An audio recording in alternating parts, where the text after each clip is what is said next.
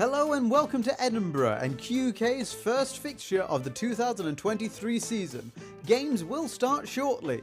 We would like to take a moment to quickly thank and introduce you to our amazing live stream sponsors.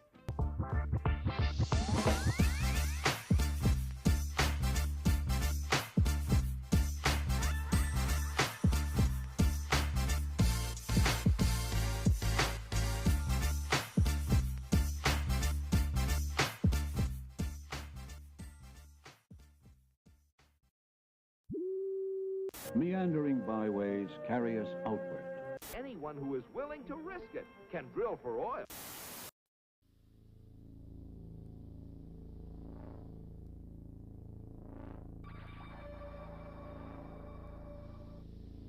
You are clear for liftoff in 3, 2, 1. Godspeed, cowboy.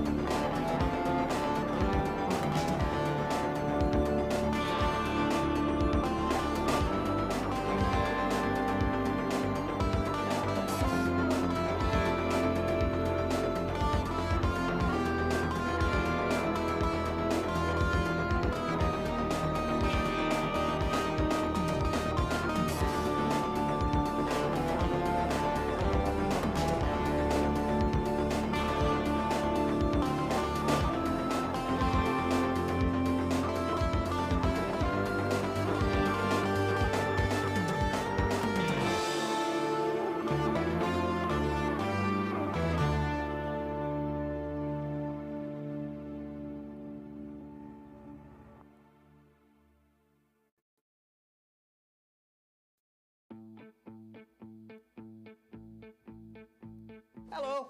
While we've got a minute before the game starts, we're just going to go over the rules very quickly for anyone who might be joining us for the first time. To start off with, we have the volleyball. This is used by the chaser and the keeper, who wear a white and a green headband. They use the volleyball to score through the hoops and get 10 points. When they score, you'll see the refs go whoop, and everyone goes, yes, that's a good point. My favourite part of the game are the beaters. The beaters wear a black headband like this. Their job is to use a dodgeball to beat out opposing players. If you're hit by a dodgeball, you have to dismount, which is get off your broom, and drop any ball that you're holding and run back to your hoops and touch in at the middle. Once you touch in at the middle, you can rejoin the game and get back into it. Third and finally, we have the flag runner. Now the flag runner, kind of a ball, kind of not a ball. They're an independent player whose job is to come onto the pitch with a flag or tag attached to their back and try not to be caught. Each team has a seeker who will come on at the 20-minute mark of the game.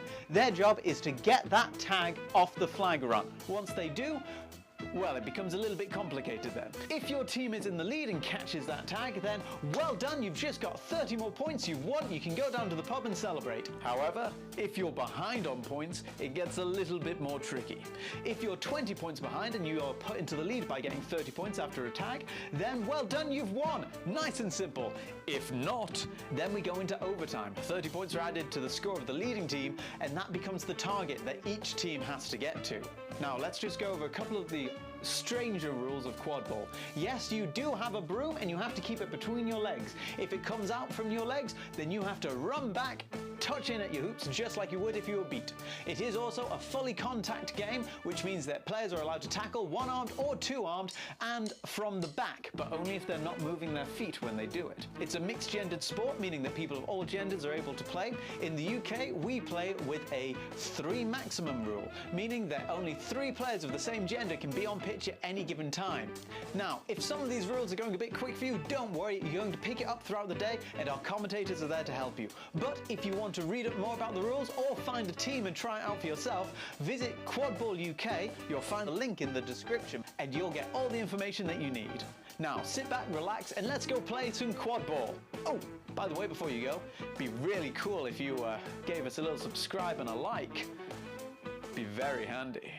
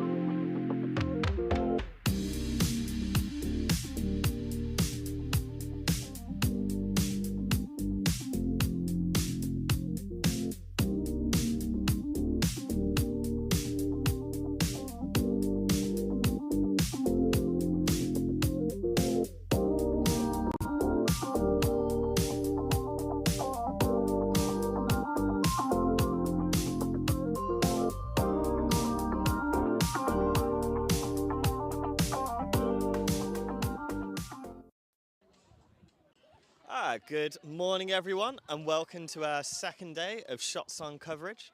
Today we'll be covering all of the community fixtures for Division 2. So today we have Wessex Warlocks, we have Rebels, the match happening before us, and then we have Prometheans, Kelpies and Mammoths playing later. So we have Rebels in the green here, and then Warlocks in the blue and pink on the right.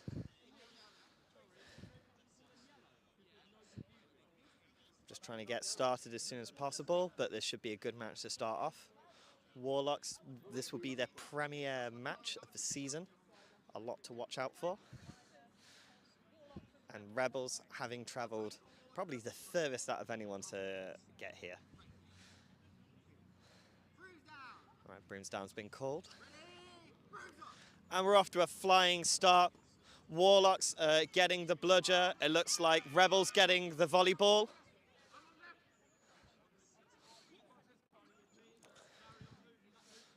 This will be an interesting match to see. Warlocks not having much team experience. Oh, but they get the control of the dodgeball straight away. Rebels being able to take the volleyball round. They're still in it. They go for a shot, not quite. Straight into Isla's safekeeper hands there. Oh, and he goes for a steal. And he gets it. Oh, straight into Callum there with the dodgeball. Let's see what Warlocks do now on the attack. Both beaters going in deep. Rugia gets a beat.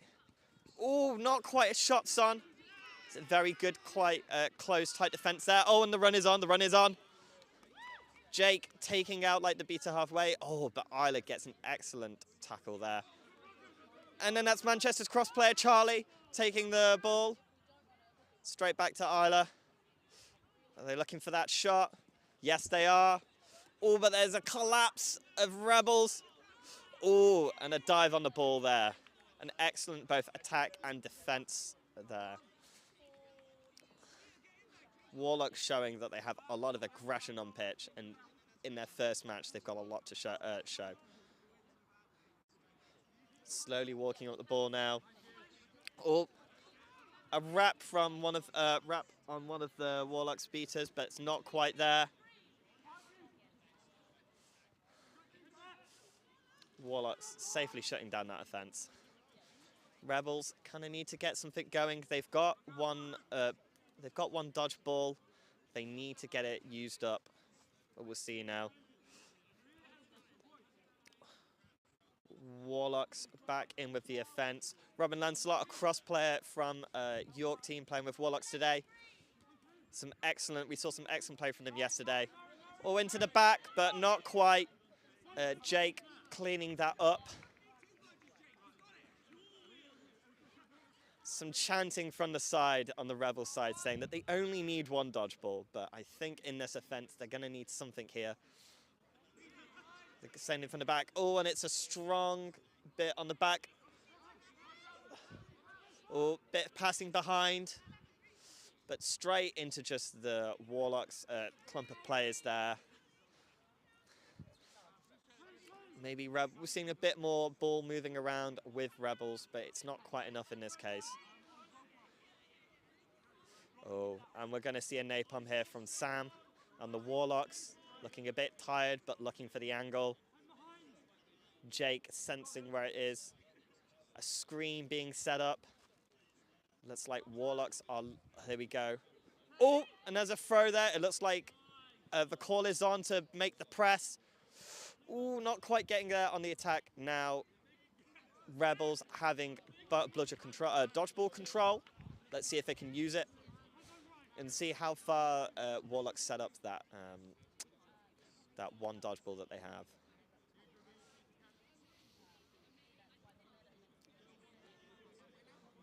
We get a very slow play from Rebels. They don't have many subs, so we imagine see them playing. Ooh! The shot wasn't quite on. A very quick turnaround from Rebels.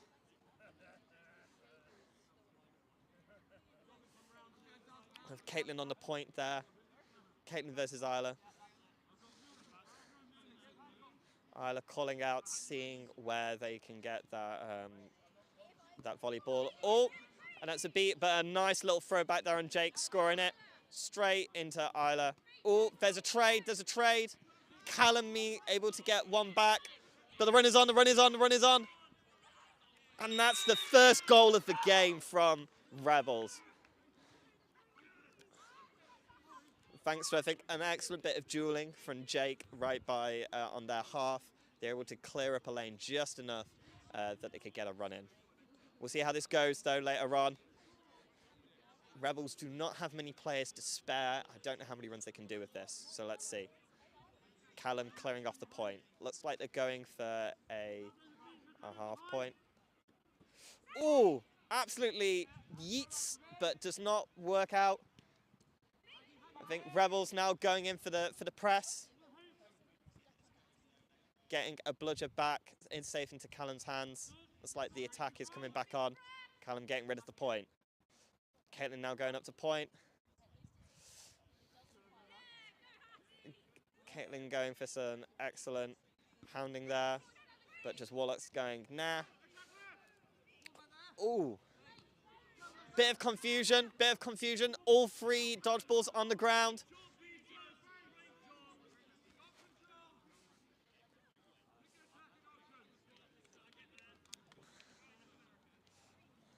Again, number 58, looking for an attack avenue. Trying to press in that dodgeball, sitting right on the hoops. They go for the shot.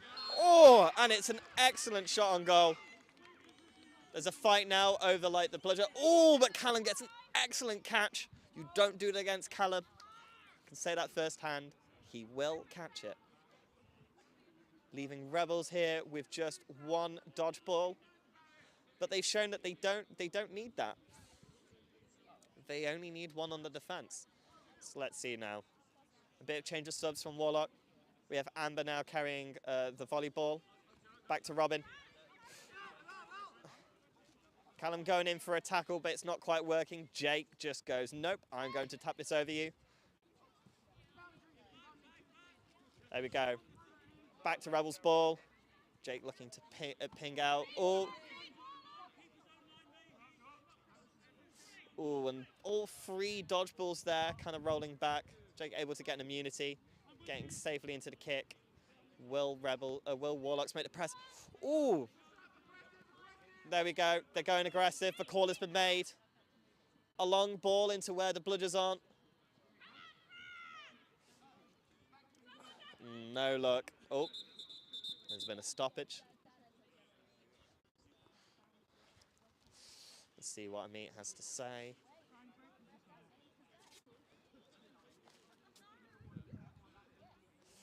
It's like he had the sock out, but we're not quite sure. No call has been made. So the score for folks is 2-0 to Rebels. Oh, there's a bit of confusion there as Callum kind of like takes a cackle just as but the volleyball was in prime hands with Amber. Okay, the dodgeball's coming back to Swarm Warlocks. A call has been made. Go, go, go. But Callum is lurking there by the hoops. An immediate stoppage there. Will they go for the shot? Oh, trying to go on the left hoop there from the Rebels keeper, but not quite working. It seems to. Oh, and an excellent catch there from Callum. A double out. Warlock's throwing one back, but those dodgeballs are just too deep in Rebel zone. All right, Callum subbing off again. There we go. Let's see what they can do. I believe that's Maisie from York cross-playing with the ball. Looking for their options to Lancelot, a trusted York player. Oh, an excellent shot. Oh, absolutely beautiful spacing there. Robin taking all of the aggression, leaving number 92 from Warlocks there, just being perfect positioning. And the call is made. Oh, number 2. Oh, an excellent pass. Oh, not quite. Maybe could have taken a few more steps, as we say. Always hand through hoop. There's confusion. There is confusion. It looks like there is a non-on for Warlocks. That's their first one. Oh, to Amber. Oh, but there is a swarm. 3 rebels immediately on Amber. There's a countdown from the ref. Looks like it's giving them space to move out there. Very good sportsmanship from all players.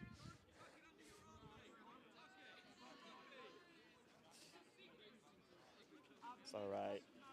Rebels back to 1 dodgeball. Score is 2-1.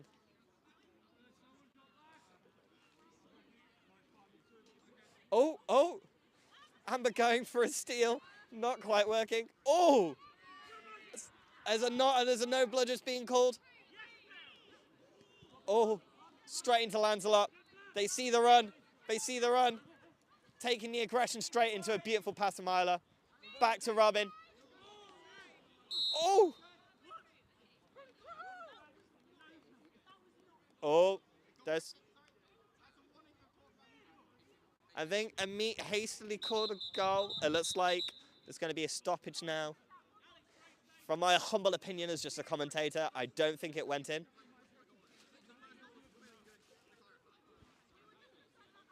But... Oh, I'm being shown a replay?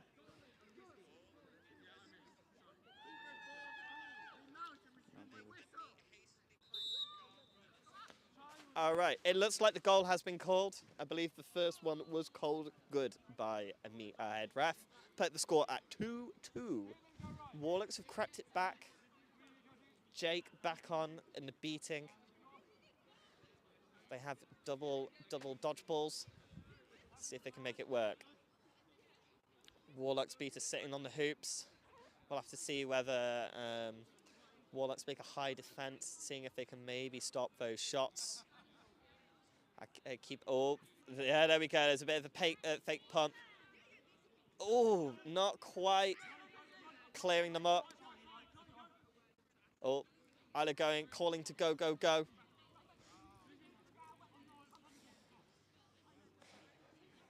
Okay, Jake tagging out. Charlie there saying, no, you will not receive in our back line. These are on to Chase. Very speedy start, finding some space. Isla. Oh, sorry, my bad. I thought they were chasing, but no, they are beating. Ooh, an excellent beat back behind. Isla taking that shot.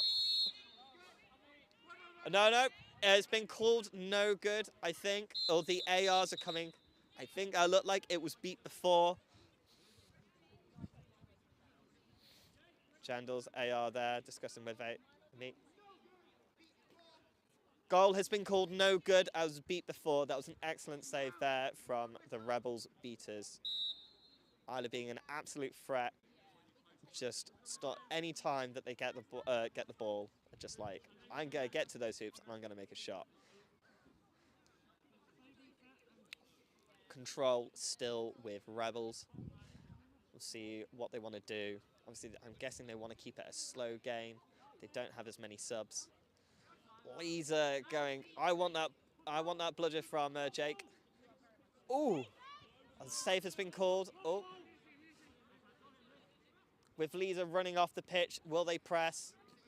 It's like no, the press is on. Jake kind of feigning. Lisa coming back in. Robin with the ball. They see it. They're seeing a shot. Ooh, and that was beautiful.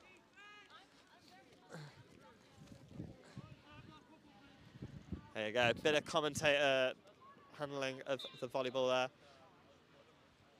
there. Okay, let's spot the score now at 3-2. It looks like Warlocks have found a way in. Number 58, oh, while there are no bludgers in play, can they get it in? They do, putting the score at 3-all.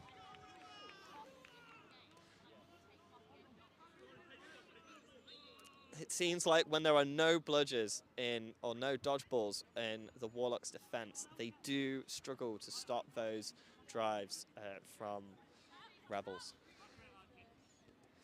All right. 2 bludgers with Warlocks, forming a very, just trying to push them in by the looks of it. Callum looking, oh, and they go for the for a napalm. Oh, an excellent stop from the keeper on Rebels. Charlie looking to go for the run. There's a beat and a block on the hoops, unfortunately. Oh, Jandal's calling for a foul, pointing to Rebels. Let's see if anything happens here.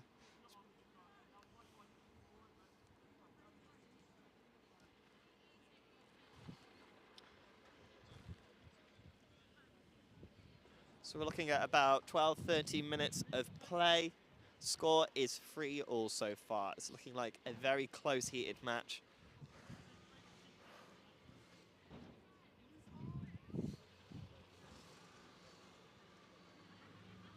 Okay. The refs are talking to Jake. Seems to be a bit of discussion. Oh. I'm not sure quite what's going on. It looks like it's going to be... Looks like it's going to be a card. Yep. Jake going to the sin bin there.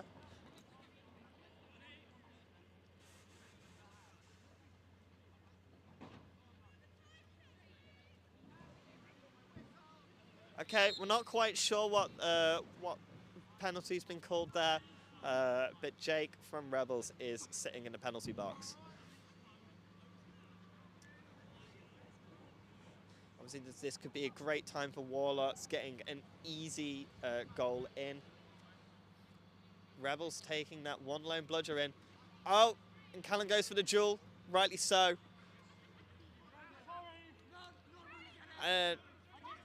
Callum getting that that dodgeball slightly further up. Rebels trying to run for that much further one. The call is on. Isla going for the shot. And that is a confirmed goal. Jake back in there. Warlocks rightly pressing the beater that was stepping over the halfway line. Rebels trying to send the volleyball back to a corner just to delay a bit of time, but didn't quite pay off. So it's putting the score at 4-3. Ooh! Callum again with like the upfront beater duel. Ooh! None. It's being called by Callum. Again, the call is being made. Isla looking for where oh, and it's going to Robin. Back to Isla. Jake sitting in one now being called.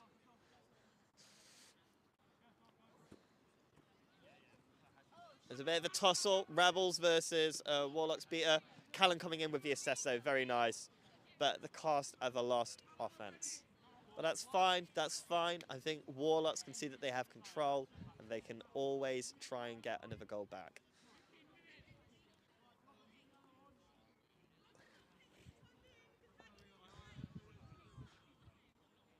Okay. Oh, Jake and Callum looking like they're ready to go for a duel. We know that Callum does like to go for it. Sending the volleyball back, trying to pincer away, but oh, that is a block. Will they go for it? Oh. They go for it. Oh, oh, there's a block. No, not quite. Callum doing a bit of friendly fire there on Raj. Raj looking for that run. Oh, Callum going for a trade in, but not quite working, leaving Raj and Isla there. Just Raj on their own. And it's back to number 97. They've got nowhere to be, so they... Oh, that's using their one reset there. Oh, Jake having a wrestle there with, looks like Lisa. No bludgers is being screened from the beaters. Isla hearing it. Oh. And it's in. Excellent drive there from Isla. Looks like they're kind of making a signal to say they maybe there's been a bit of net contact, but we'll see. Lisa doing an excellent job there of wrapping up Jake. No bludgers being called again there by the Warlocks beaters. Sam going immediately in. Oh, Philip Sam. Oh, here comes Philip Sam again. That's a one reset. Oh, and they've managed to get run. That's an excellent blocking to number 82. Oh. 82 there, I think, was expected to be about 4 meters tall to make that catch. No bludgers being called again by Sam, a very tired Sam. Going to Arjun. Oh.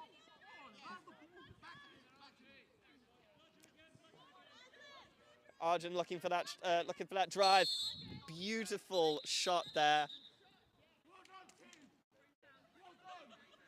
Okay, I think that's now putting the score, I think, at 6-3 to Warlocks. Seems like Warlocks have picked up some steam and found ways.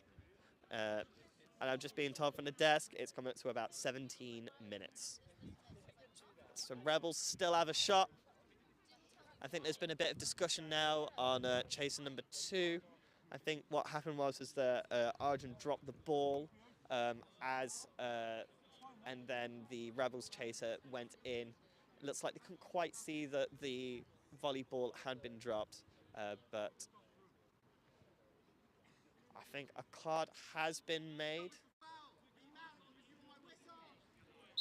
But due to the fact that it was a goal, the penalty time has been disallowed. Oh, Jake there. It looks like wrestling Philip Sam after they still had they dropped a bludger. Not quite sure what's happened there, but play has been continuing, giving Rebels bludger control back. Oh, the keeper there looking to go for a shot. Oh, not quite. Beaters on Warlocks excellently clearing up their defense. 18 minutes is being called by flag Josh Armitage at the back there. Rebels really need that final goal just to threaten the catch to win. Oh, Jake being beat, and an excellent scoop up there by the Warlocks beater, number 13.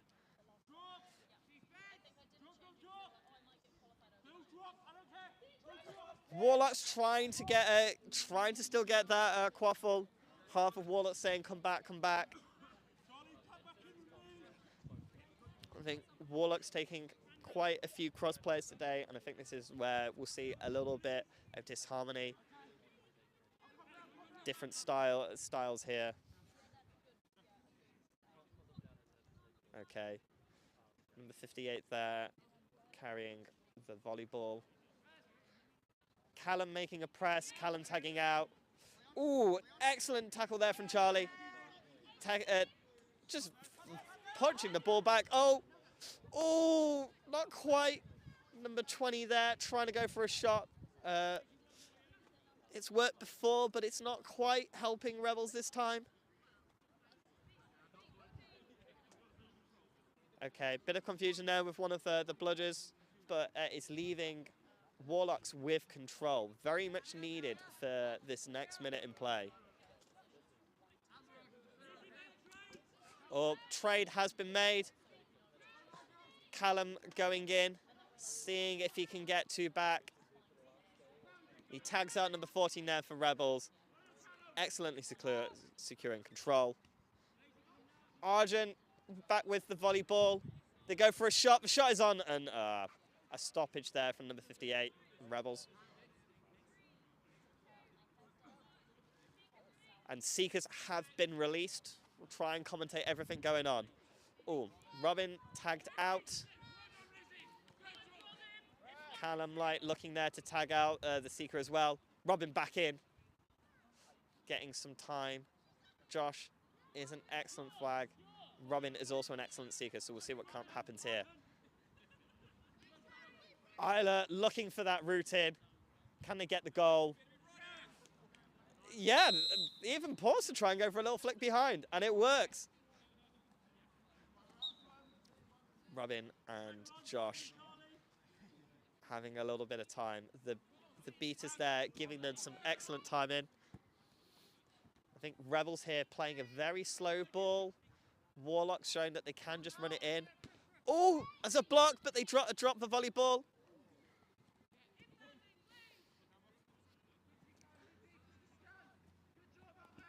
Callum there, defending off Jake.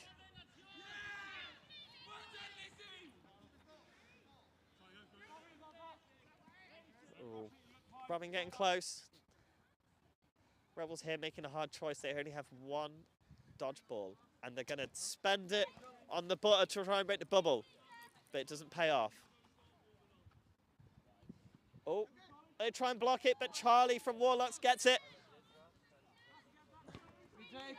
Number 58 there, forming an excellent wall and safely going back to Isla's hands. Going to Argent, who is in excellent space.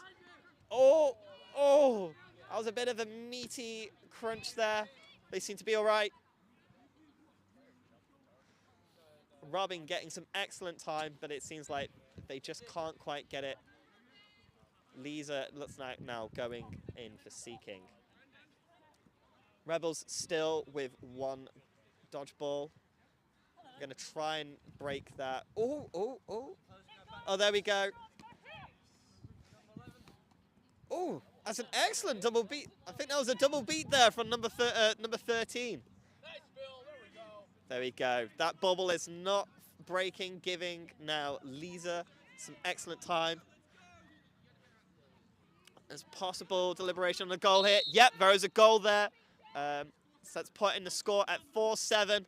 Both teams still in it to win it. Phil Sam clearing up there, giving Lisa some more time. Meanwhile, Isla looking for their next goal. If they can get that one more goal in, that puts them in an excellent position. And that's an excellent goal there. From the tackle, but still getting the shot on.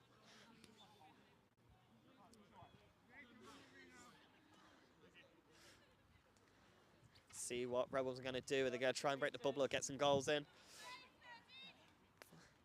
Jake misses, unfortunately. Still going for the tackle.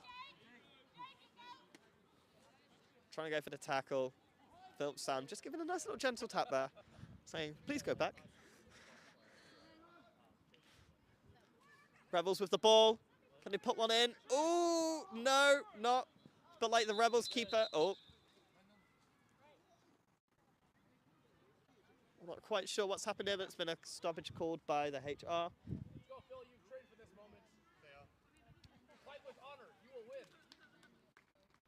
There we go, there has been a stoppage. Isla looks like being injured.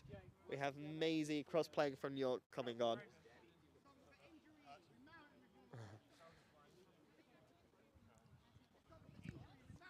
Stoppage for injury called by head ref. Okay, everyone collapsing in now. Oh. Phil Sam just absolutely doing the work. Clearing out all the way. But Rebels there getting a bit of time, trying to sneak in, but Josh ever present, has eyes on both seekers. Lancelot going back in. Oh, there's a hand on butt, but not quite.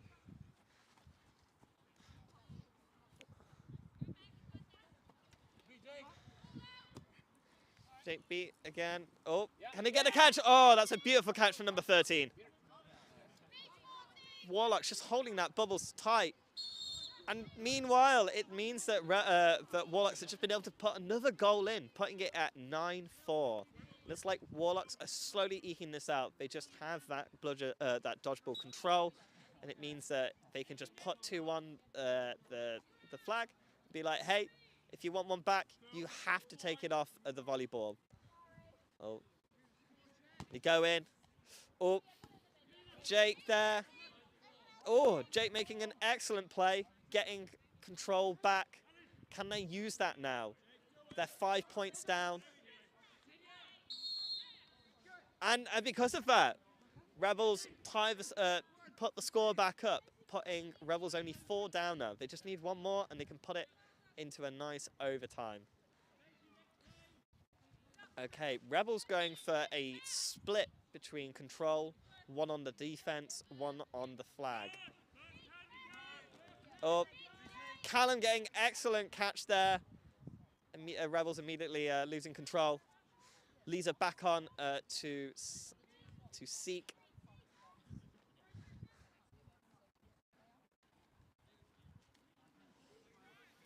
Meanwhile, looks like Rebels have gone for a very close form defense. Oh, an excellent block. Jake pulling down one of the Warlocks beaters. Could this be their chance to get a bludger, a dodgeball back? Yep, that is.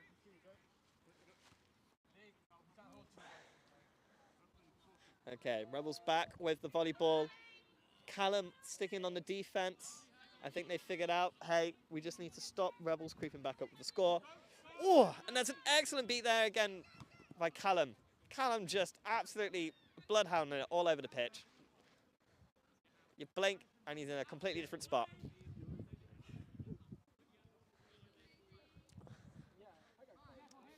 Josh, flag, not even looking tired.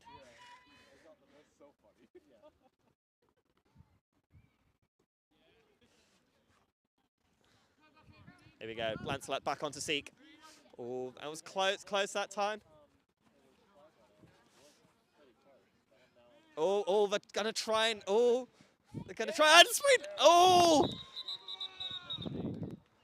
And that looked pretty clean, folks. Josh trying to run away there and Lancelot being able to keep up. If that is a catch, that will mean that Warlocks win.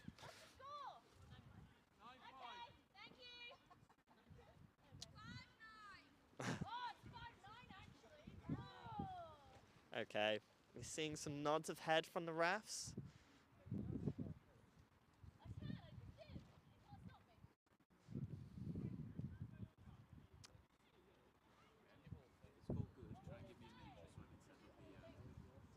Yeah.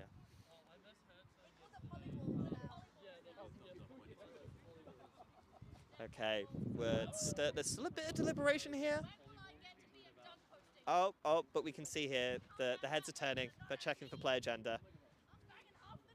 Hopefully. Yep. Catch has been called good. So that is putting our score at 120-50 to Warlocks. It's an excellent first match of the day there.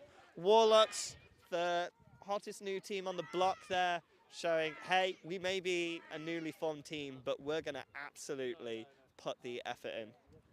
An excellent first debut. Rebels, though, showing that even though in their small numbers, they're still going to put up a good fight. So I think it's safe to say that Warlocks had a commanding presence with their volleyball control, and their beaters having control most of the time. I think Callum, Philip, Sam, and I think number 13 from Warlocks there doing some excellent work, and it just gave them so much time on the snitch, the flag, as we call it now, that it's meant that they could just slowly wear Josh down, and so when at the right time, they could move in.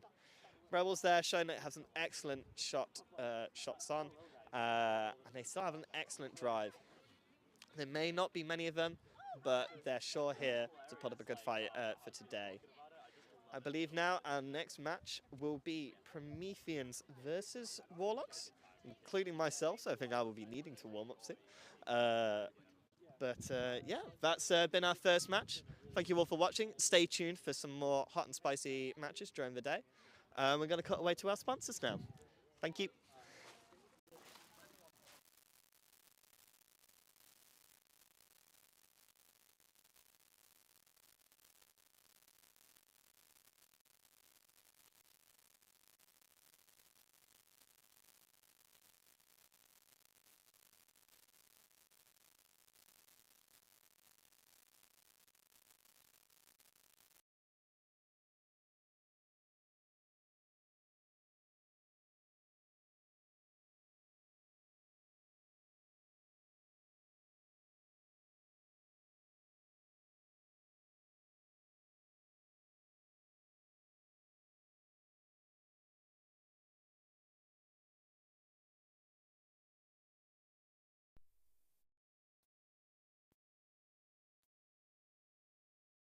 We'll be back shortly with a pitchside interview, But first, we would like to take a moment to quickly thank and introduce you to our amazing live stream sponsors.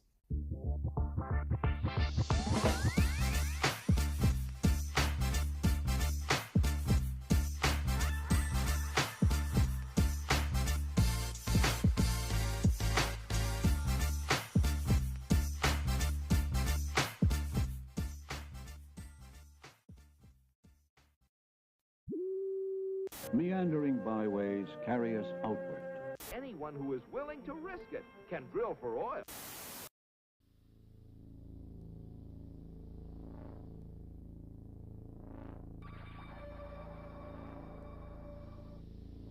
You are clear for liftoff in 3, 2, 1. Godspeed, cowboy.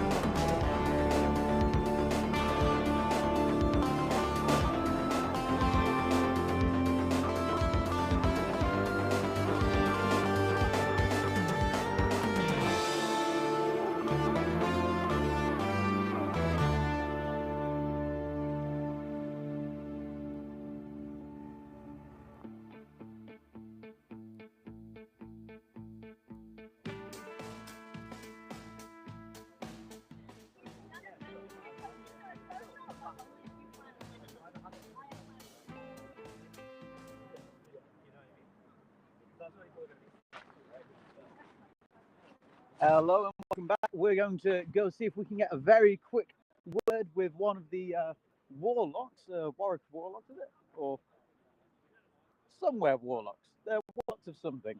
New team on the block, just coming out of their win against Rebels. At the moment, looks like they're having their team talk. So we're going to see if we can catch one of them in a moment. Let's have a look. Who's distracted enough? Hey, we've got one not in the circle. Let's go grab them. Oh. You've highlighted yourself by not being in the team circle. How are you feeling after that win?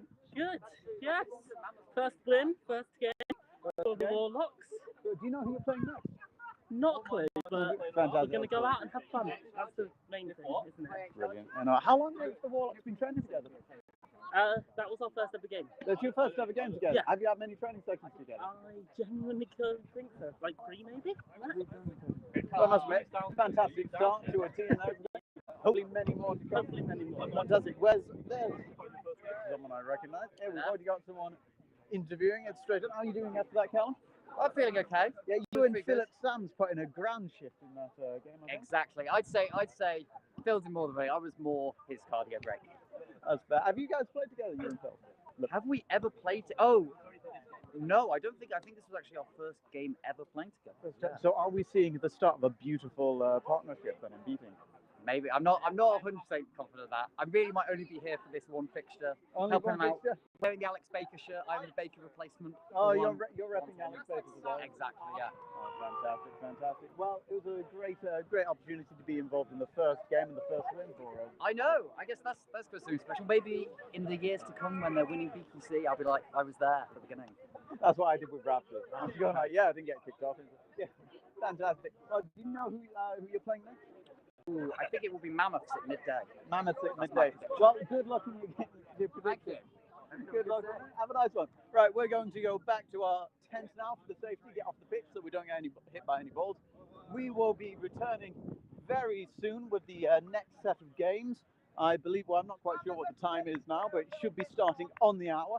We do seem to be on time, which is a rather spectacular thing for Quadball. Yesterday we finished half an hour early, which was very surprising. It was quite good for the battery life of everything. But for now, as I say, I'm going to go into hibernation as we wait for the next games to start.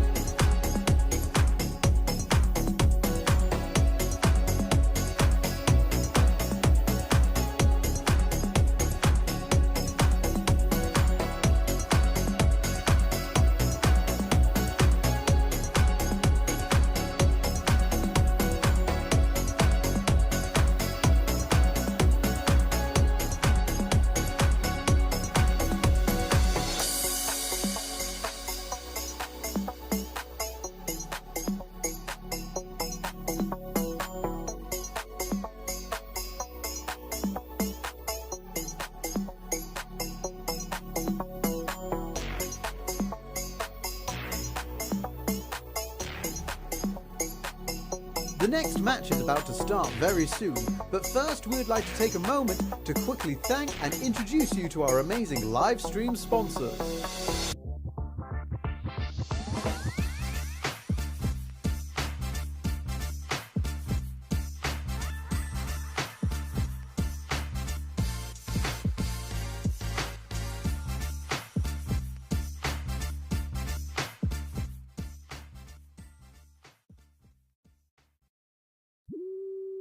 Meandering byways carry us outward.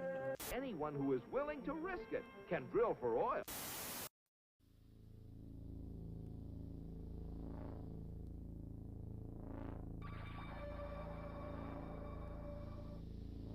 You are clear for liftoff in 3, 2, 1. Godspeed, cowboy.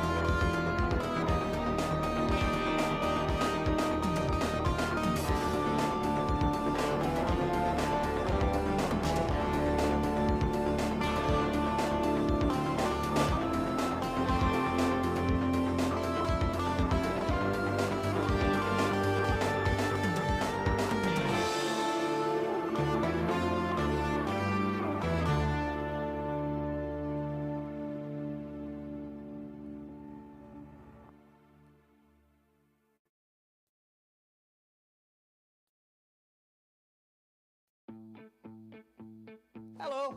While we've got a minute before the game starts, we're just going to go over the rules very quickly for anyone who might be joining us for the first time. To start off with, we have the volleyball. This is used by the chaser and the keeper, who wear a white and a green headband. They use the volleyball to score through the hoops and get 10 points. When they score, you'll see the refs go whoop, and everyone goes, yes, that's a good point. My favourite part of the game are the beaters. The beaters wear a black headband like this.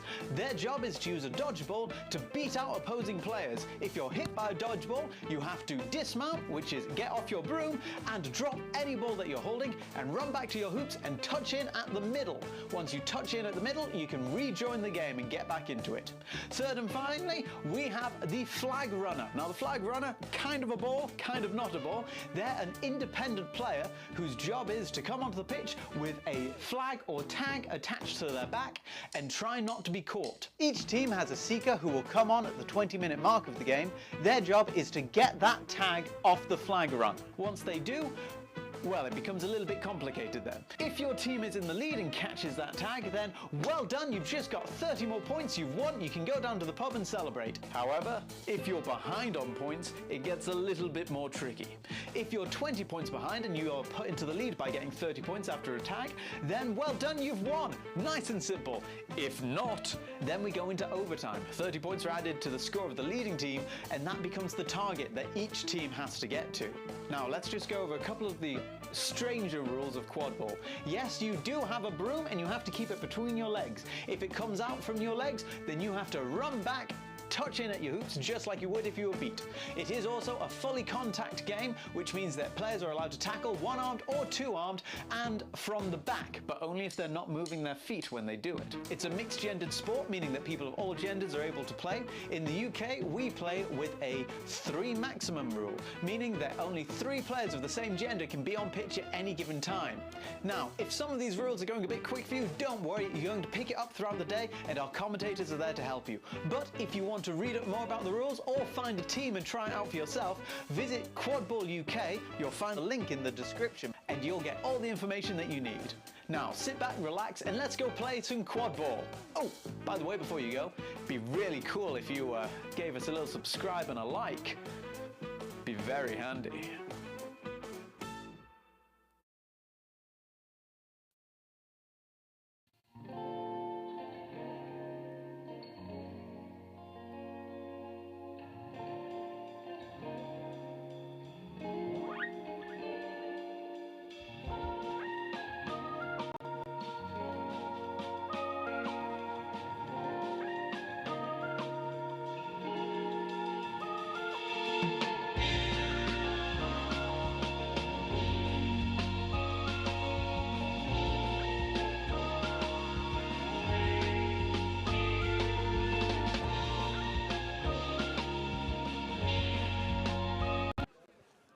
Hello and welcome to Game 2 of the Community Division Fixture 1 in Scotland. We are here for Mammoths versus Prometheans. I'm Arjun Sharma. Running for the volleyball is Scott versus Connor. And then running for your bloods are James Grattan versus Thomas. Yeah. Yeah, should be a good game. Ollie Barker there as well for Prometheans. And Sam Wainwright making a lot of noise over here on the sideline. Sam in Stone as well. Your head ref is Matt Bateman.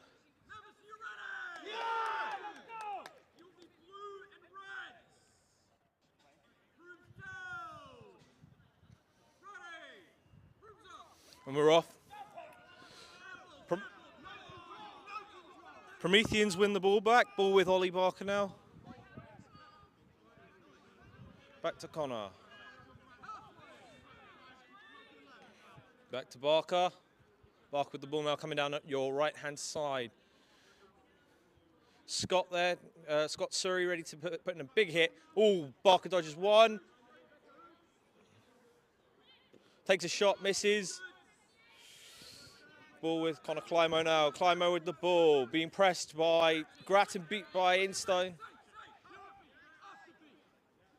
Ball being pedalled back into the corner, popped off to Connor. Connor slips past Scott, pops over, across to the keeper. Oh, fumbles, beat right in the back. Great beat there. Wainwright bundles them over though. Ball with Scott now in his keeper zone. Brooms down being called.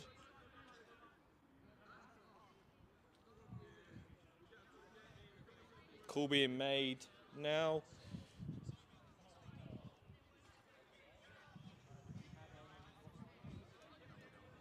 Okay. So, Brooms down called.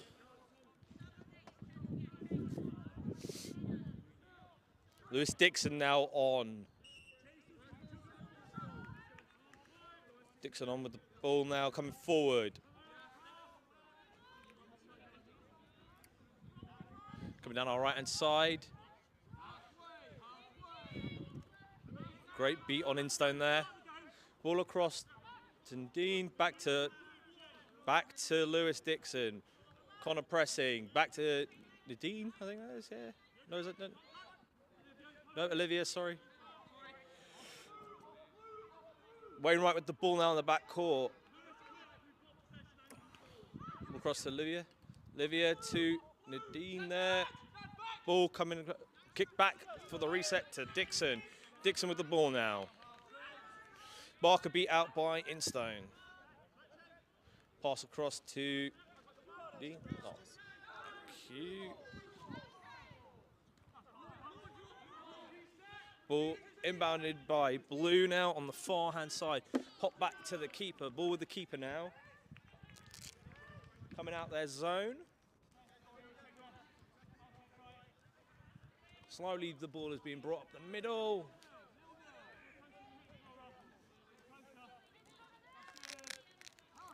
Across the halfway line now, coming down the left-hand side, looking for an option. Has the option on the left, one on the right. Prometheans playing a box formation. 18 passes to 33. 33 with the ball now. No pressure applied. Can drive through if they wanted to. Ball back to the keeper at number 18.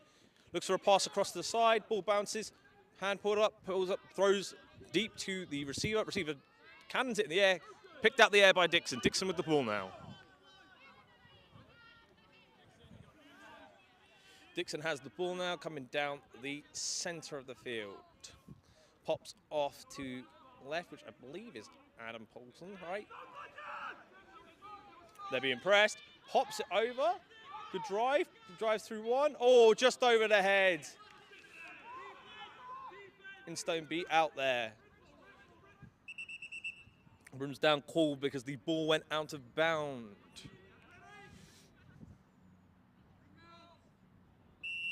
Ball back to Dixon there from Mammoths. Mammoths the ball now. Looking to drive. Takes a shot. No good. Off the boundary.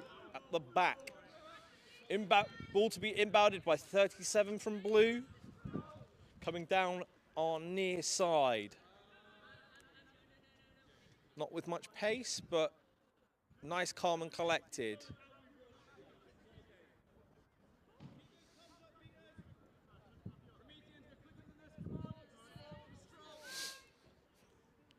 .37 still with the ball. Spins through one, pops off. Round one, back to 37. 37 with the ball, no bludger situation. Oh, and great beat. Dixon takes the ball now. Looking to drive, but there is one beater back. Can pressure. Pressure's put through. Adam running through. Pass one, pass two. Turns. Goes over, pops the ball over, goes over the head. Turns, spins the Mammoth chaser with the ball now. Unlucky from Olivia there. Back to the keeper from Prometheans. I apologize, I do not know everyone's names, so I will only be able to say the names of the players I do know. Amit now on as a beater. 37 bringing the ball down the wing.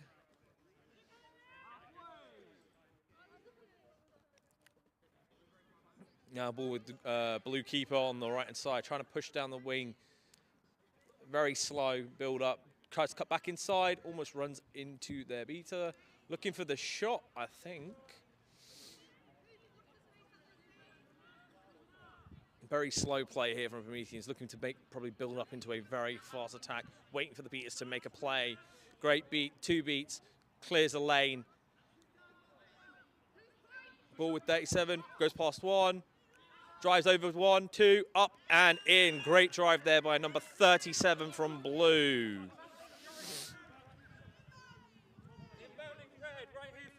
Ball with the keeper. Now, Dixon with the ball. Bringing it up down the middle of the field.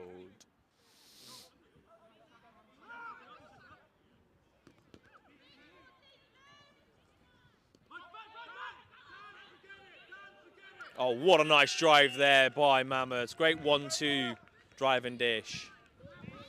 And great beat by Laura Jameson there to clear Amit's pressure off. Ball with Blue keeper, bringing it right down the center of their field.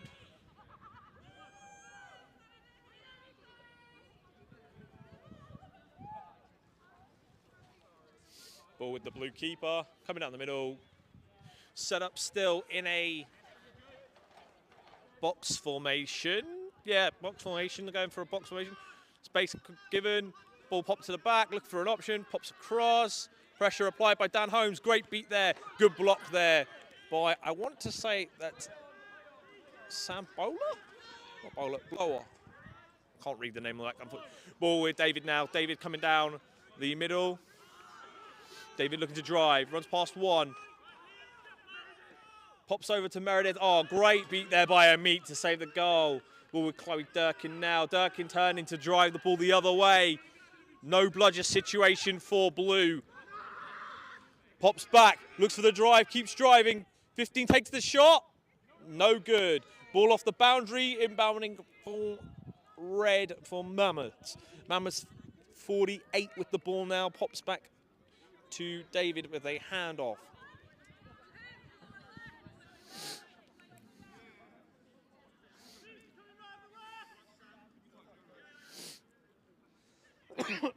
Ball coming across at centre field with David.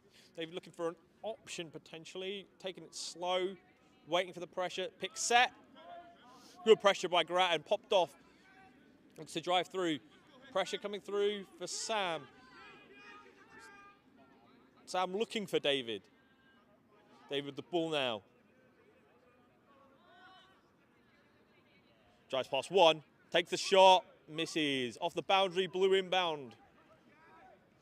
It's a foot race for this bludger for, and the fumble on the catch for the bludger leads to James Grattan gaining a bludger and gaining control here.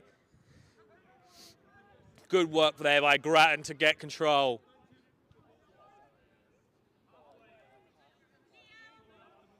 And an unfortunate 1-2 between the Mammoth beaters to set that up. Moving more into a diamond shape now for Prometheans. With the ball on the left, 25 across the Barker, tries to tip it to himself. Oh, beat out before. That will be called. But will it be called for his pass after beat? I think it's the call. Ball now with Fran Morris of Mammoths.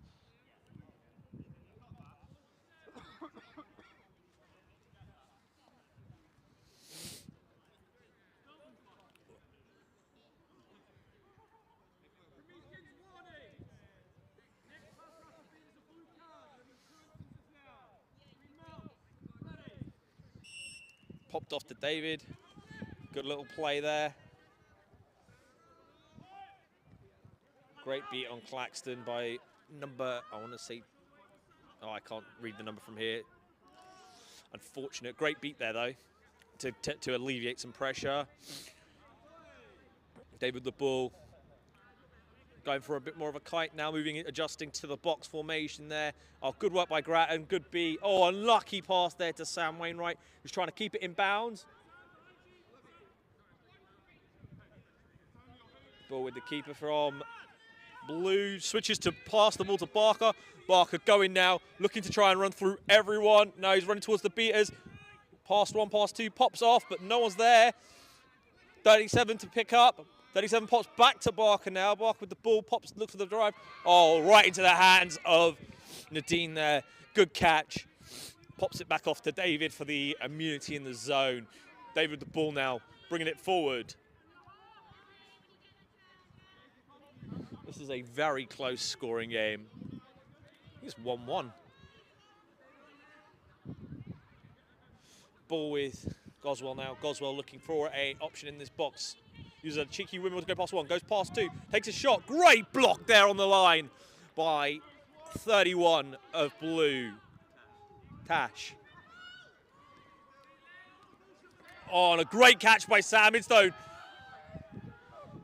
And he is absolutely dominating, but that throw just not long enough to get it past Grant. Oh, and what a safe little play by Grant. Oh, and a cheeky beat there in return on Idstone. Very unlucky there.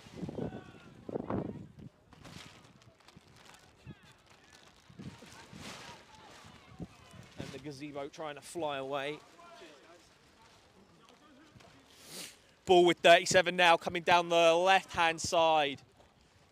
Looking to throw, pops it back to 15. 15 with the ball now for Blue. Looking for a passing option.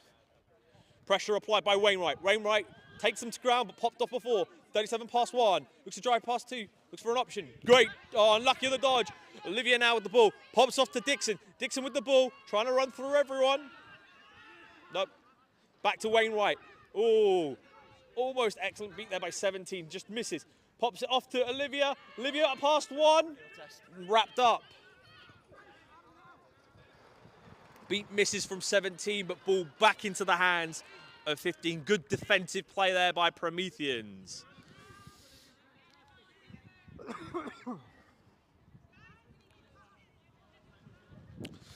Ball now with number 15 of Prometheans.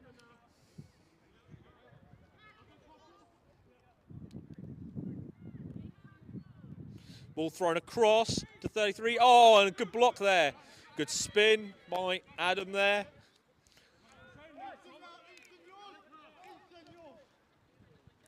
Sam Instone with the bludgeon now, looking to make a play. Gonna pop 37 out. Looks for another beat. Great beat there by Instone. And a brooms down call by Matt Bateman. I'm assuming that it's going to be throwing the bludgeon back after being beat and causing a turnover of bludgers. Into the sin bin, Gem. Number 98. Timeout called, so we're going to pass off to our sponsors. Yeah. Live stream sponsors.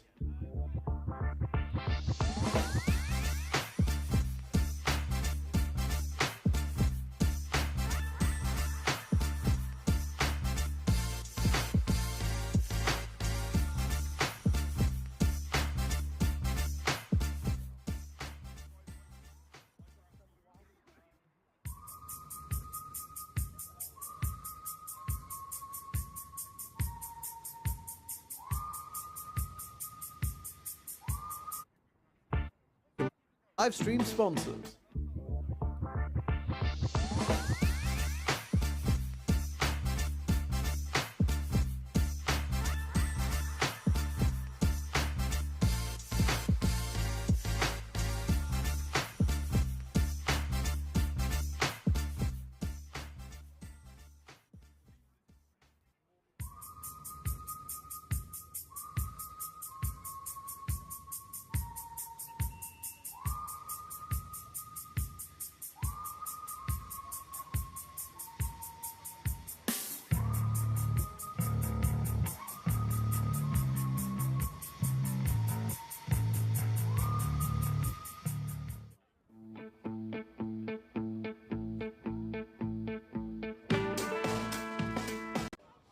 And we are back from that short break in the game.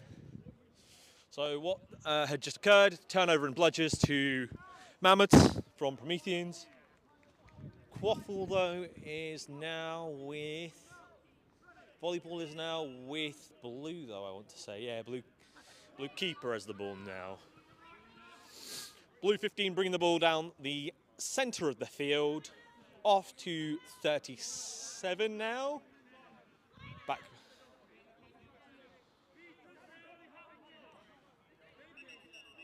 And Matt Bateman has noticed the call.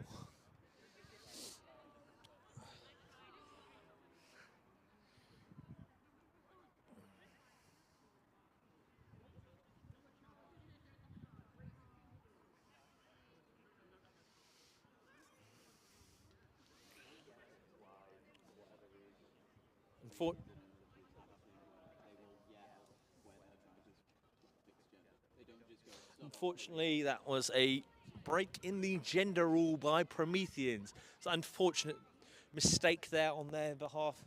We are now in a 3-max season instead of playing 4-2 like we used to.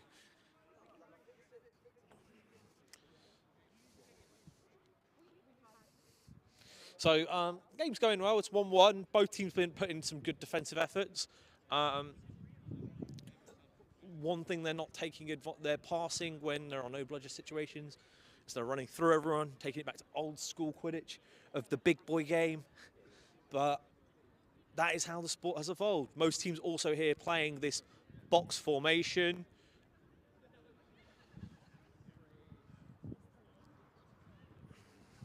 Quaffle is turned over due to the violation of the rule. Will we see Mammoths go for an aggressive counter?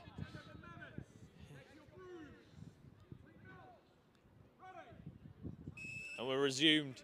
Beats are definitely taking it back as quickly as they can. Dixon past one, pops off. Reset used. Pop back to Dixon. Dixon with the ball now. Pressured by 37. Stiff arming them. Pops off to Paulson. Paulson shoots. No, great save. Back to Dixon. Dixon looking for an option. Should look to run it through. There is a no bludgeon situation for 3-2. No, it's gone now. Looks to drive through. Just runs it all the way in anyway. Missed beat by 17. Unless the call is from the AR is that was beat before, goal is going to be good. Down one player? Two players. Huh? I don't have a look. I can't see the replay from here. If I could see the replay, VAR and all that. Goal called good, even though VAR would suggest it wasn't, but that's neither here nor there. We can only play as the ref sees what the ref sees on the field. Ball now returned to the keeper number 15.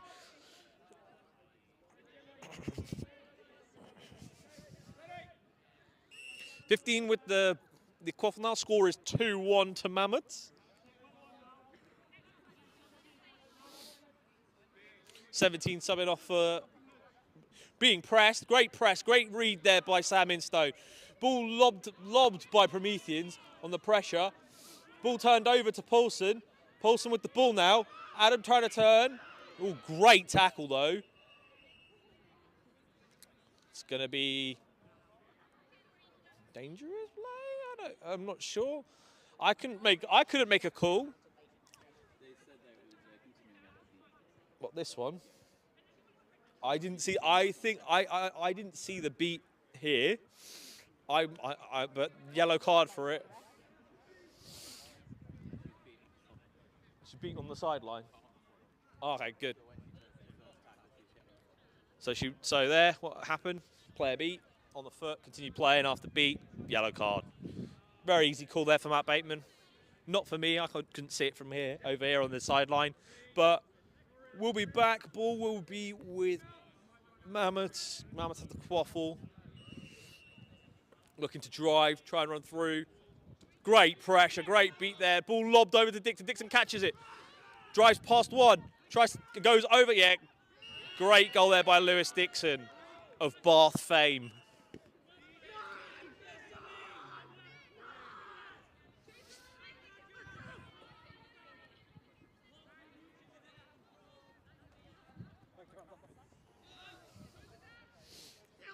Great hit.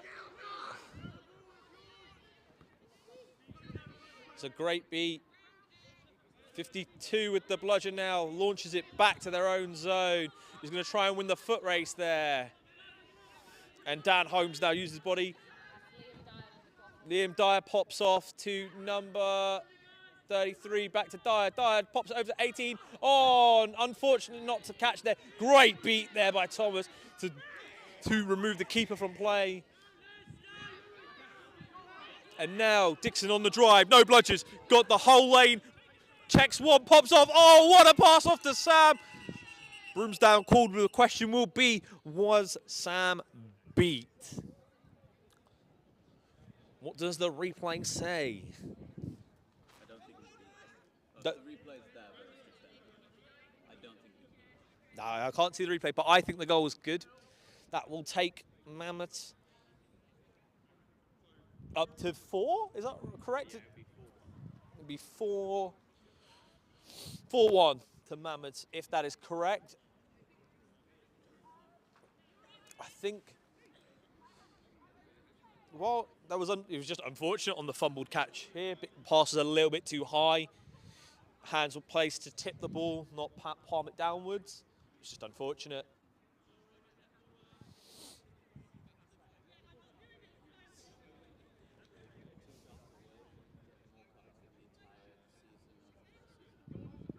Goal is called good, as we expected.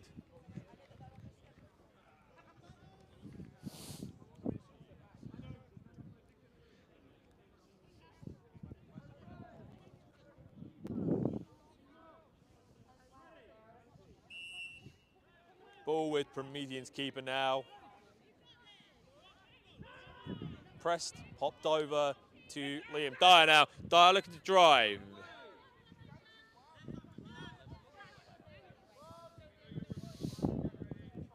Oh, great beat there. Grattan picks up the bludgeon now, bringing it back into play. Pops off to the side, 233.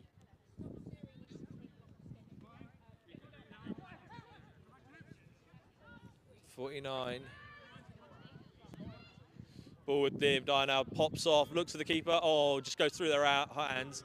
It's going to go off the boundary there and be a orange ball. Ball with Dixon. Dixon drives. Stiff arms one.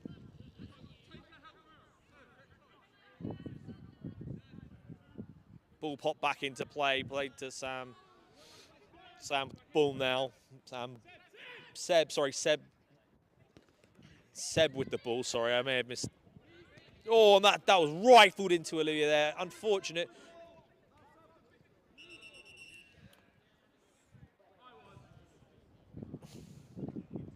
Pass off to beat there. Oh, that was a rifle of a pass.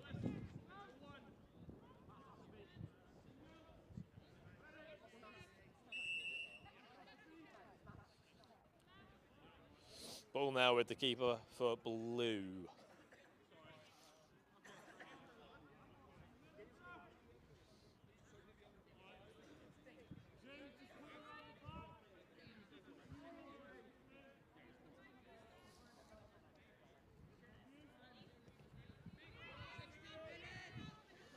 Time is 16 minutes. Sinkers are probably getting called in a second. Ball back to 18. 49 with the ball. Turns, throws. Oh, great beat. Oh, save. Liam with the ball. Great beat there by Grattan on the back of Claxton. Ball popped over to 33.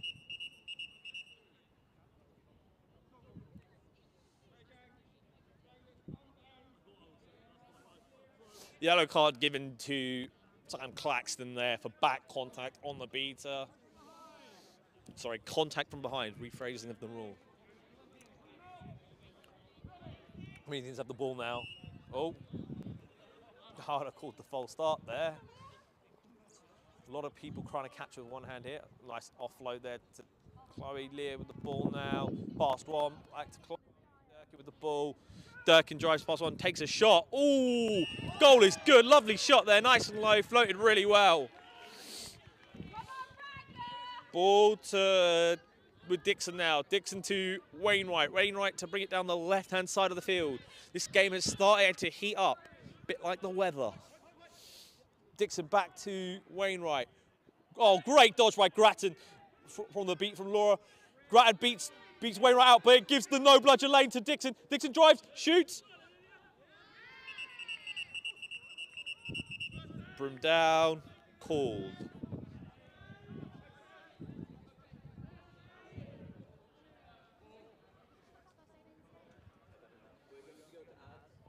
We'll cut to ads now, yeah.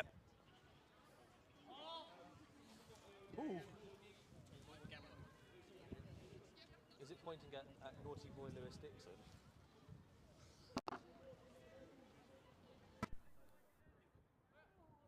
Sponsors.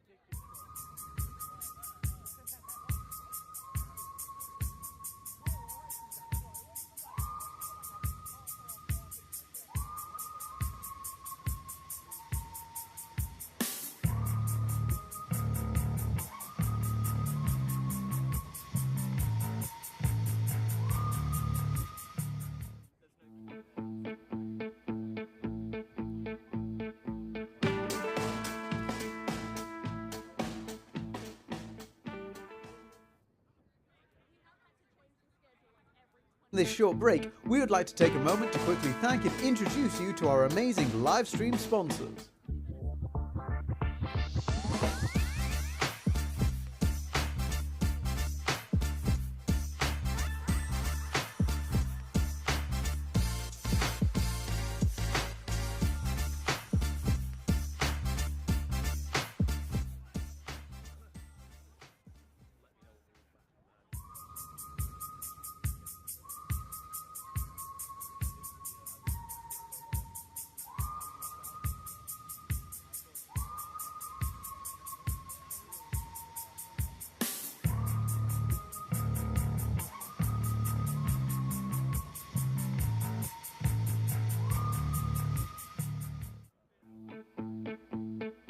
short break, we would like to take a moment to quickly thank and introduce you to our amazing live stream sponsors.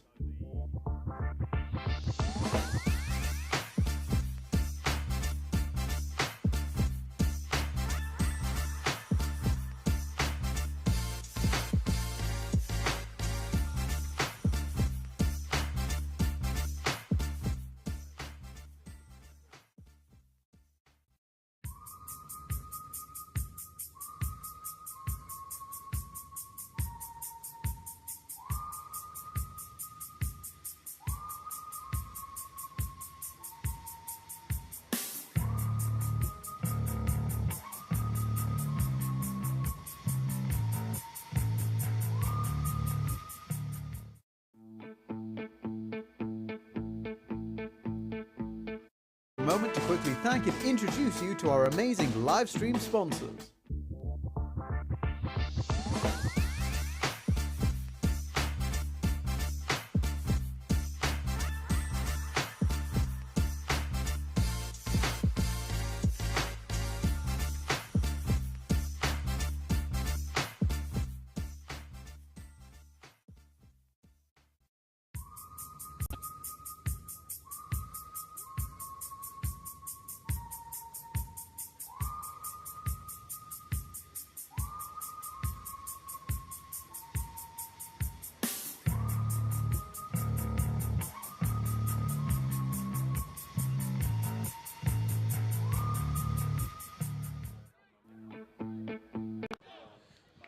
Okay, we're back after that unfortunate injury. Player has been seen to by medical and is being taken away. We will return to the game as soon as Bateman is ready, as your head ref, Matt Bateman, is ready.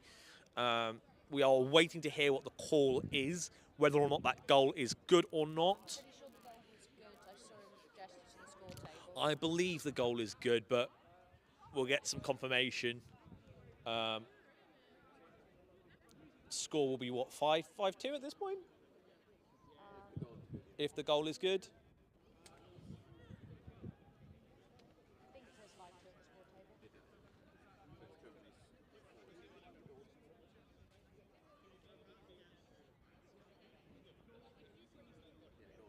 Goal is good, so the score will be 5-2 to Mammoths. Not fully out of range, but enough out of range.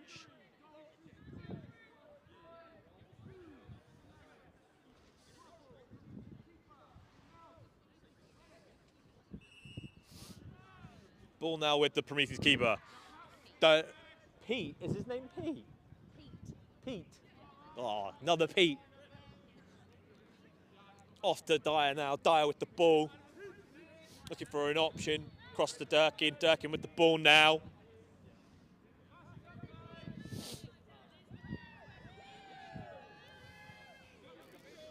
Dry's pass one, pass two. Oh, almost in. Pops off back to Dyer. Almost all the way there. Ball to Pete now. Pete with the ball. Great beat by Laura Jameson there. Recovered by Chloe. Lobs it. Ball with number 18 of Prometheans. Driven out the boundary. Red ball. Adam with the ball. Bringing it forward on their own. Chloe. Durkin set up the point with Liam and Dyer. Going for a classic 2-2 defense here from Prometheans. Paulson bringing the ball up. Great beat by Jameson there. Fist up. Press is going though from the... on a great trade there by Grattan. Can he hustle back to keep control and retain control? Ball's going to be turned over on the sideline to Blue, I believe. Flag runner about to come on. We're at about 18 now, correct? That's 19. Flag runner will be on at 20. The flag chasers will appear. Connor Climo versus Mikey Ansell in the flag running game.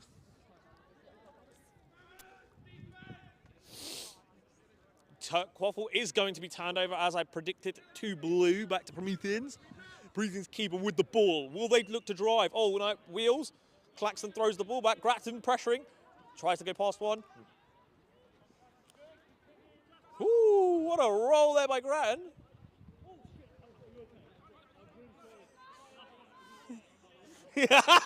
And then cheeky beat by Grattan. Oh, unlucky shot there by Chloe. And 26 beat. Unfortunately, the ball goes off the boundary. Ball with 42 for Mammoths. Dean? Yep. Ball now with Goswell. Goswell with the ball. David Goswell with the ball now. Oh, great beat on Sandstone there. Ollie Barker now back on for Prometheans as well.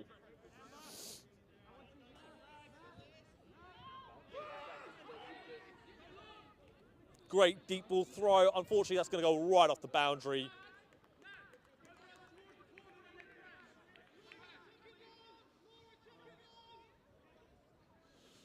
Laura Jameson cannons the ball back to Sam Instone, the dodge ball. Instone pressing up nice and high, getting ready for this bubble. Jake Rougier, the snitch, for the flag runner, sorry, for this game. Flag runner on.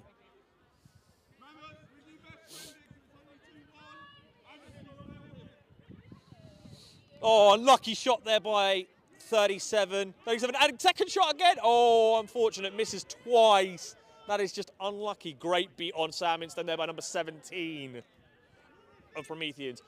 Gonna focus on the flag running game going forward, as we are only a 3 score, as Mammoths are only 3 scores up, sorry. Lost my train of thought there.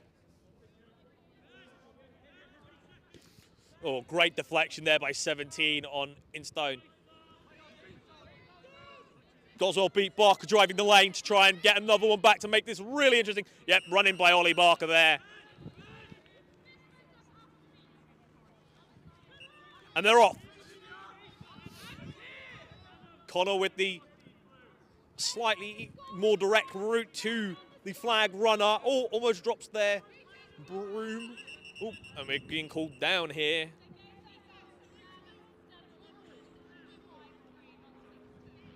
Yep. Score is 5-3. Mike Yansel, Connor Climo running here for running for the flag here.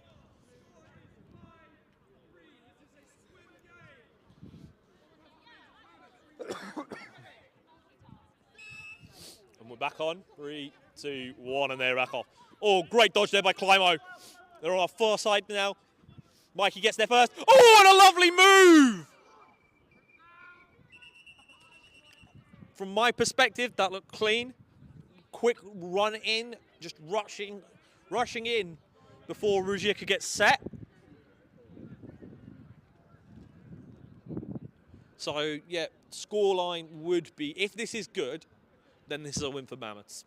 It's very unfortunate there for Prometheans. Just a very good catch by Mikey. Very clean, simple move of just running in, using Mikey's size to out-muscle Jake Rougier to then swipe down, reach behind.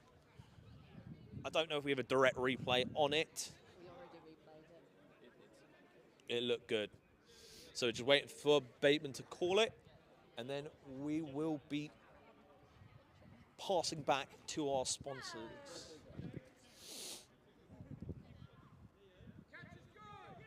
And that is a win for Oxford Mammoths. Congratulations to them. Unfortunate loss for Prometheans. Yeah, I've been Arden Sharma, and I'm going to hand over back to our sponsors for the day.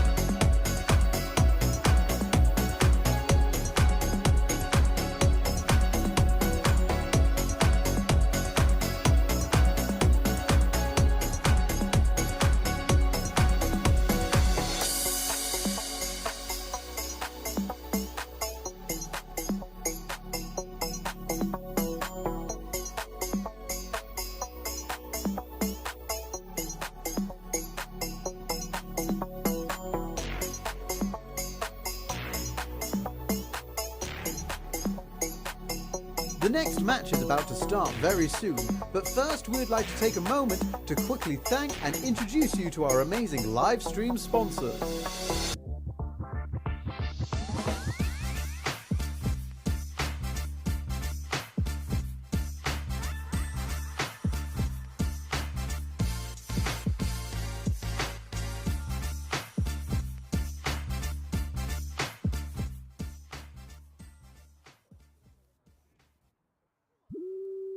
Meandering byways carry us outward.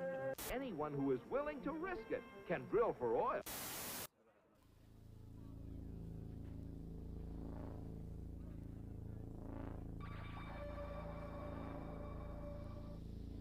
You are clear for liftoff in 3, 2, 1. Godspeed, cowboy.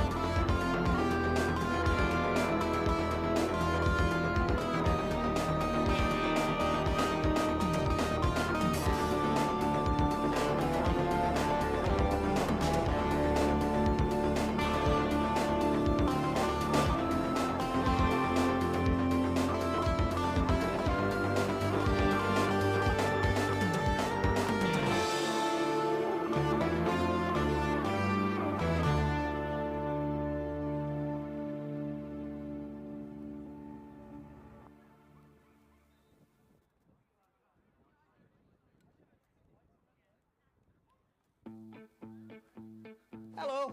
While we've got a minute before the game starts, we're just going to go over the rules very quickly for anyone who might be joining us for the first time. To start off with, we have the volleyball. This is used by the chaser and the keeper, who wear a white and a green headband. They use the volleyball to score through the hoops and get 10 points. When they score, you'll see the refs go, whoop, and everyone goes, yes, that's a good point. My favourite part of the game are the beaters. The beaters wear a black headband like this.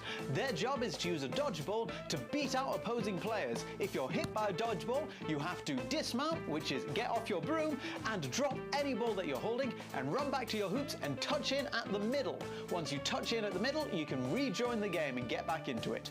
Third and finally, we have the flag runner. Now the flag runner, kind of a ball, kind of not a ball. They're an independent player whose job is to come onto the pitch with a flag or tag attached to their back and try not to be caught. Each team has a seeker who will come on at the 20-minute mark of the game. Their job is to get that tag off the flag run. Once they do, well, it becomes a little bit complicated then. If your team is in the lead and catches that tag, then well done, you've just got 30 more points, you've won, you can go down to the pub and celebrate. However, if you're behind on points, it gets a little bit more tricky. If you're 20 points behind and you are put into the lead by getting 30 points after a tag, then well done, you've won. Nice and simple. If not, then we go into overtime. 30 points are added to the score of the leading team, and that becomes the target that each team has to get to. Now, let's just go over a couple of the stranger rules of Quadball. Yes, you do have a broom and you have to keep it between your legs. If it comes out from your legs, then you have to run back touch in at your hoops just like you would if you were beat. It is also a fully contact game, which means that players are allowed to tackle one-armed or two-armed and from the back, but only if they're not moving their feet when they do it. It's a mixed-gendered sport, meaning that people of all genders are able to play. In the UK, we play with a 3 maximum rule, meaning that only 3 players of the same gender can be on pitch at any given time.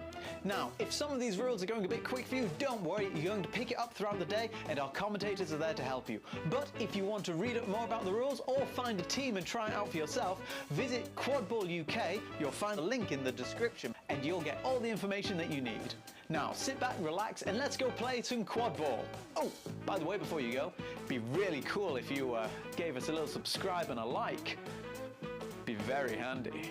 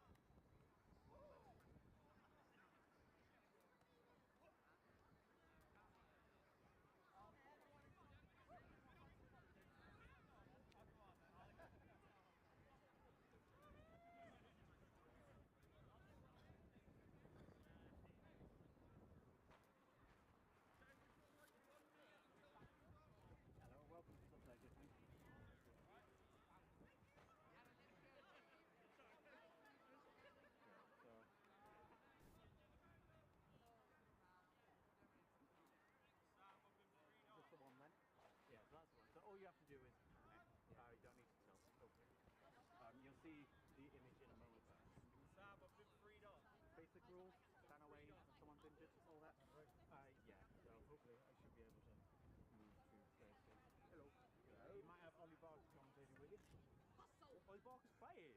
Is it? He's playing for Prometheans. Oh, are they playing now? Okay, I'll just do it from a distance. I thought they had a break. There you go. This is the game. This is the game. The game is Prometheans versus Rebels. Just from pitch. Okay, I've got the quadball. I'm running up. Yes. In that case, I'll put the mic live for you. You ready? Yeah, I'm ready whenever. We're coming up for the sponsors, yeah? Yeah, there you go. Hello and welcome back to game slot 3 here at the Community Division 1. Gets Fixture 1. Fixture 1 Community Division 2. Sorry, I'm getting very flustered in my words. It's a lovely cold day here in Edinburgh. Even though the sun is shining, we're hoping it will warm up.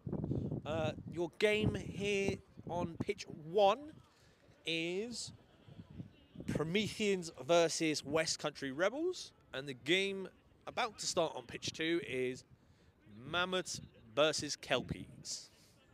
But we are going to be here watching Rebels versus Prometheans. Head ref for this one is Callum Brennan, I believe.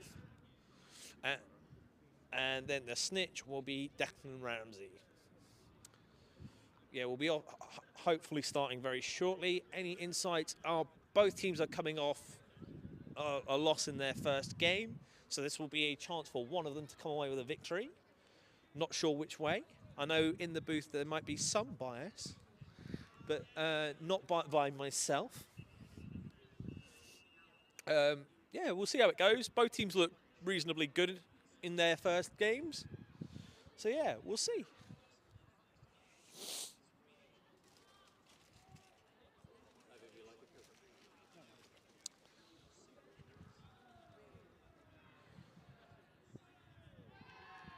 Captains have been called over, so we should be starting shortly. Do I have any fun facts about these two teams? Not that I can think of. Just from their first game, Prometheans have got 70% of all the cards that Olympians got in their first season. Oh, that's a fun fact here from Sam Davies. In one game, Prometheans have managed to account for more cards in a season than Olympians did last year. Very fun. That's in their first year. So in 2019. Okay, that's not bad. But then again, I think you learn from getting cards, and it's things. I think it was silly mistakes in their first game against Mammoths that would be able to be corrected. Hopefully, they take advantage of the good play they had where they were moving the ball around against Rebels, and we shall see how that fits.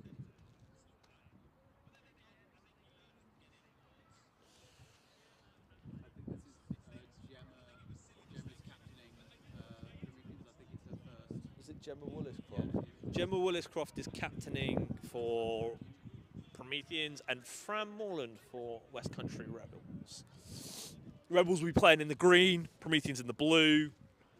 Yeah, hopefully we'll get started very shortly.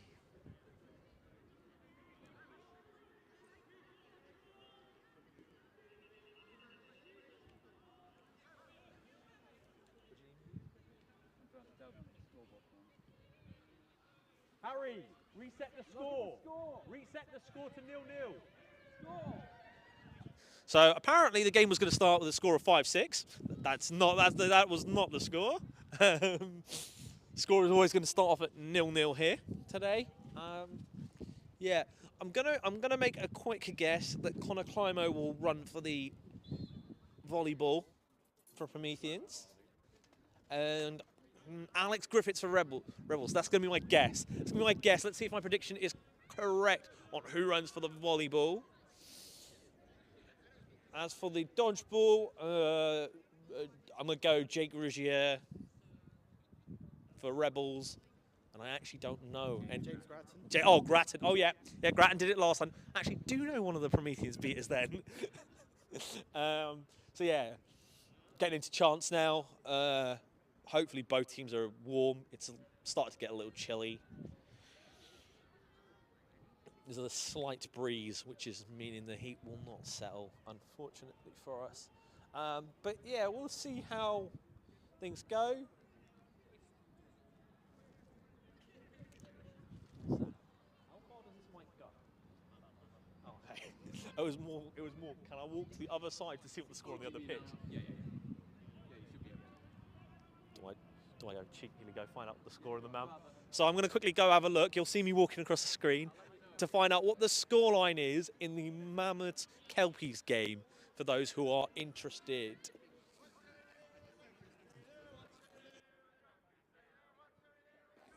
I want to know what the score on the other pitch is.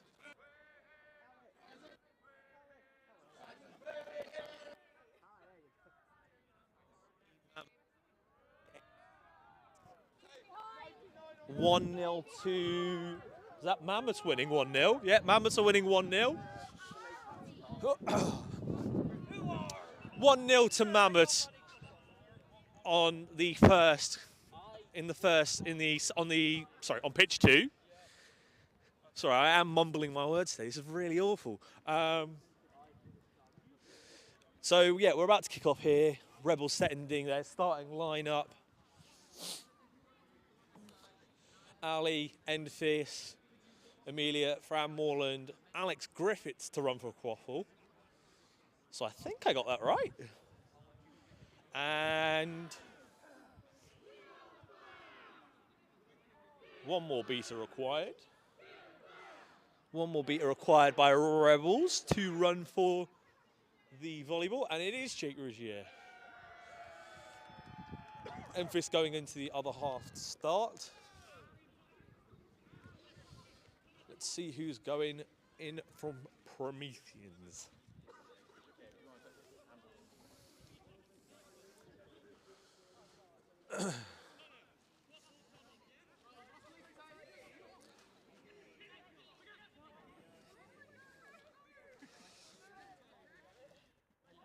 So Climo running for the Quaffle, like I predicted.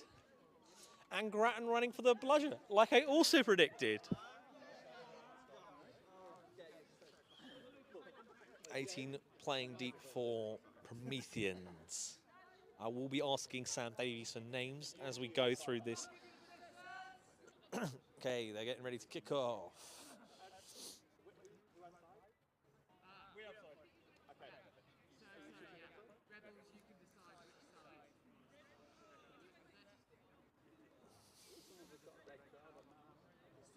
It's for a helpless receiver. I could even hear it from over here.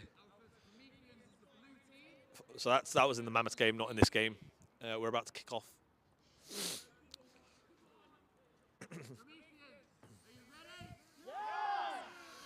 Ready calls being made now. Climo versus Griffiths for the volleyball. When we're off, Climo gets there first. Clearly past one. Through one. Pops it over the top to number 18, and good block by Amelia. Amelia picks up the ball, pressured by 37. Great beat on 37.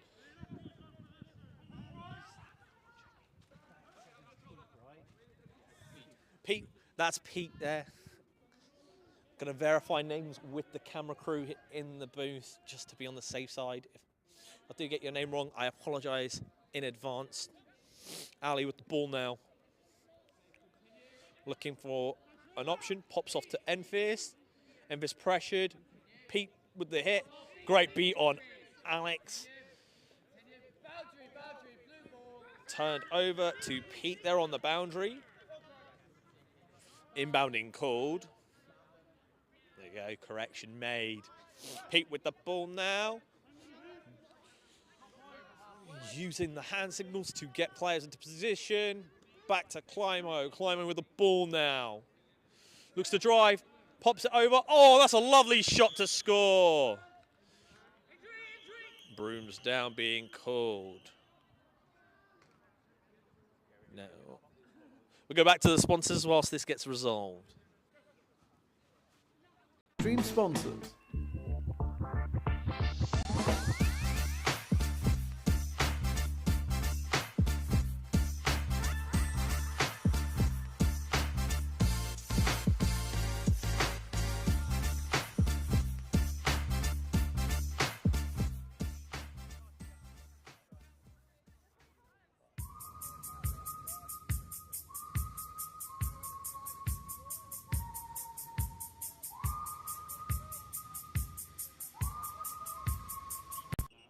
And we're back after that injury substitution. Ball is with Ali now. Great beat there by Jake Ruggiero on Connor Climo. Ali coming down the left-hand side, being pressured by number 18 from Prometheans. They are now beat. Oh, good dodge there by Alex Roberts. I don't know if they actually attempted the dodge. Unfortunate pass, though. Ball is going to go out of bounds. Pete going to let it roll. Good decision there. Pete going now with some pace, bringing the ball forward, looking for some space. Slows the ball way down as Rebels have control. Jake Ruggiero pressuring the ball now. Spins past one, Grattan with the, oh, and a lovely reverse beat on Grattan there. Enfys picks the ball up now for Rebels, the volleyball that is. Bringing it forward, looking for an option. Are they looking to counter? They could, but there is only one bludger for, one dodgeball, sorry, for Prometheans right now. In the hands of, I want to say number 25. Ball with Ali now. Ali drives past 37, pops off, back towards Edinburgh. Great swap there. Ollie Barker with the ball, looking to drive down this left-hand side of the field. Pressured, looking, about to get pressured. Pops a ball, a deep ball, which I think is going to roll off the boundary and be a green ball on the far side in the zone for in Prometheans half, sorry. Ball back to Alex Roberts. Alex Roberts drives. Pops off to Enfys. Gets beat out. Enfys one-on-one. Over one. Straight over Ollie Barker. Great play there by Enfys to score. Rebels now level the scoring. It's 1-1, I believe.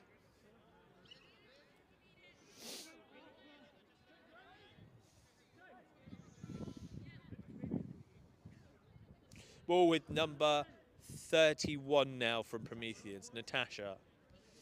Pops off to number 17. Cooper. Cooper with the ball.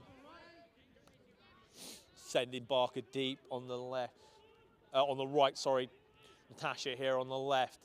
Durkin on to the, as a shoulder option. Looks to pop off with the fake. Wheels back. Oh, safe there on Ali. Good beat there by Liam Dyer. Oh, lovely throw. Unfortunate. Can Natasha keep that in? Oh, yeah, great footwork.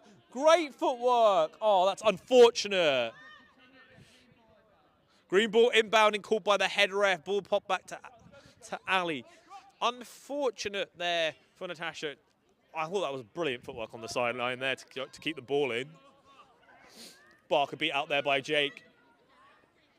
Control with Rebels now. Ali bringing the ball forward. Right down centre. Pops off to Kate. No, ball's just going to be left to roll out of bounds. Poor pass there. Ball with Cooper now. Cooper looking to come back into play. Pops off to Durkin. Durkin with the ball. Runs past one. Running into a beater though. Getting pressured. Nice pop off there to Cooper. Oh, and Cooper is beat there. Cooper is beat there. Ball dropped anyway. Ali with the ball now. Looking to counter. Pressured, popped off to Enfys. Oh, fumbled catch. Barker gets there first. Runs. Cooper with the ball now. Cooper running away. Standing ground, popped off to Durkin. Durkin with the ball now. Durkin driving down the right-hand side. Durkin with the ball. Kite formation being used here by Prometheans. Game's pace has slowed down a little bit. Ball with Chloe Durkin still stepping away from pressure. Faking.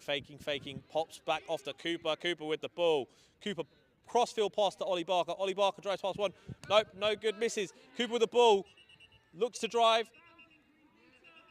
Pops over. Oh, good swap there by Ali. Barker picks the ball off. Safe pass made. Unfortunate there, good block by Enfys. Ball with Ali now.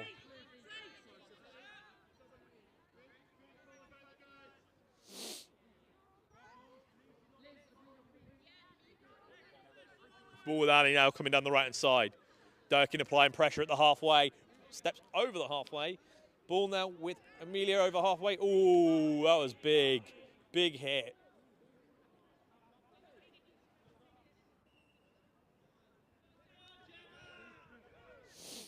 Ball with Ali. Ali past one. Up, throws up, throws that nice little shovel pass shot up for an easy goal there against Prometheans.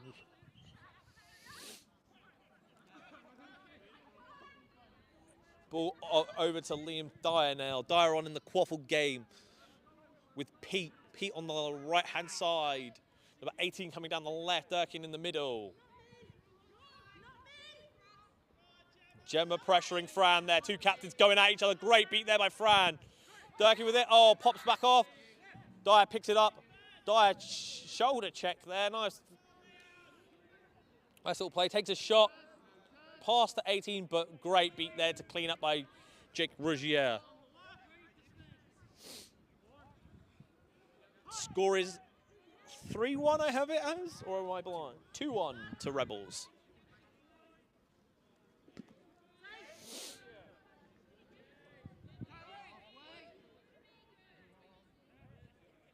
Control now with Prometheans. Popped over the top towards Caitlin Riley there. Unfortunately, that's going to go out of bounds and be a blue ball, I believe. Chloe Durkin now to inbound it. Brings the ball forward, pops it back off to Pete. Pete with the ball now. Bringing it forward.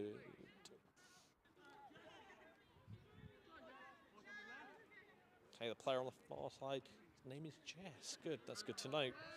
Pete with the ball now. Over to Jess now. Jess with the ball. Jess looking for an option. Driving in. Oh, past one, past two. Oh, what a goal! Lovely little up and under there with the ball. Surprised the Rebels players did not get tighter and wrap them up there. Very good play though by Prometheans there for the drive. Jess, yeah. Heard Pete shouting that. That's how I picked up what their name was. It's good. That shows good communication by Prometheans as well. The fact that I can hear the players' names on the sideline, very good. Ball with emphasis now. Ali subbing off for Alex Roberts. Roberts coming round now to support. There are three Rebels in the same amount of space. Popped over towards Roberts. Roberts fumbles. Oh, great beat there by Amit. Pete to turn it. Oh, great beat by Amit. And a great catch. No bludgers now for Prometheans. If they are... they haven't taken advantage. Pete now has the ball. Pete looking for an option. Draws towards... thrown across. Oh, and it just got caught in the muddle of legs. Callum Brennan has seen something here. Is it going to be something super important? We can pass. We're not passing over to our sponsors, are we? Okay, no. Refs are going to have a quick discussion on what happened there. The real question is who kicked the ball, because it got caught in the muddle there. Even I couldn't see where it went. So obviously it's ended up with Rebels, but passed it flat with no chasers in sight. If a beta has interacted with the ball, then that would be into position. And we shall see what Callum Brennan calls it here. Will it be a quadball turnover? No call. It's fine. Ball is going to be with Alex Roberts. Ball with Roberts. Now coming down the left-hand side of coming down their left-hand side, far side of the field for us.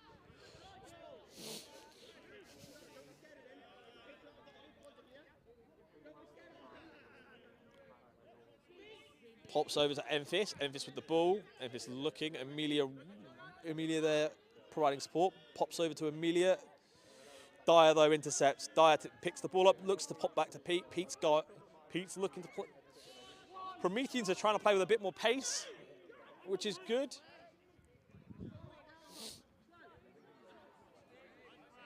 Good. Cancel called.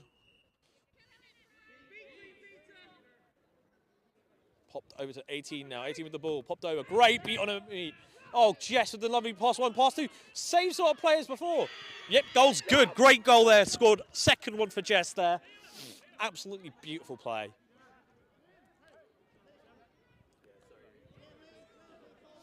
Romps with the ball again.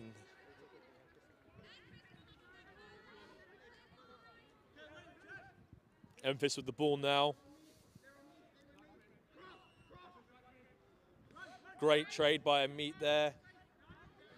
Good work there by Jake Rougier. Launches one back. Will Pete look to counter? Yeah, Pete's looking to counter. Pass one. Yeah, that is a nice little counter there by Pete, caused by a great break caused by the Prometheans beaters there. Unfortunately, they lost control in that counter. Ball now with Alex Roberts.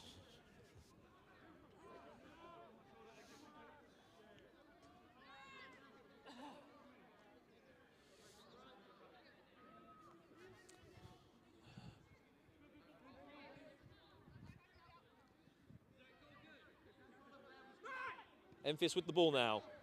Pops it back. Oh, great intercept by Climo. Will Climo look to counter? Nope.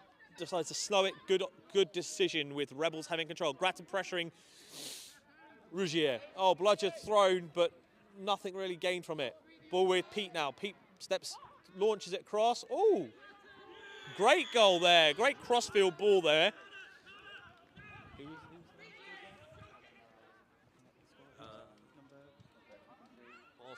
Marking the little hoop. Oh, Natasha there, again with a lovely one. Oh, let's see what the call is here. 12 minutes played so far, score being 5-2 to Prometheans.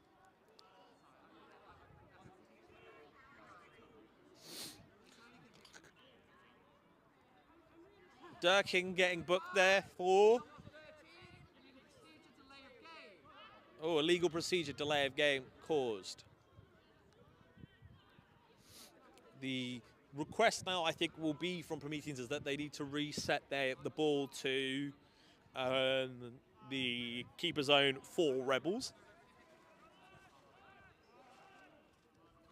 Okay, so Callum is asking them to reset to halfway, which is perfectly fine. Let's see what happens here now. Roberts with the ball, bludger with Fran Morland of Rebels, Grattan.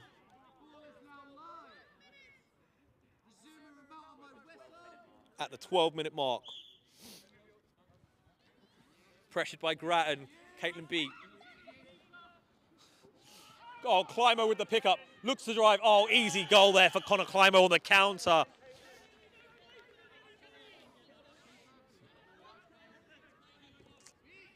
Great beat there by the beater on Jake Rougier. Great beating from Liz there. Ollie Barker now back on for Prometheans. 6-2 now, I think the score is. 6-3. 6-3 for Prometheans. Down a player at the moment. Good block there by Grattan. Beats Rougier. Now to press. Cooper with the ball now. Cooper should look to run this in. Pops over to Natasha. Natasha has the ball. Driving. Pass one, pass two, pass three, pass four. All the way around. Just runs right around all of the Rebels players. Great running there by Natasha from Prometheans. Great beat by Grattan.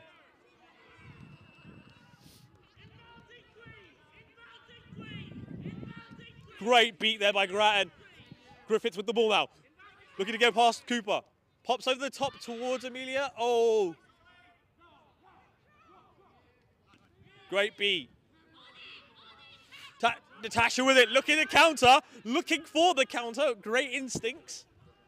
Ball back to Cooper. Cooper with the ball now. Oh, good steal there from Amelia. Unfortunately, the ball lands in Ollie Barker's hands. Amelia beat out there.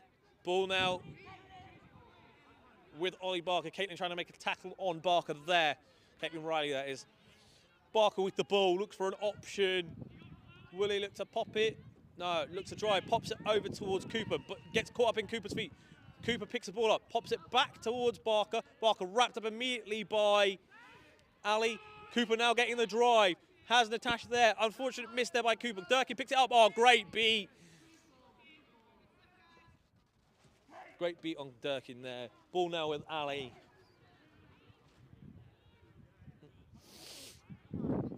Ali with the ball now.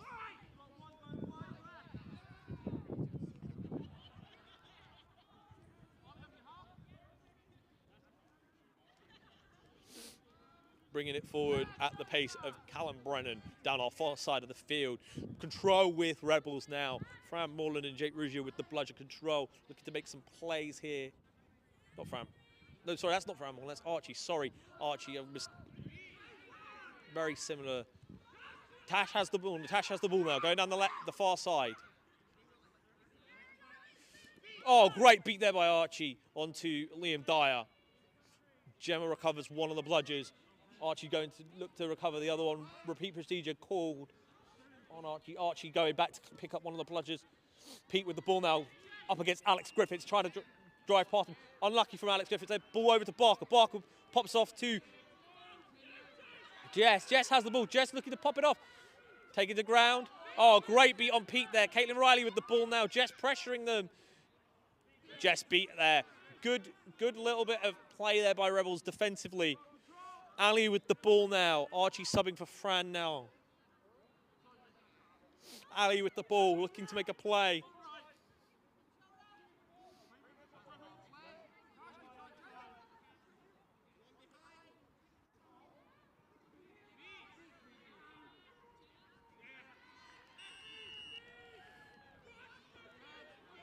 Envis picks the ball up, running around the outside of the field.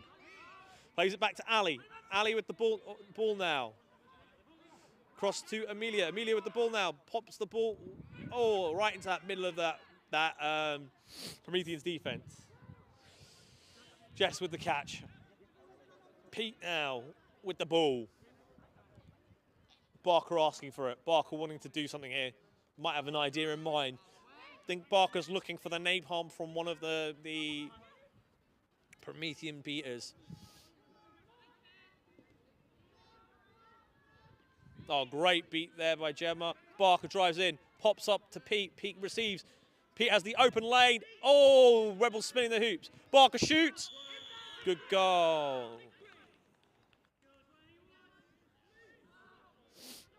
Ball with Ali. Because Alex Roberts has touched the ball, Ali must reset it to his keeper zone. 17 minutes played. Beat on Barker. Great pass back by Roberts. Oh, and good recovery by Fran Morton there. Ali with the ball. Good swat. Looks to drive. Barker with the vicious tackle.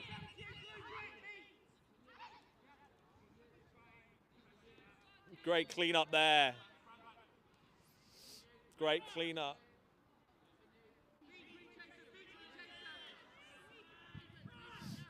Good bit of work there by Prometheans on the defense to get that good, nice, meaty hit by Barker to take Ali down, and then Prometheans players all jump on top to get control of the quaffle. Good beat there by Liz on Alex Roberts. Back to Chloe Durkin. Durkin with the ball now. Good beat on Fran there. A meet with the kick beat. Lovely kick beat on Jake Ruggiero. Oh, no good on there.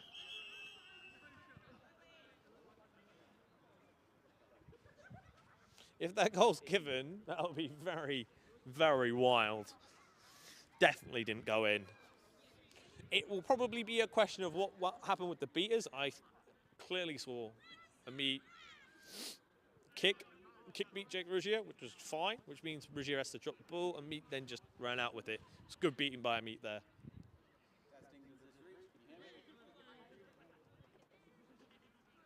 Score now is, Sam? 8-3. 8-3, this is getting out of range. Let's see what happens here. And no timeouts being called by either team, surprisingly, so far. We did have that short stoppage, wasn't it, earlier? We had a short stoppage earlier for injury on Rebels, but we shall see what happens now.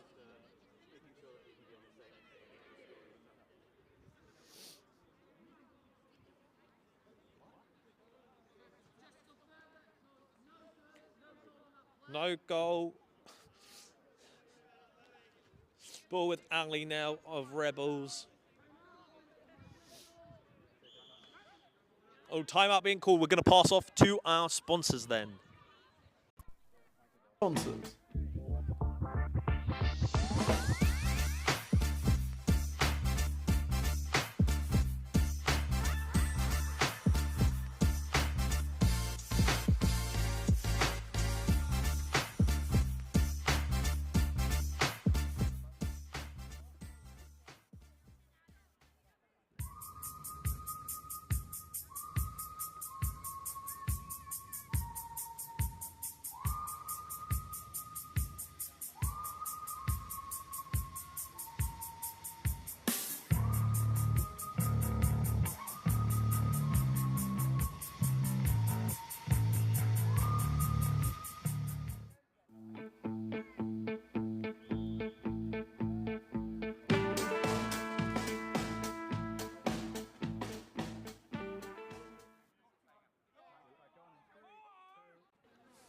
And we are back to this enthralling game between, sorry, enthralling or enthralling? Enthralling game between Prometheans and Rebels. It is thrilling as well, yes, exactly. Rebels with the ball now, control with Prometheans though. High press right now, but probably will drop back into a more 2-2 zone.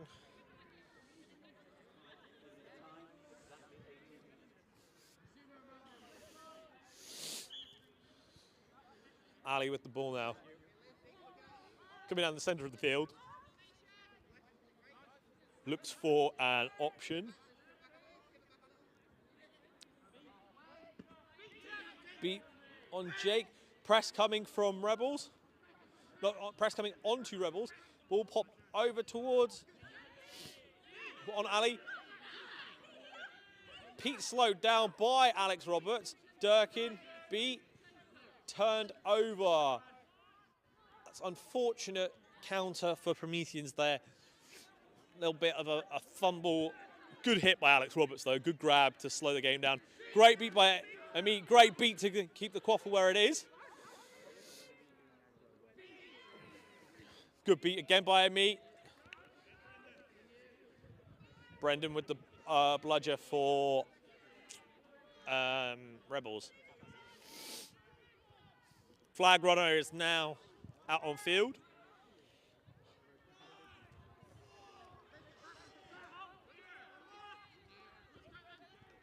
Ball with Emphis. Emphis coming down the near side. Drives inwards. Great save. Unfortunately that it was behind the hoops.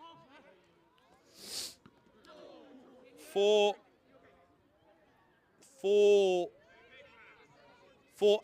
the score right now to Prometheans. Prometheans are up.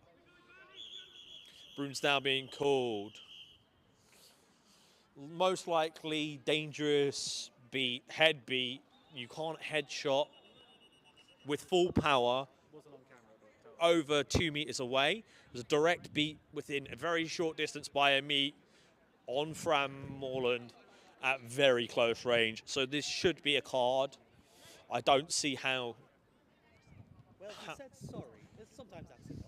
Apologizing is fine, but it is. Those are the sort of things where people do get mad, and I'm not going to speculate any further than that. I just see it being a card.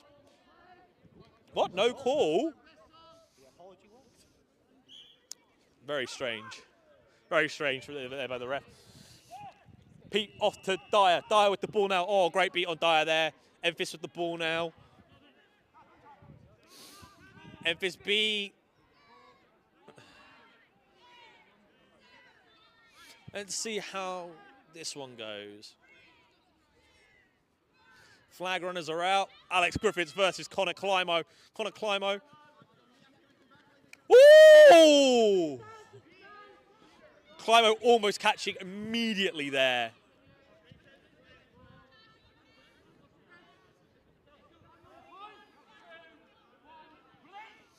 Oh, good dodge by Climo.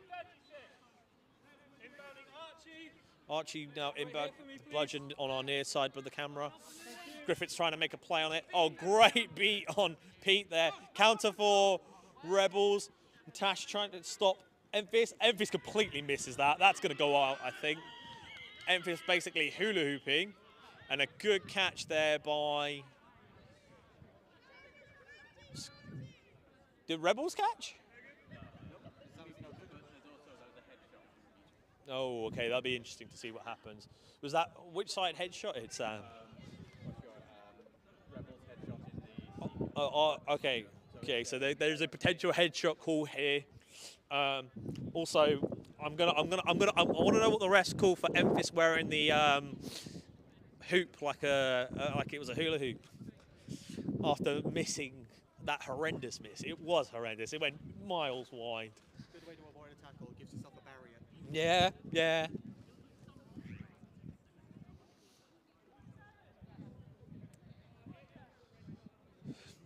Let's see what happens now. Very unfortunate there for Connor Climo as well. He almost caught instantly in that first initial run.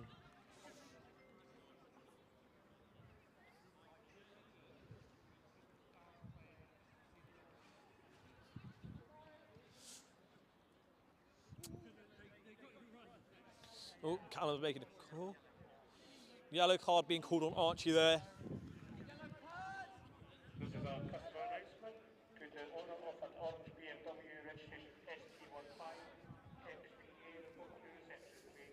So for those who can't hear over the PA announcements here, there is a yellow card for the Rebels beta for headshotting. Obviously, I already explained how that's illegal.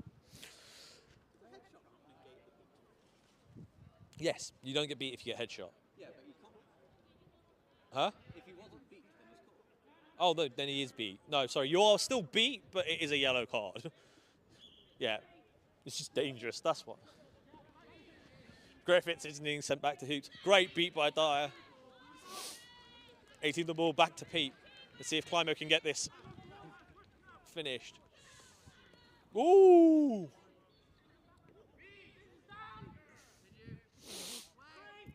Ball is with Pete now. Pete coming down the left-hand side. Climo getting a free run now by space created by the Beaters. Beaters trading. Alex Griffiths trying. Oh, and that's a nice catch by Climo. The question I have to ask both teams' captains after this is, where was the bubble?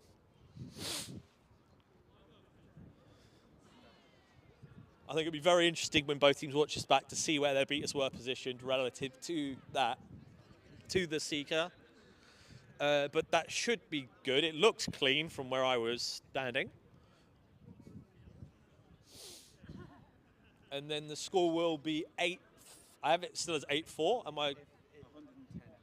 If it's good. Yeah, if it's good, it'll be 11-4. Final score. No good. Okay, interesting call. Interesting call. I feel like Climo got that cleanly, but it is what it is.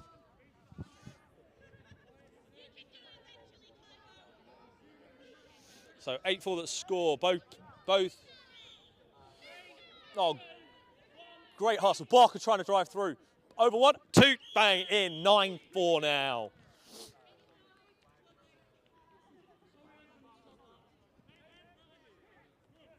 Connor Climo making a play for it. Great beat there by Liz on Alex Griffiths. Good beat by Brendan.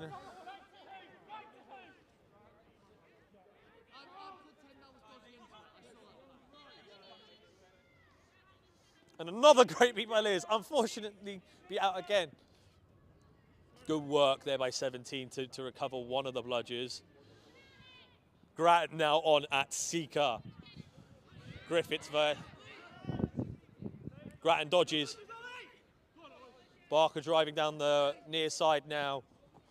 Past Roberts, spins past one, spins over Ali, bang, up and in. That's now 6-goal lead for Prometheans. Grattan trying to catch now, going aggressively. Ooh. Ooh, and that is inches, fingertips away. Will Grattan go underneath the leg? Oh.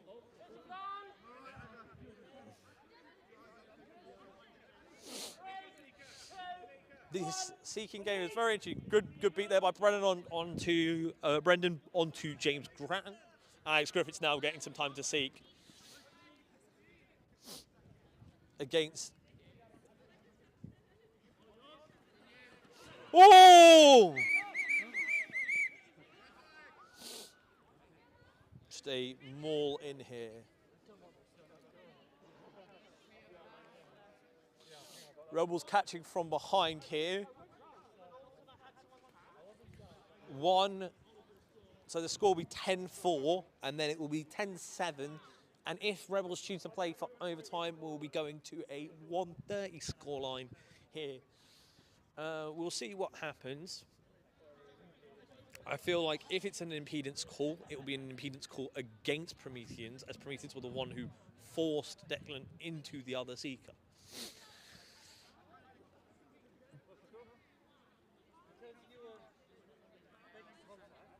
Oh. So, okay, they're going to argue it's going to be called no good. Catch is called no good for a third time. But the Barker goal, called good or no good. But Ollie Barker's goal also taken back? I thought he just scored like 2 seconds ago. Oh, is he already running the other way? He was running up, whistle blew before he had the chance to score. Okay.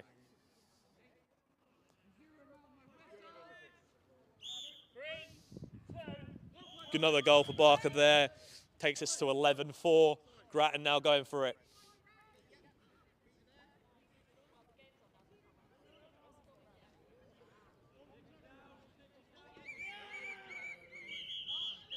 Yeah, that looked clean.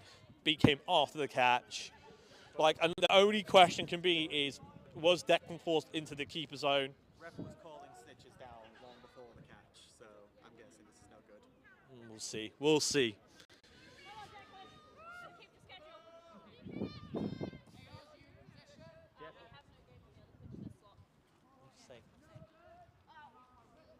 So ball now with Ali from Rebels.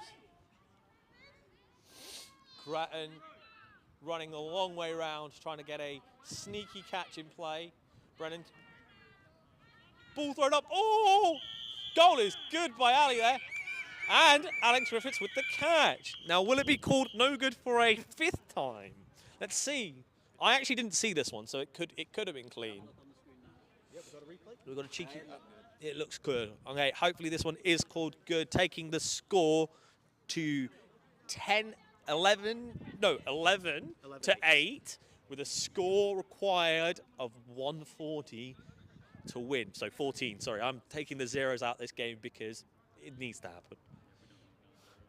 So 14 will be the score if Rebels elect to take this to overtime, which I assume they would. They're only down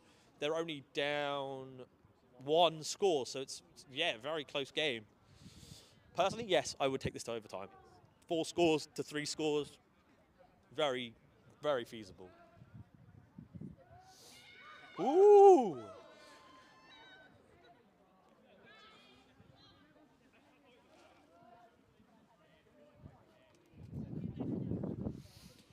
So, we now will go into overtime. 14 is the score that either team needs to reach.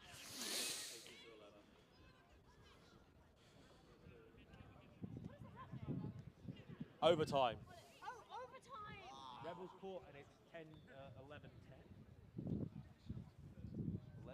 so 140 to score. No.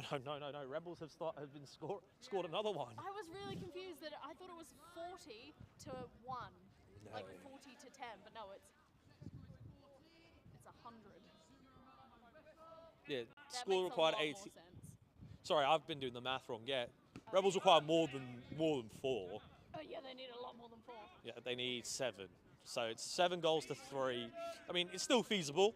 We've seen it happen. We've all seen the overtime comeback happen before.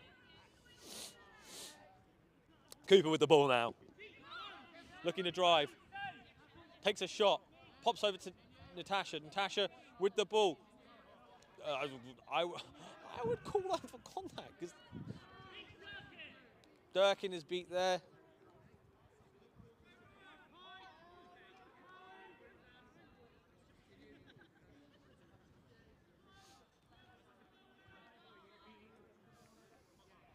Ball with Ali now coming down the right-hand side. Sorry, I got distracted there.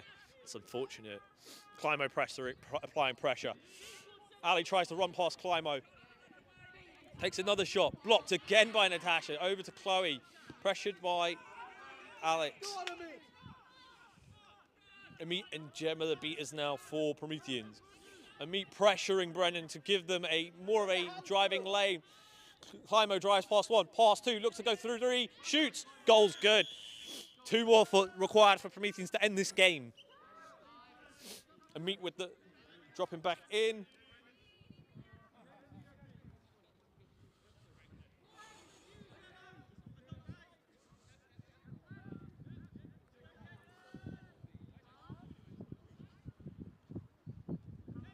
Ball with Ali now, coming down the middle. Rougier with the bludger in front. Ali looking for an option to pass off to.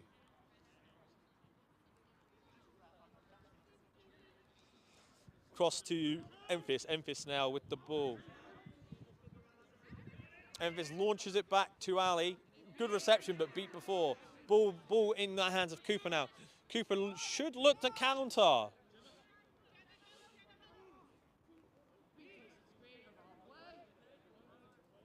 Oh, Cooper just throws that over the heads. Everyone should have just slowed down, wheeled.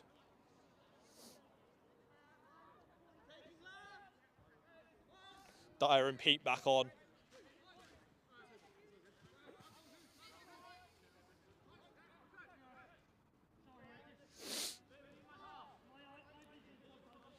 Ball now with Ali, very jauntily bringing the ball up the field, slowly coming towards the halfway line.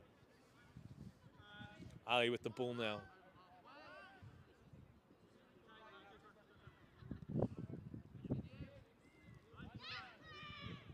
Alex Roberts across to Caitlin, but Caitlin beat.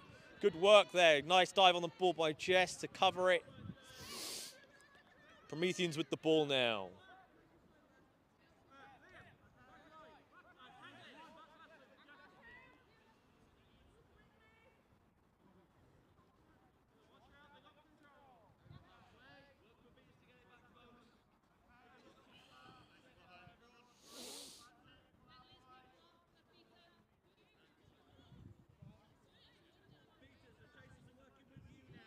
Ball popped over to Dyer. Dyer with the ball now.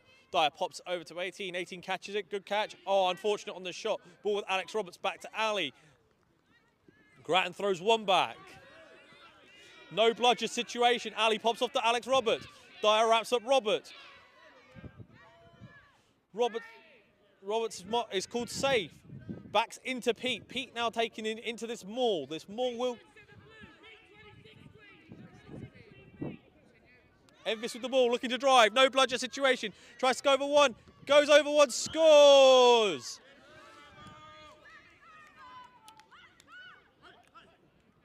Two goals still required for Prometheans to end this game. Rebels pulling closer to that 14 mark that they need. Ball with Pete. Pete looking to start the offense here for Prometheans. Ball off to Dyer now. Dyer with the ball. Throws across full half over the heads. Gone miles over the heads of 18 there. Gone out of bounds. They're going to call Abrams down so that the ball can be recovered and brought to the point.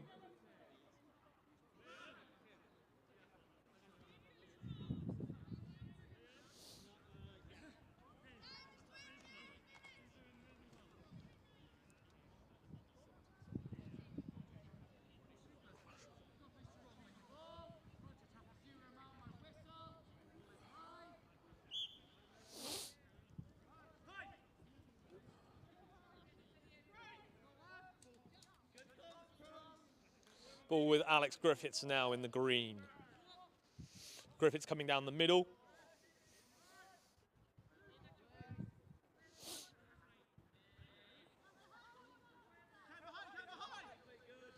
Makes the pass to Caitlin. Caitlin pops off towards Memphis now, but ball brought in by Dyer. Popped off to Pete. Pete with the ball now.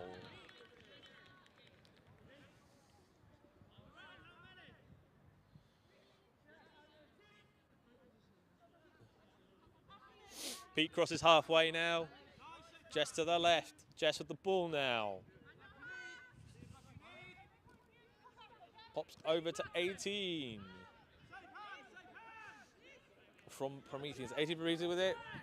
Back to Jess. Jess. Oh, good tackle by Amelia there.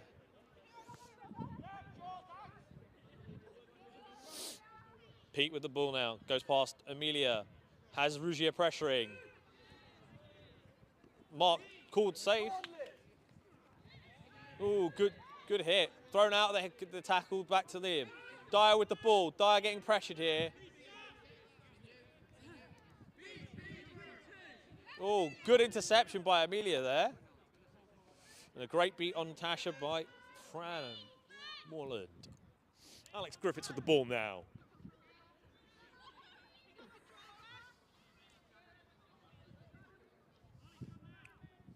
Coming down the right-hand side, looking for an option. Has Caitlin Riley to their right, Amelia to their left. Looking to make a passing play. Memphis pressured off by Liz from Prometheans with the bludger.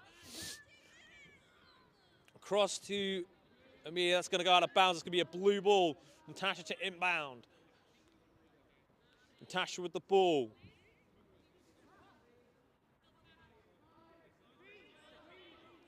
Popped over to Pete. Pete with the ball now. Pete looking to make a play. Sprints past one. Has Griffiths as an option. Looking, Barker is right there. Pops it over to Ollie Barker. Over the head of Ollie Barker. That's going to be a turnover.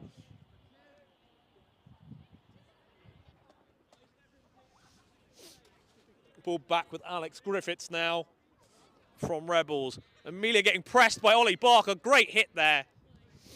Good idea. Barker beat. Amelia with the ball still. Pops off to Ali. Ali with the ball now. Game has slowed down a little bit in pace. Players getting tired maybe.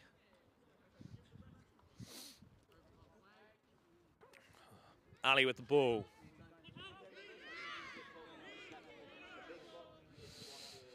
Good beat. Pete with the turn and counter. Will he get it? Boom. That's the one more goal required for Prometheans. Good work there by Pete to realise that there was a counter on.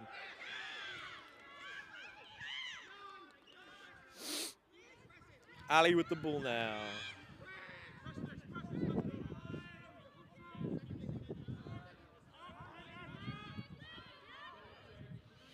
Ali with the ball. Let's see what happens here. Coming down the centre of their field. Pops it off to Memphis. Memphis with the ball. Runs past Rougier. Runs into Ollie, towards Ollie Barker. Turns away. Gets beat out again. Good beat there. Beat are going to try and clean up. Yep. Ball now with Natasha. Natasha has the no bludger situation. Looking to drive. Goes round. Oh, good block by Ali. That's unfortunate there for Natasha.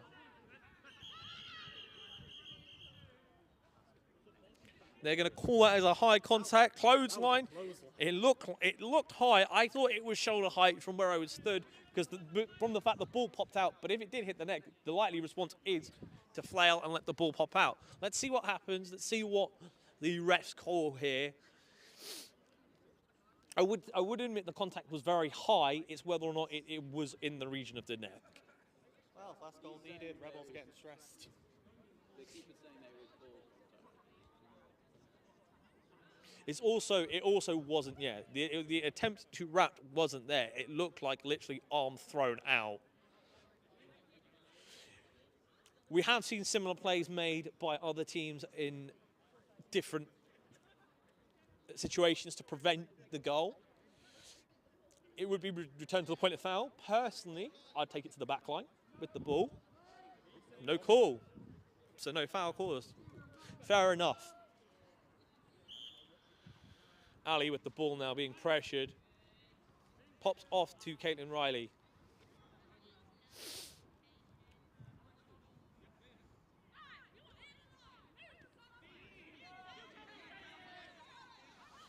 Ball pop. Oh, great beat there. Barker with it. Will Barker on the break versus Jake Rougier. Can he finish this? Oh, and he misses wide right of the little hoop. That was unfortunate. That was unfortunate there for Ollie Barker. Opportunity to end the game, and then just decides to cannon it for a miss. I don't think he had that many opportunities. He had a beater in front of him. No Wheel back, wheel back, wheel back, reset. You can also reset. Throw it back, not the length of the field, but at least into your own zone. But I would have put less sauce on it and gone for more finesse. I think Ollie just went, how much power can I put on that? And it just went wide right. It's unfortunate. Probably will get another chance. Ali with the ball now on our far side of the field.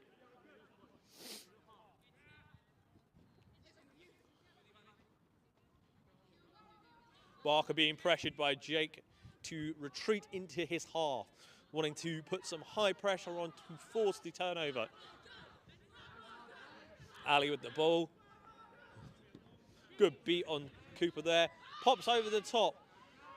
Enfys keeps it in though. Enfys with the ball. Pops it back to Ali. Ali looking for a play. Pops it over to Caitlin. Caitlin fakes, shoots. Oh, great block by Natasha there. Great block. Game-saving block, some would say. Oh, unlucky miss. Cooper passed one. Pops up to Natasha, missed. Unfortunate there, poor pass. Oh, Jake using that tall boy energy to get a meet. Going from high to low.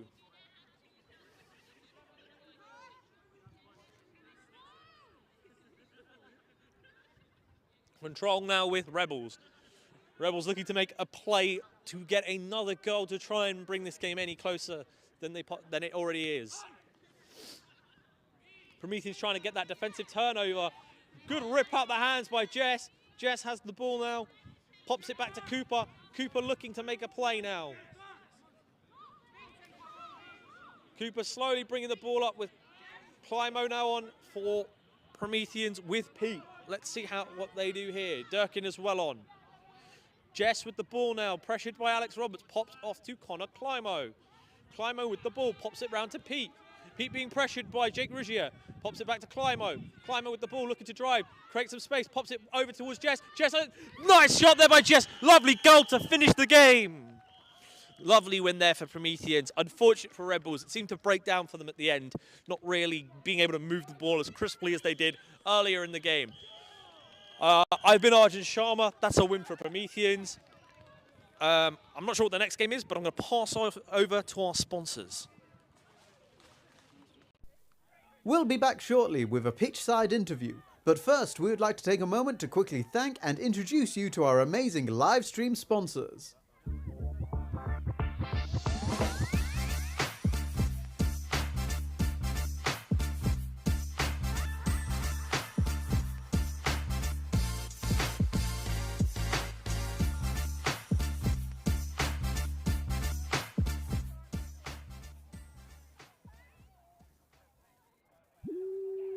Meandering byways carry us outward. Anyone who is willing to risk it can drill for oil.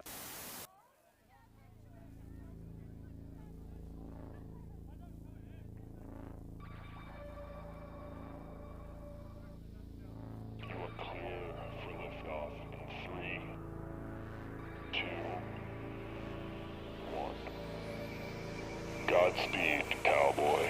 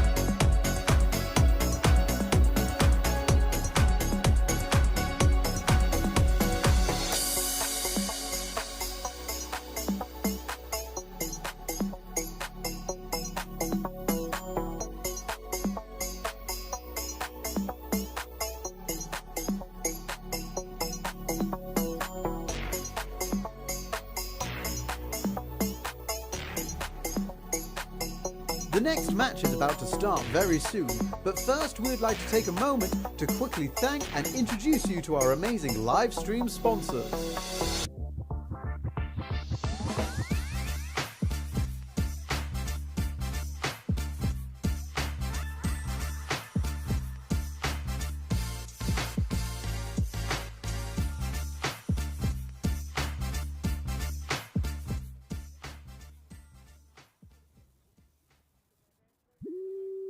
Meandering byways carry us outward. Anyone who is willing to risk it can drill for oil.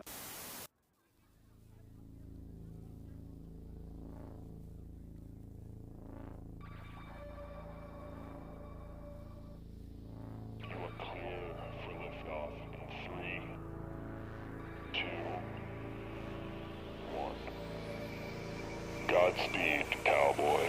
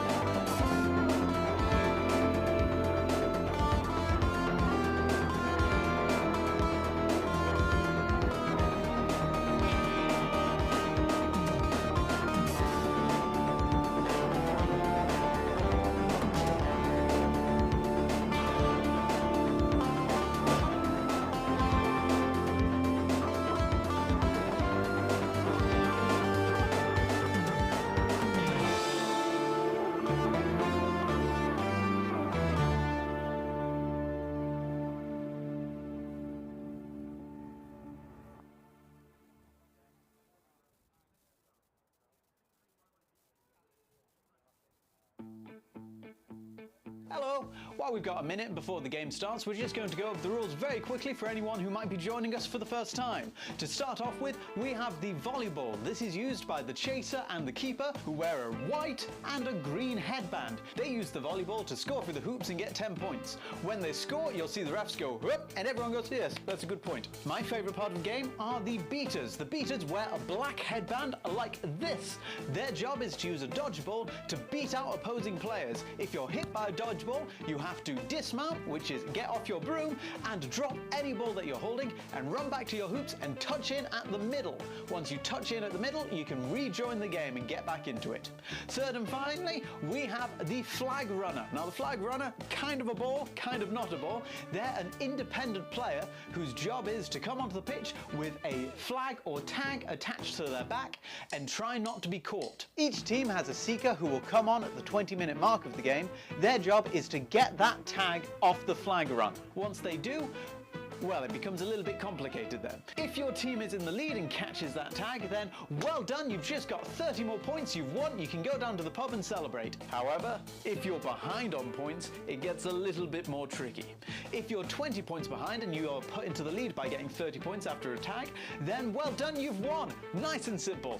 If not, then we go into overtime. 30 points are added to the score of the leading team, and that becomes the target that each team has to get to. Now, let's just go over a couple of the stranger rules of Quadball. Yes, you do have a broom and you have to keep it between your legs. If it comes out from your legs, then you have to run back touch in at your hoops just like you would if you were beat. It is also a fully contact game, which means that players are allowed to tackle one-armed or two-armed and from the back, but only if they're not moving their feet when they do it. It's a mixed-gendered sport, meaning that people of all genders are able to play. In the UK, we play with a 3 maximum rule, meaning that only 3 players of the same gender can be on pitch at any given time. Now, if some of these rules are going a bit quick for you, don't worry, you're going to pick it up throughout the day and our commentators are there to help you. But if you want to read up more about the rules or find a team and try it out for yourself, visit Quadball UK. You'll find a link in the description and you'll get all the information that you need. Now sit back, relax, and let's go play some Quadball. Oh, by the way, before you go, it'd be really cool if you gave us a little subscribe and a like. Be very handy.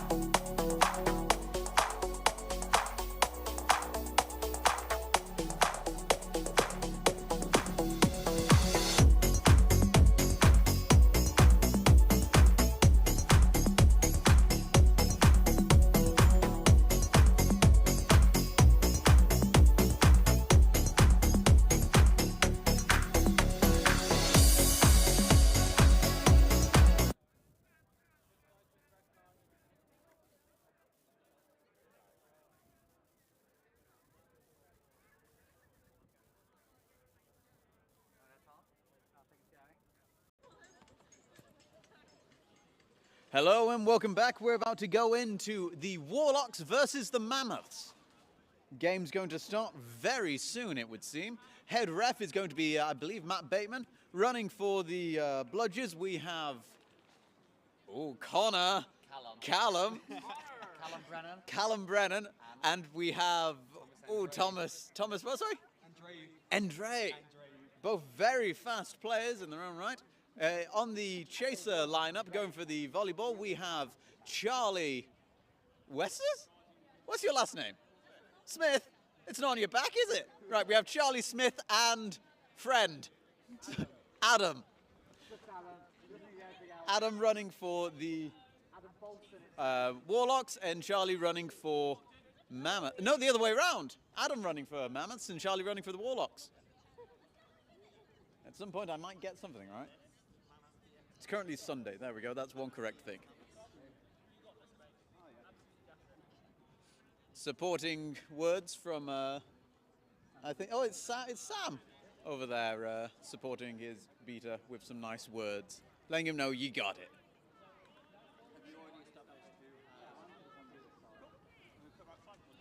It sounds like the Warlocks won the coin toss.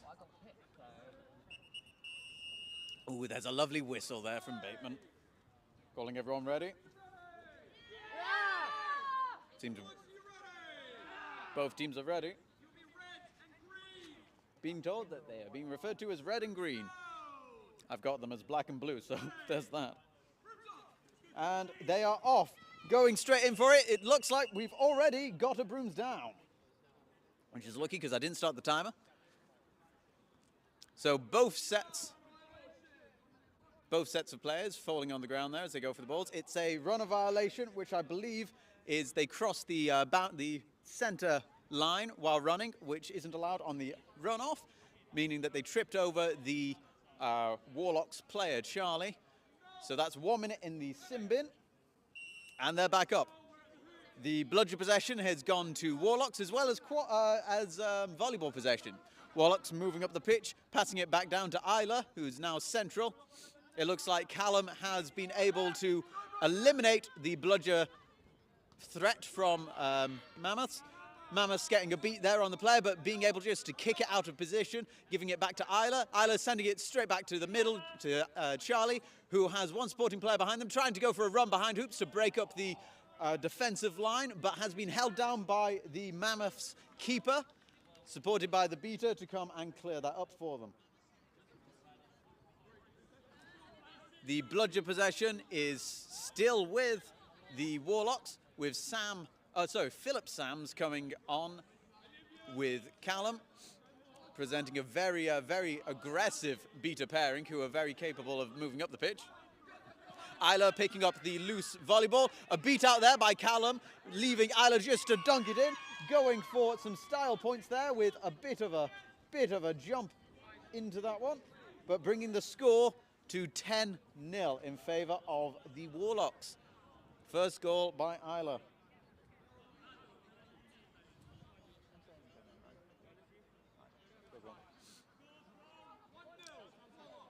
One 1-0 to Warlocks. The volleyball is just past the halfway point now, being passed between the keeper and a supporting chaser of the Mammoths. There was a safe call, both beaters missing their target, but it looks like, that's going to be a call, I think, because that was around the neck. I believe this is going to be a yellow card for Isla for around the neck contact on Adam. I believe his name was Adam from the Mammoths, leaving him in a position where he's very close to the hoops here, but there is a beater in between him and 3 chasers. It will probably be a volleyball turnover. However, if I was him, I would say I'd probably take the option to move back to either the back line or the halfway line to get out of that situation, because it's not a strong situation to be in when you've got no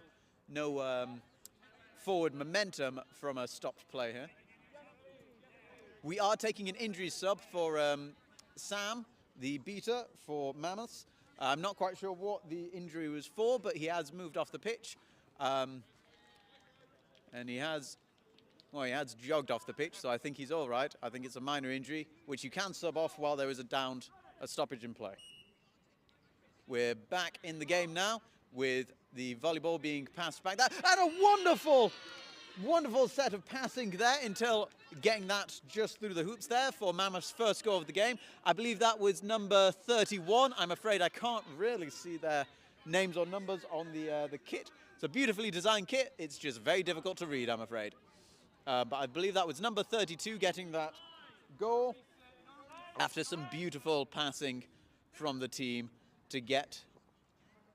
It seems that this is going to be a call for the keeper of Werewolves blocking out a beater from getting to the ball. They did body block, it seemed, to prevent the beater rather than to try and follow the quaffle. The refs are having a bit of a discussion about this. Bateman and Eamon, both very experienced refs, but they have made no call on it. And we're remounting into this game. What's that? Number 2. It's difficult to see with how long her hair is what her number is, but number 2 for Warlocks, now with possession in the centre of the pitch of the volleyball, being blocked out there by a chase who's broken through past the beater defence, but being able to get back in. 91, Charlie, having brief possession, passing it back there to number 2, who's made a long throw over there to number 41, who passes out just before the bludgers come in, passing it back to number 2. Number 2, big pass over there to Charlie from Warlocks, who is now looking at a broken defence, going in for a shot, not quite making it. Number 41 in the right space, but unfortunately not being able to get the hands to the volleyball, leaving Mammoths a chance to reclaim. The keeper having brief possession of the ball and then passing it back. Not entirely sure what that passing was for. I thought there might have been a sub situation there, but they decided to stay on pitch. Eamon with his very fashionable shiny coat walking across the screen. The volleyball currently just past the halfway line. Beater play from Mammoths there, clearing out some of the side defences, but high up the pitch, meaning that unfortunately Mammoths not quite able to move down with that. An attempted shot on the beater Callum there, but being able to block it out, but not seeing that they've got beater coming up behind them to be able to reclaim possession there. Now the volleyball is running up the pitch there, I believe with Maisie, number 42, but they've been knocked out. The keeper for Mammoths attempting to get a kick there to re-establish some distance, but unfortunately not being able to get it past their beater lineup, who was able to stop down, to cut down the play in the centre of the pitch. Volleyball possession now with the Warlocks. Bludger possession also with Warlocks.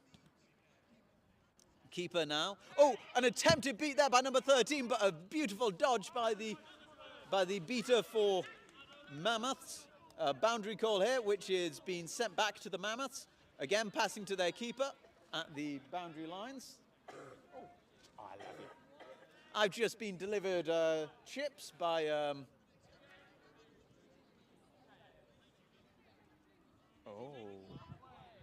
I've forgotten. Johnny Lydon. Johnny Lydon just gave me some McDonald's chips, so I'm very happy. There we go. And a big pass over there to number 18. Have they not quite being able to keep it in boundaries? So number 92 from Warlocks has reclaimed the volleyball possession. Bludger possession is still with Mammoths, with their beaters taking up a lot of energy there, keeping possession in there. So much so that both beaters have now subbed out for a new beater lineup coming in. Volleyball just past the halfway line. Philip Sams trying to get hands on the only remaining Mammoths beater. Taking a beat there, but it's cleared out some space and a beautiful shot there.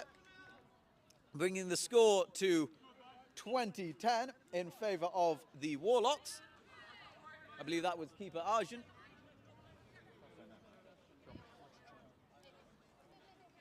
Getting a shot, just popping it off there after Philip Sams momentarily being able to remove the beater from play on the defence. The beaters for Mammoths, they're doing a successful back hook on the defensive, the back defensive player of Warlocks. But it looks like Warlocks keeper has been able to retain possession of the volleyball, which is a bit forward of them. Thank you.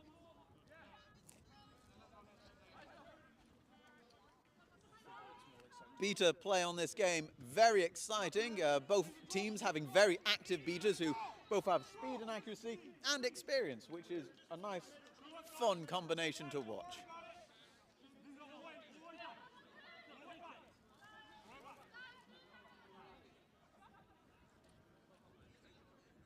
Volleyball is now past halfway.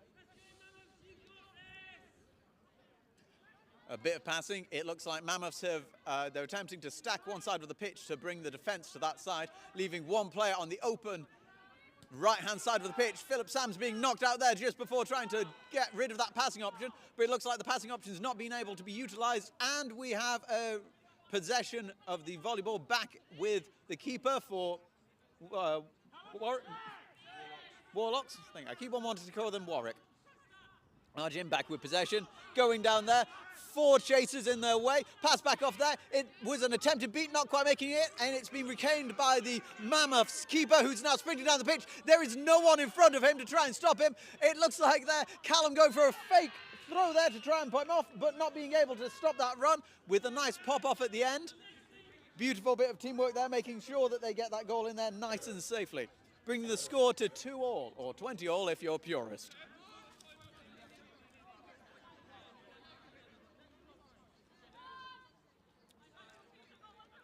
Callum now presenting himself as a shield for the quaffle carrier. Isla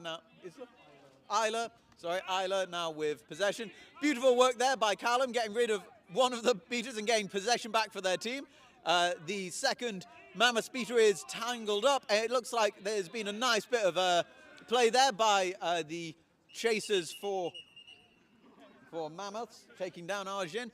We have a slight stoppage for play. They are up and laughing, and they are now back on their feet. So I believe this will just be a little bit of hard contact, which sometimes can take a bit of shock to you. They'll be back in the game later, I'm sure. They have been subbed for Charlie, but we've now taken a timeout.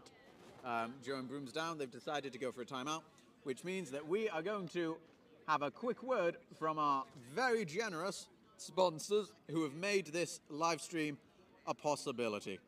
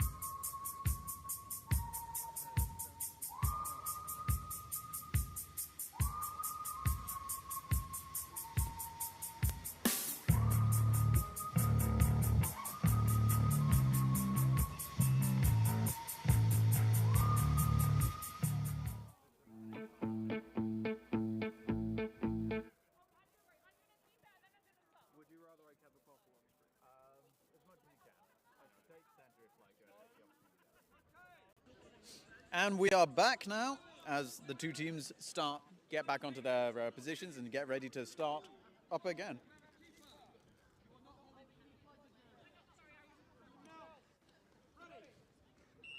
Two bludgers currently on the floor, but at the feet of the Mammoths beater. Mammoths now have control of 2 of the bludgers. Keeper for Mammoths tentatively going across the halfway line, not quite wanting to get into a tangle with Lancelot there. But now across halfway, using their beater as a shield.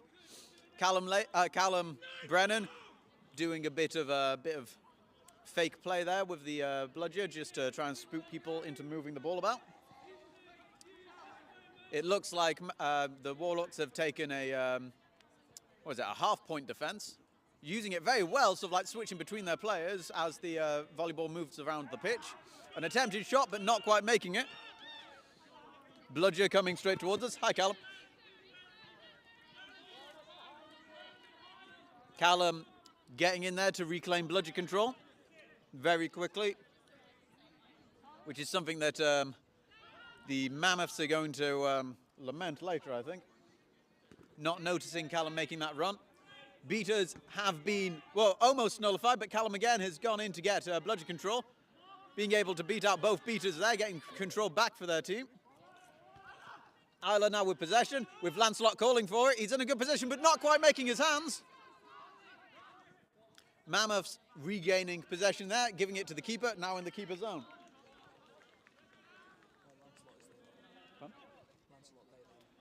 Oh, sorry.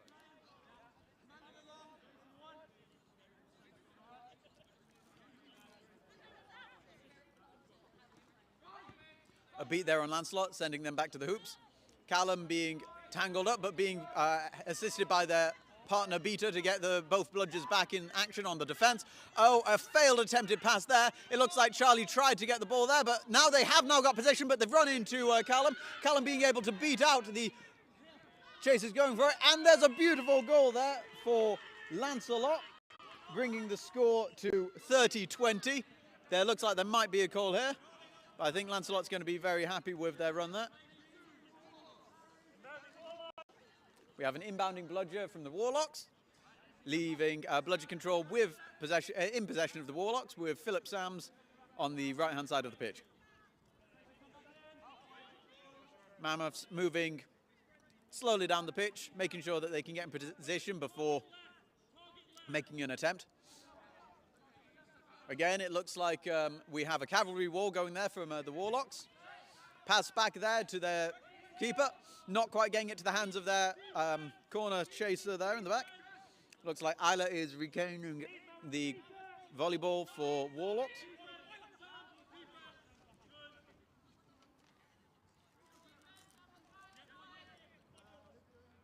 As we approach the just past the 11-minute mark now, we're seeing that it's quite a tight game with only 1 point in between both teams. This is going to start heating up in the next few moments, I believe, as both teams are going to want to start thinking about the flag runner before that happens, how they're going to possession and play their beaters, how their chasers can continue to score and try and widen any gaps that they can. Passing behind there, Charlie now having hands on it. A wide throw over to Isla, but it's been intercepted by number 34. Adam, I believe, Isla taking them down. It looks like there was a little net contact there, but it's not been called. Charlie has now got the volleyball, running it through. They have used their reset. A pass back there to number 92, not quite getting it, but retaining and passing it off to Isla. Isla doing a little fake to try and get some distance between them, and they're chasing. A bit of contact there, put in, not quite stopping them. An attempt at the goal, or a shoot to pass, I believe, there, but not quite getting to their Warlock player. Brilliant intercept there by Mammoths. Now with possession of the volleyball with the keeper. Bludgers have been retained by Mammoths. Mammoths now have a good chance to try and win some points back with a bit of a napalm here. We've got Sam on Sam action here, technically. But there's a beat there by Philip Sam, stopping that napalm in its tracks. We have retained bludgers for the Warlocks, with Mammoths, by having a little bit of a batter fight there.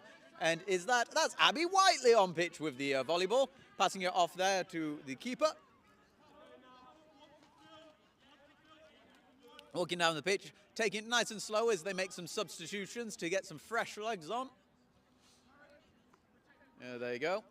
It appears that Mammoths are taking a very classic box formation here, trying to get some long passes off to see if they can move any of the defenders out of the way. Now, as the beaters go in, they have attempted a bit of a charge in there, but they were repelled, but able to retain possession. Abby Whiteley now with the volleyball possession, passing it over, but unfortunately passing it straight to Arjun's hands.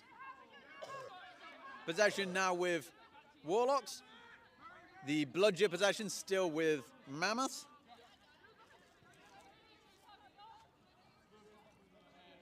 Lancelot doing a sweeping run to try and pull off some defenders, but no one taking the bait. Big long pass over there. I think that might have been an attempted pass to shoot, not making it quite far enough. Abby Whiteley jumping on the volleyball there. Beaters working hard to clear out the defense at a high point there to make sure that they can get some distance towards the Warlocks hoops before getting into any contact. Again, forming a box formation. We have it looks like a point, it's now turned into a point defense from Warlocks, and we have a brooms down. Not entirely sure what the brooms down's for. Let's find out. It looks like there's a yellow card here. It's for Callum Brennan, yellow card. Oh no, it's not for Callum Brennan. It's for the Mammoths beater there. I believe Callum is saying that I think it was a contact issue. Callum is defending his beater, who was against him there, saying that it was incidental, but unfortunately the refs have already carded it for him, which has now left Callum and the rest of Warlocks in a good position here to do a breakaway, as they've removed all bludgers from the defense of the Mammoths hoops. It looks like, luckily, their number 34 from Mammoths being able to stall the attack and allowing their team to get back to the hoops to set up a little bit of a Baylor defense, but we've been beaten up. There's a call of safe on the keeper, but now he has been beat because he was beat while he was in his own hoops, or at their own hoops. Lancelot now regaining possession there, making a pass over. They've seen Arjun, so they've thrown it over the pitch, but Arjun has been beat out straight away. I believe that's now Maisie passing it back to Lancelot, who's now trying to pull out the defense from the back of the hoops. It looks like Callum has cleared out the bludger situation around the Mammoths hoops. They're now calling that there is a no bludgeon situation, but Maisie didn't quite notice, and it looks like the keeper for Mammoths managed to get through, but has now been beat again, taking the volleyball over the halfway line. Mammoths putting in one big shift here to keep this defense alive while their beater was in the sim box. Their beater is now back in play,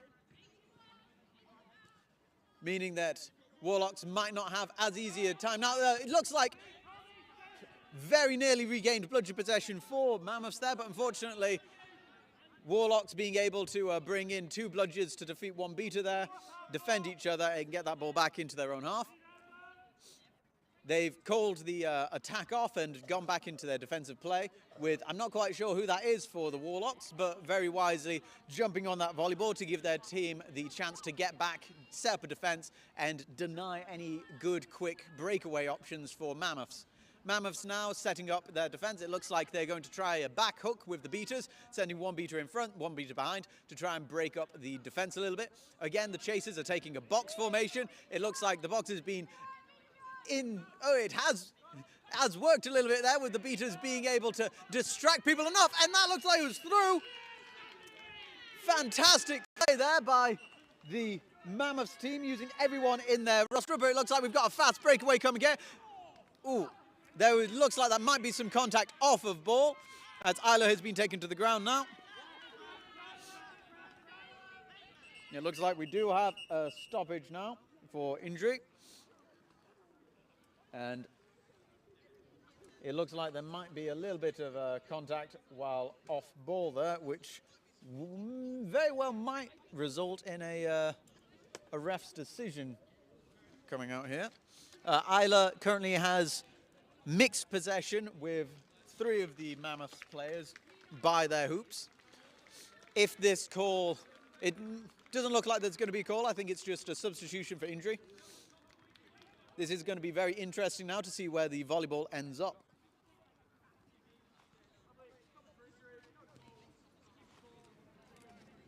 There's been no call, so they continue playing. Players are now remounted. Ready, and here they go off again. It looks like volleyball has been regained by Mammoths. Mammoths keeper walking out of the keeper zone, losing their immunity to beats and tackles over the halfway line. Lancelot and Charlie setting up a, I believe that's a cavalry wall defense that they've got going. Now it's turned into a half point. Very fluidly. And it looks like the beaters are starting to work on the defense, taking out the beaters on the offensive plays from Mammoths, not quite pressing their advantage there and allowing the volleyball to be retained by Mammoths keeper, as their beaters have come back in to make a little bit of a shield to allow time for their keeper to evaluate the pitch. Passing it over there to Captain Fran. Pass back out there and back to the keeper. Lancelot being sent back to hoops for contact after the wing. A dodge there by Fran, passing it off there to number 22, but not quite getting their hands to it. 14 for Warlocks, getting possession and passing it to the keeper, Charlie.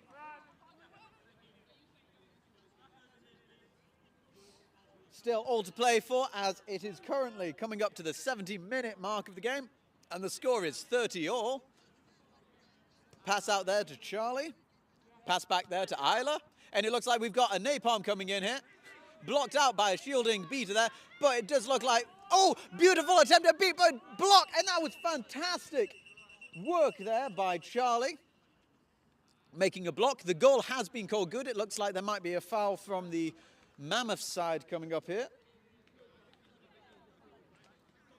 Charlie doing some fantastic work, keeping their head there. Not only getting a deflect from the bludger, blocking that from hitting himself, but then being able to get an accurate goal off from there, bringing the score to 40-30 in favour of Warlocks.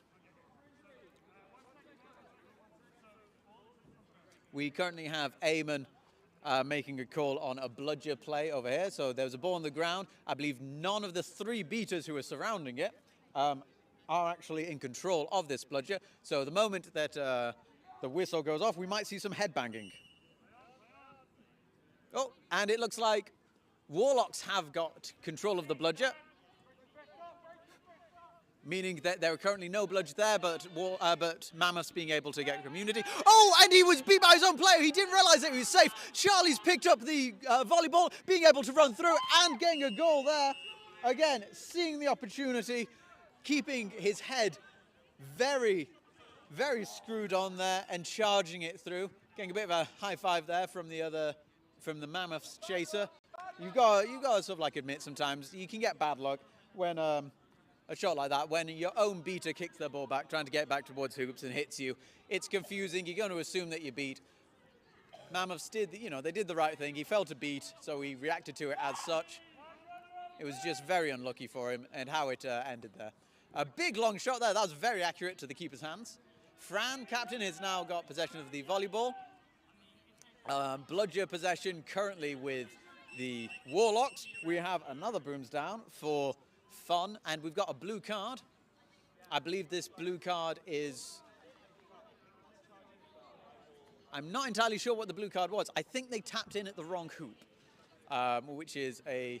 Oh no, I believe it was interference with the dodgeball. As a chaser, they're not allowed to interact with the volleyball unless being hit by it, meaning that that is a blue card. So that's a technical foul. 1 minute in the subs box. We do have the flag runner on pitch. I'm not quite sure who this is today. This is Memphis.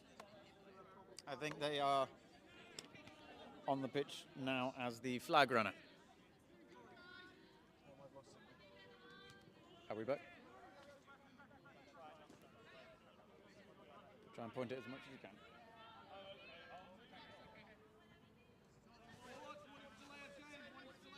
We've just had a warning for delay of game. Sounds like Seekers are just about to come back onto the pitch. Here we go, Seekers on the pitch. Is that back on? We've had a snitch catch, but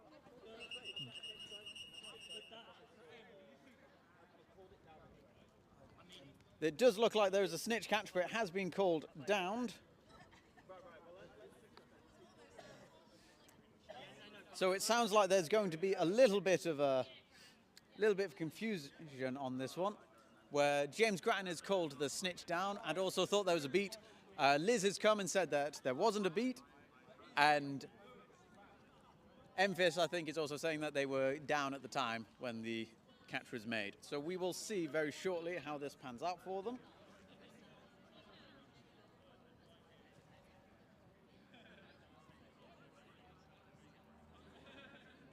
It looks like they have been called safe, but the flag is going back on the shorts of Memphis.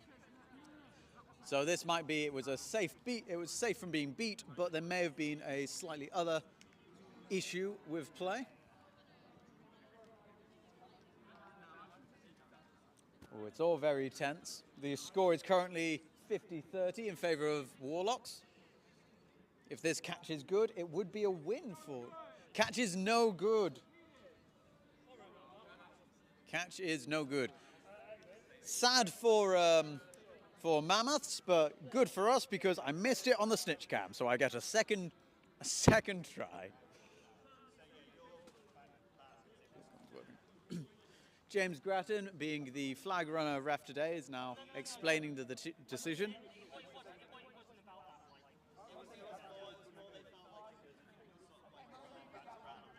It seems that it was a restricted snitch with one arm wrapped around and then the other arm wrapped with it.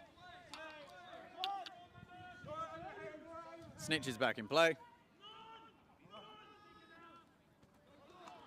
Mammoths back able to have another run at the flag runner, but not quite making it. It looks like there's a lot of good passing around the goals there. And we've got another goal for Mammoths, taking the score to 40-50. Both seekers getting in there on emphasis. And another catch there, it seems. Let's see how this one is called. I believe the flag runner there is saying that it was good. It does look like it was clean on the replay. We're going to see now what the refs think of this. Very hard fought game by both teams here.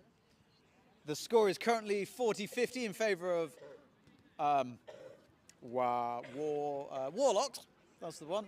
In favor of Warlocks. If this is caught, then this does put Mammoths in the lead by 2 points, winning the game for them. At the moment, bludger possession is currently equal, with one bludger down in the middle of the pitch and both a Warlocks beater and a Mammoths beater having possession. Ooh. Catch has been called good. Catch has been called good, leaving the score at 50-70 in favor of the Mammoths. Fantastic game, fantastic teams now cheering for each other. We will be returning very shortly to the games, as I believe we are roughly on track, keeping the day running at the moment, with our schedule just about making it through. So the next game is going to be, well, actually, it's going to be at 2 o'clock, so we've got an hour break for lunch. So do remember to join us back at 2 o'clock after lunch for the next game, which is going to be Rebels versus Kelpies. Rebels versus Kelpies at 2 o'clock. And we are going to leave you now for our lunch break. But first, I would like to introduce our very generous sponsors who have made this live stream possible.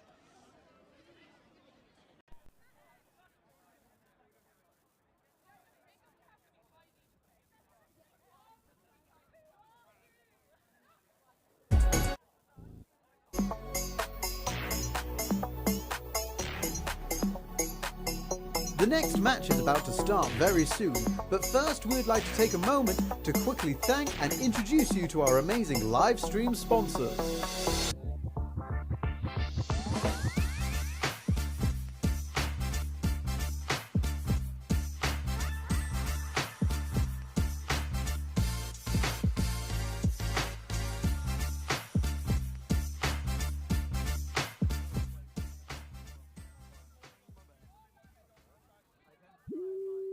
Meandering byways carry us outward. Anyone who is willing to risk it can drill for oil.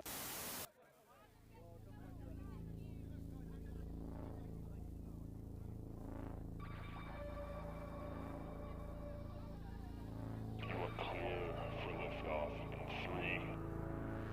3, 2, 1. Godspeed, cowboy.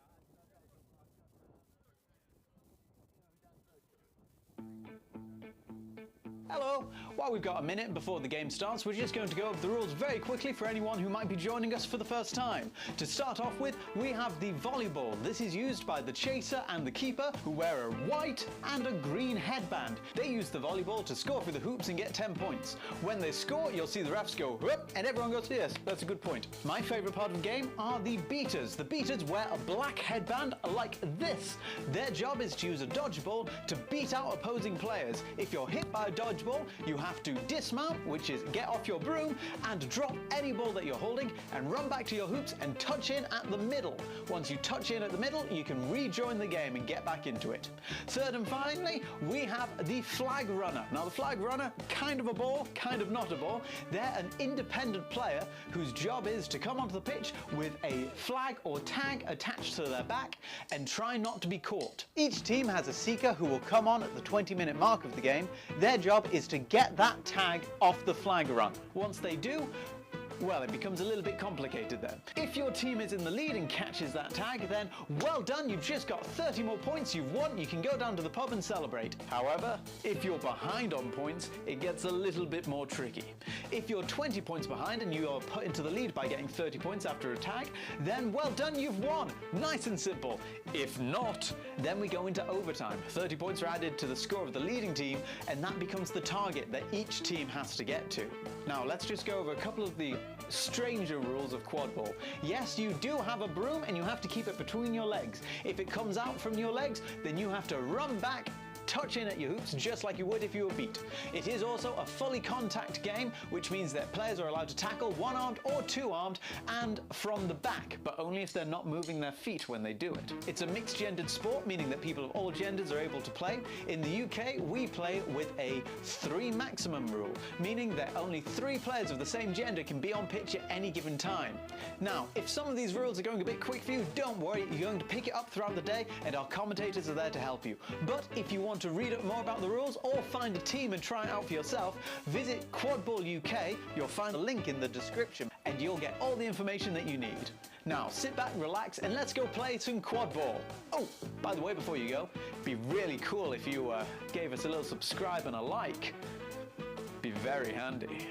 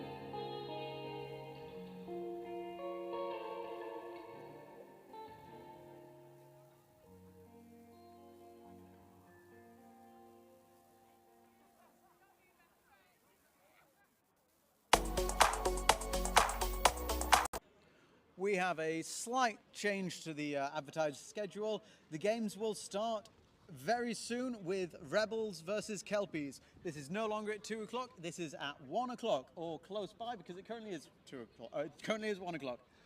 Change of schedule, 1 o'clock, Rebels versus Kelpies. The game will start very soon.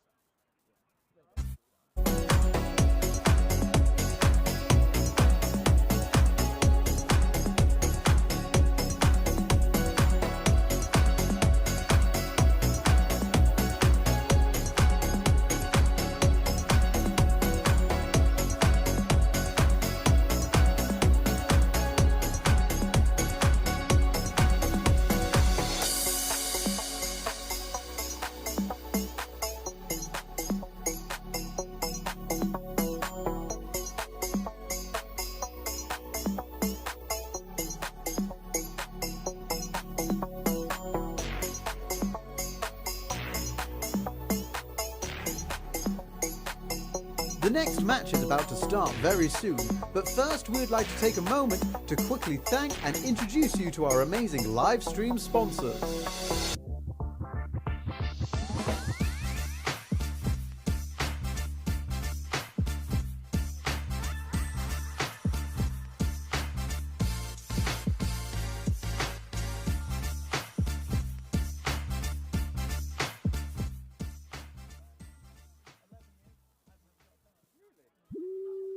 Meandering byways carry us outward. Anyone who is willing to risk it can drill for oil.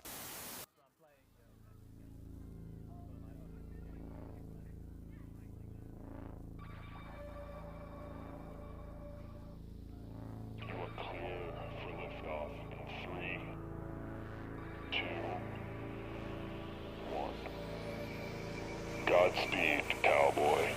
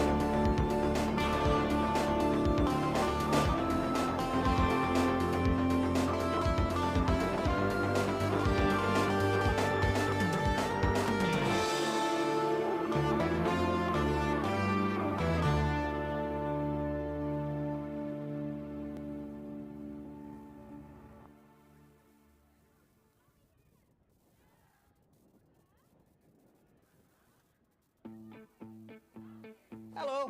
While we've got a minute before the game starts, we're just going to go over the rules very quickly for anyone who might be joining us for the first time. To start off with, we have the volleyball. This is used by the chaser and the keeper, who wear a white and a green headband. They use the volleyball to score through the hoops and get 10 points. When they score, you'll see the refs go, whoop, and everyone goes, yes, that's a good point. My favourite part of the game are the beaters. The beaters wear a black headband like this. Their job is to use a dodgeball to beat out opposing players. If you're hit by a dodgeball, you have to dismount, which is get off your broom and drop any ball that you're holding and run back to your hoops and touch in at the middle. Once you touch in at the middle, you can rejoin the game and get back into it. Third and finally, we have the flag runner. Now the flag runner, kind of a ball, kind of not a ball. They're an independent player whose job is to come onto the pitch with a flag or tag attached to their back and try not to be caught. Each team has a seeker who will come on at the 20-minute mark of the game. Their job is to get that tag off the flag run. Once they do, well, it becomes a little bit complicated then. If your team is in the lead and catches that tag, then well done, you've just got 30 more points, you've won, you can go down to the pub and celebrate. However, if you're behind on points, it gets a little bit more tricky. If you're 20 points behind and you are put into the lead by getting 30 points after a tag, then well done, you've won. Nice and simple. If not, then we go into overtime. 30 points are added to the score of the leading team, and that becomes the target that each team has to get to. Now, let's just go over a couple of the stranger rules of Quadball. Yes, you do have a broom and you have to keep it between your legs. If it comes out from your legs, then you have to run back, touch in at your hoops just like you would if you were beat. It is also a fully contact game, which means that players are allowed to tackle one-armed or two-armed and from the back, but only if they're not moving their feet when they do it. It's a mixed-gendered sport, meaning that people of all genders are able to play. In the UK, we play with a 3 maximum rule, meaning that only 3 players of the same gender can be on pitch at any given time. Now, if some of these rules are going a bit quick for you, don't worry, you're going to pick it up throughout the day and our commentators are there to help you. But if you want to read up more about the rules or find a team and try it out for yourself, visit Quadball UK. You'll find a link in the description and you'll get all the information that you need. Now sit back, relax, and let's go play some Quadball. Oh, by the way, before you go, it'd be really cool if you gave us a little subscribe and a like. Be very handy.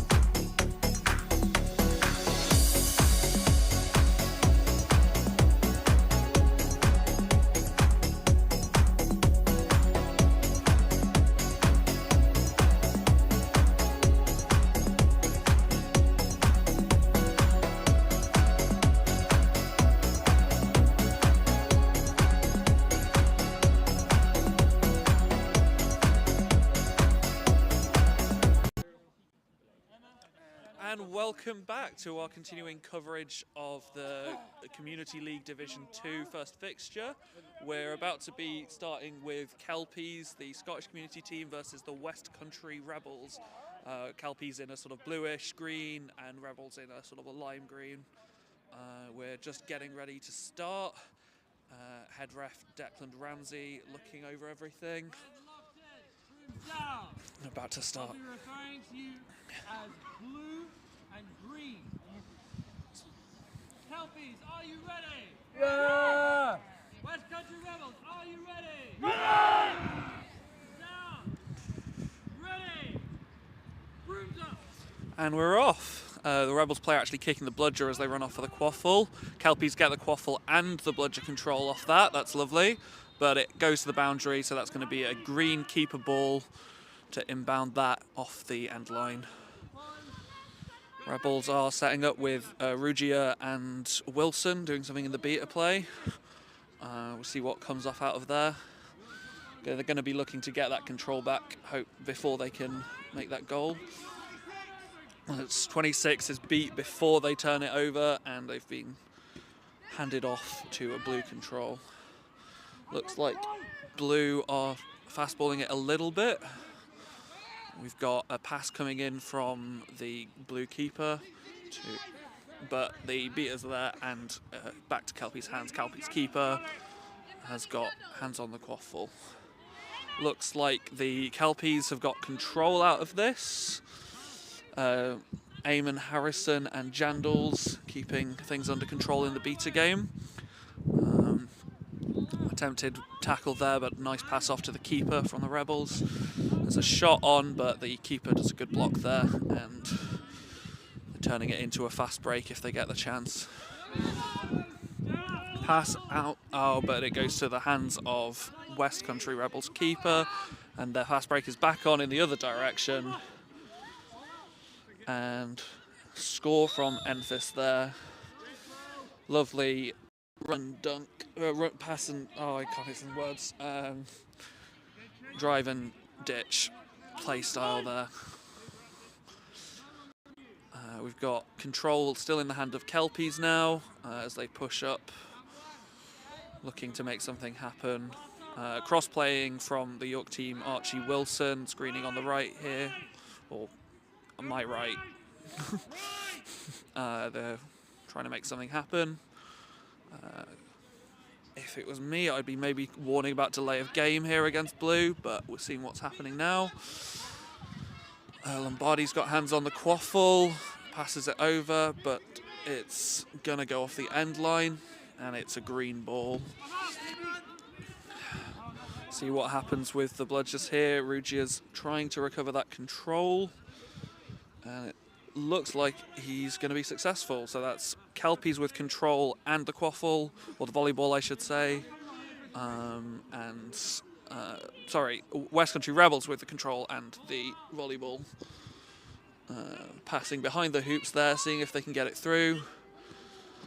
Lots of hands going to it, but lots of beats as well. And seems like the keeper's going to get hands to that for Kelpies.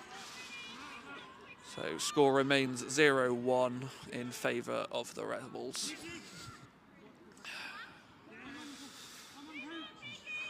We're seeing the blue beater running behind, trying to make something happen, hopefully get that control. They're pointing at Archie Wilson. Will they notice? They have noticed. They've beat out the blue beater, but will it be enough? That is Kelpies getting control, but losing the goal in the drive. Unfortunate, their score is going to be 2-0 or 20-0 if you're using the scoring system official.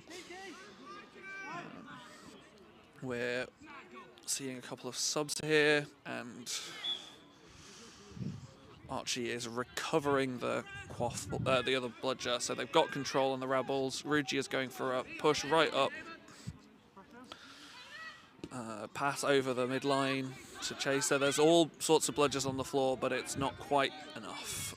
We're back, quaffle back with the West Country Rebels, running it in where they can, trying to draw that beat and pass off to 82. Eamon smartly keeps hands on the ball. Lombardi is beat by Rugia, and the pass over the hoop straight into the hands of the chaser, and it looks like the goal's going to be good. That's going to be 3-0 to the Rebels. It's a lovely, lovely piece of coordination there on the attack.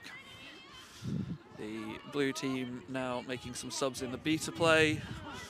Got Josh Fogg on, and I'm afraid I don't know the other beta.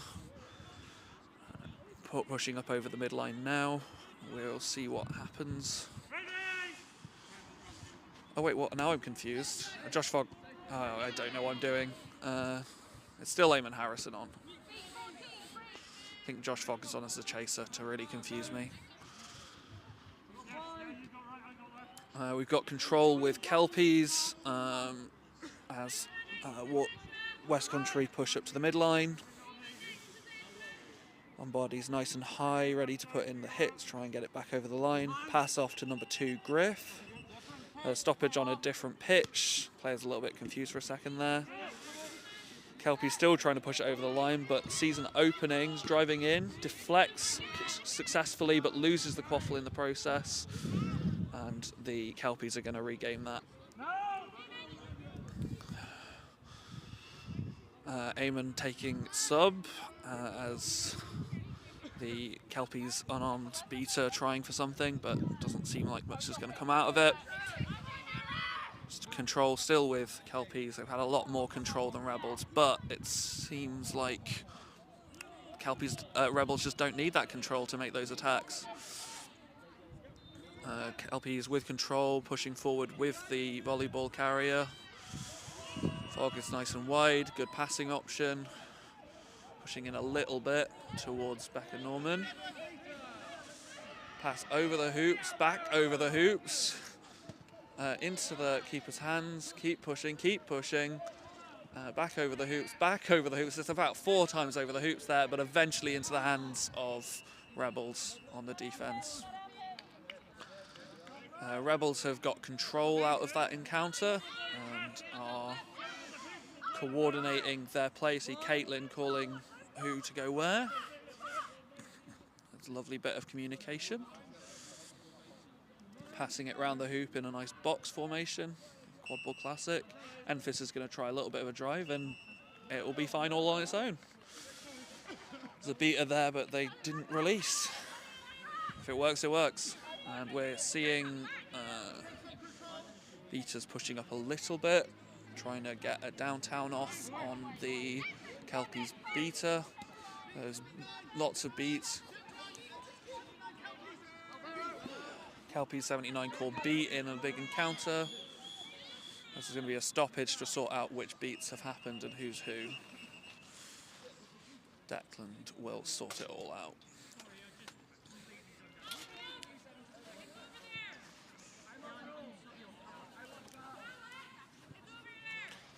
I think it's quite an interesting game we're seeing here, with Kelpies having some general dominance in the beta play, but Rebels just managing to push through that on defense and get a lot of goals. They're currently 3 goals up anymore, and they'll be out of range for that flag catch. I'm not quite sure what the game time is, but it's quite early to get this league. I think they'll be quite comfortable. So I'm hearing that we're about 7.5 minutes into this game, so that it's a comfortable lead at this early time. Kelpies will be looking to readjust their play, find some new way to counter Rebels. Hopefully they can.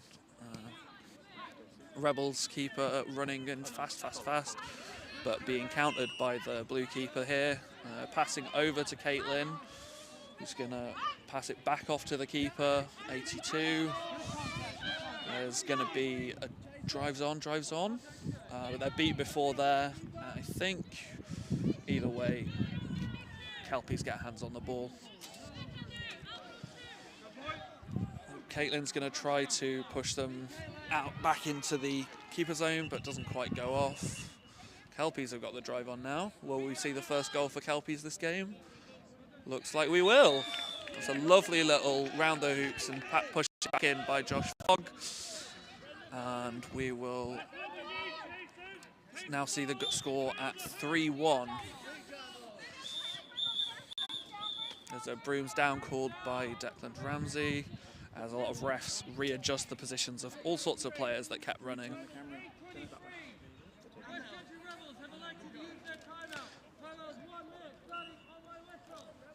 So we're seeing a timeout called now by Rebels. Each team gets a 1-minute timeout to call throughout the game.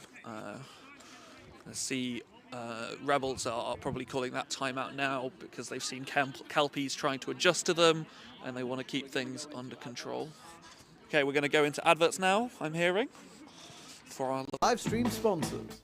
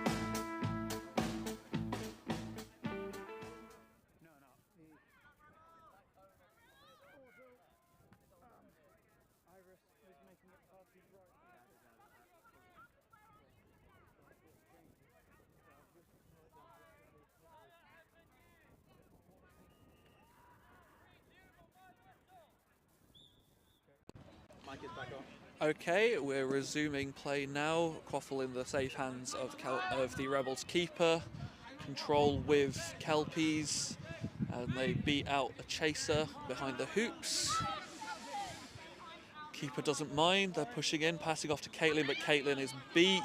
Josh Fogg gets hands on the Quaffle, and they are pushing him a little bit. There is one beater in the way. You can see how they handled that. They have got Jandals there to make a mess of it if need be. As in a mess of the defence, I'm not saying. Jandals makes a beat there without releasing, not technically allowed, but the ref calls it okay. Very naughty. Yep. Jandals makes a good deflect there, and it's getting back towards the Kelpies defence as the keeper for Rebels has got hands on it. The Kelpies are setting one chaser nice and high with three a bit further down, hoping they can make something happen near the midline. We've got Archie Wilson and brooms down called by Declan Ramsey. Seems like it might be an equipment malfunction for one of the hoops on the Rebels side. We'll wonder. Seems like they might be getting it fixed.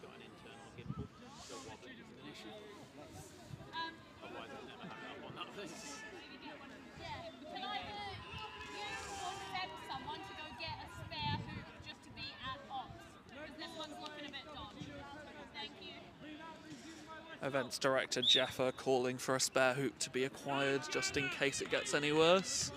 Big tussle on the Quaffle there. Lots of blood just throwing around, but who's going to end up with it? That will be Kelpies with hands on the Quaffle, passing it off to the safe keeper hands in the keeper zone. 66 gets past almost all the defenders, but doesn't quite get the shot in. But we've got 69 there to recover the ball and make it work. Lovely bit of coordination there, passing through the hoops, so that even if it doesn't work the first time, you've got somebody there to clean up. Rebels pushing up again, got Archie Wilson protecting the volleyball, and control with the defensive Kelpies. Rebels have shown they can do nice long passes on the attack, but unfortunately that one goes into 69. Kelpies keeper pushes up. There are no bludgers on the defense, but the tackles are still good, but it won't be enough. That's another score for Kelpies. Score is now 4-3, going from 3 goals at the start from Rebels into 4 from Kelpies.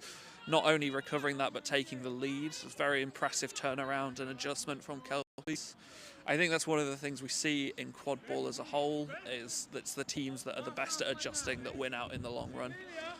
Enfys now got their hands on the quaffle, trying to find space in the defense. Archie tries a beat there, but it doesn't work out. Rugia will take the immunity when it's given. Tries to get in and help, throws the bludger back to Archie. The keeper will get hands on the volleyball. And the passing off. Will there be anyone in the way for number 99? There will not. That's going to be another goal, extending that lead to 5-3. Lovely, lovely piece of coordination there from Kelpies, showing their mettle. Rebels have, of course, already used their timeout. If not, I think this would be a good moment to take it, try and readjust that momentum. What you don't want is your other team getting all this momentum, lots of goals scored. You really lose the mental game when that starts happening. Keeper manages to make a nice dodge from that dodge ball there. Passes it over the hoops, but the 99 for Kelpies gets hands on it and is running in. Can anyone stop them? There is a bludger and it will be beat, but there's just more hands nearby. 3 attempts on the goal there, but nobody quite manages to make it, and it will be back in the hands of the Kelpies keeper. Not Kelpies, Rebels. Just basically ignore anything I say. I'm normally wrong.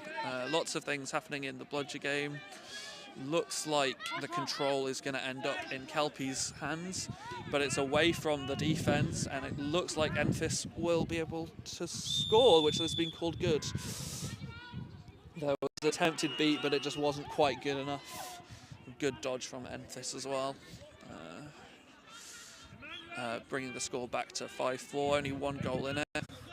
When flag runner Josh Armitage makes their appearance. Currently, it looks like it's going to be a nice close game within range for both teams. So that's what we like to see, a nice exciting close game. We're going to see beat at the midline in the beta game between the beaters. Kelpies keeping that control nice and strong, passing past behind the hoops. The defective hoop falls over again. And the goal is called good. Don't need all 3, only need 1. In this case 2, which will bring the score to 6-4 in favour of Kelpies. Homeland advantage for the Scottish community team. We're going to see control in the hands of Rebels though, which is good. Josh tries something on the volleyball but doesn't quite go off. Saying that a lot. Caitlin doesn't quite get hands to the ball and is beat on the defense. Giving the ball over to Kelpies for their next attack. Control still with Rebels. They're keeping it nice and safe. Not quite sure what the time is, but it looks to be about the time. So I'm hearing it's 14 minutes, so it's about the time that teams start worrying about keeping that control ready for flag being on pitch, because it's really important. Cool. So we will be in about 4 minutes seeing release of the flag runner, Josh Armitage. And then a minute after that, the Seekers will be released. And currently, it will be within range for both teams, which is when you see really intense bubbling and fighting over that flag.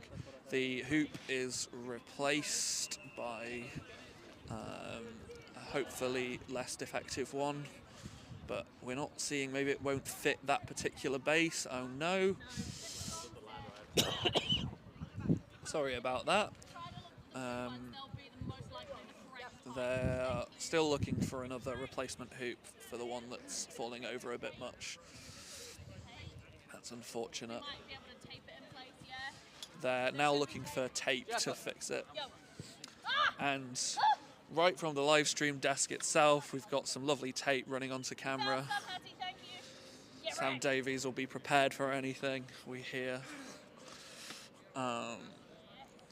Hoping to tape the hoop together so that it doesn't keep falling over, because that can be very frustrating. Although Okay, we're going to cut to ads now, I'm hearing. So, let's hear from our lovely sponsors.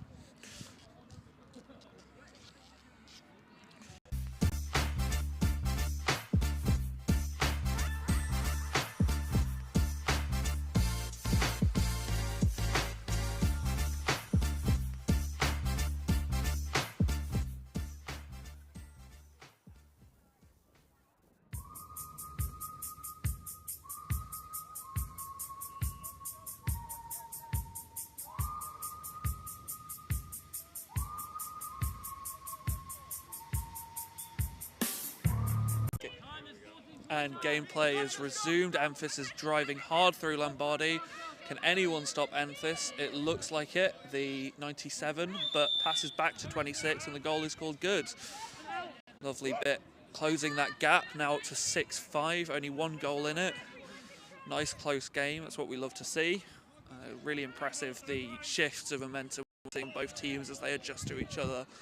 Really impressive coordination there. Control with Kelpies as they push up over the midline.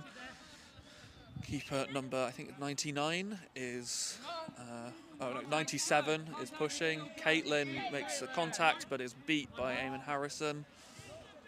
Passes to Josh Fogg. Passes back. Oh, but the player's dismounted. Rebels get hands to ball. Can anyone stop them?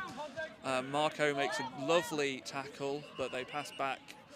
Reset. Looks like reset was used, I'm hearing, which is unfortunate, but they've still got hands on the ball, and that is the main thing. Archie faking out the chaser there and getting beat in the process by Eamon. Who can get hands to the balls? It's Kelpies.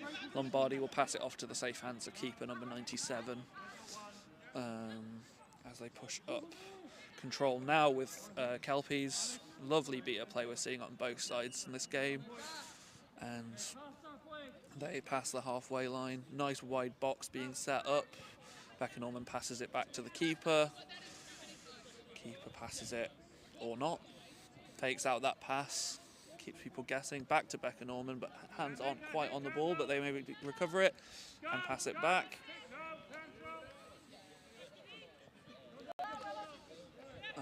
Hands are beat. Marco does beat before there, and it's going to be passed back over to the green team. Sorry about that. I think there's a bit of dust in the air. Hands are now. The ball is now with the hands of the green keeper as they push up.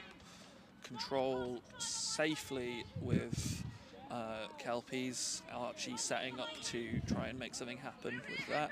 As a tackle comes in, pass goes off to Enfys. Enfys passes back to keeper. There's a lovely catch by Rugia, manages to recover that control. Incredible work. Throws on back to Hoops, but gets an attempted beat from Eamon. Eamon misses, leaving all balls on the floor except the one in Rugi's hand. Archie will be able to get back in, but unfortunately Jandals has beat them to all of the floor balls, so Kelpies get that control back. Meanwhile, Jake is trying to make a mess of the Kelpies attack as all of the bludgers are on the other side of the pitch. Doesn't quite happen. Lots of good passes from the Kelpies there, making things happen. Archie's going to call immunity, but it looks like they don't have immunity as there are two on the floor, and they're sent back to Hoops by referees Jeffer and Alex, making it no bludgers.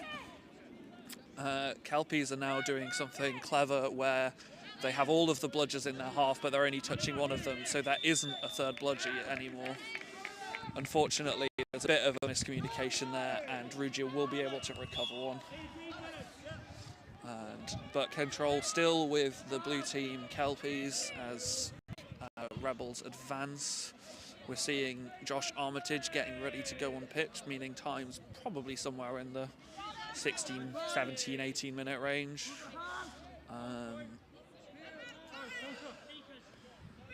There's a tussle for a bludger, doesn't go off. Beats, attempted beat on 82, but the lovely deflects. Goal can't quite get finished. There's a huddle over it, but the Kelpies beater will unfortunately make something happen.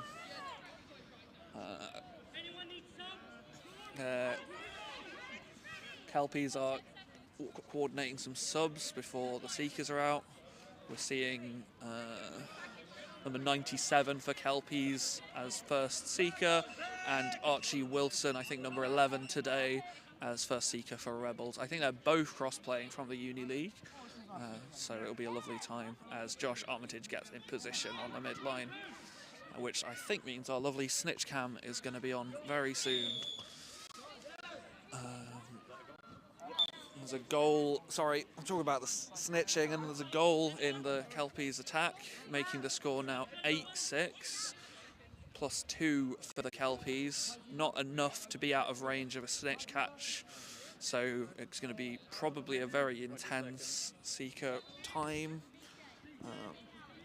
About to be released in about 15 seconds. Eamon makes an attempted beat on Enfys, but Enfys is able to dodge. Eamon makes a lovely beat, and the Seekers are about to be released. 5, 4, 3, 2, 1, and the Seekers are released. Archie's trying to avoid Eamon, but Eamon's there to make it happen, meaning that the Kelpies Seeker is the only one that gets hands on Josh Armitage. Gets beat by Rugia, meaning Armitage has some time to readjust their location. Archie's now coming in. There are no beaters nearby, so they might get a few seconds. Anything could happen. Archie, a very strong, powerful Seeker, normally for the York Horntails, last year's second place team in the Uni League. Meanwhile, number 97, who I have definitely met before but forgotten the name of, normally plays for Glasgow or Stirling, I believe, is in getting some good time on the flag runner. In the Quaffle game, the Rebels are able to pass over the hoops and make a lovely score out of that. There's a couple of beats in the near the snitch, and that will be control with Kelpies, and they beat the Seeker. Beat both there. There's 3 bludgers on the floor, but Kelpies are able to recover pretty much all of them.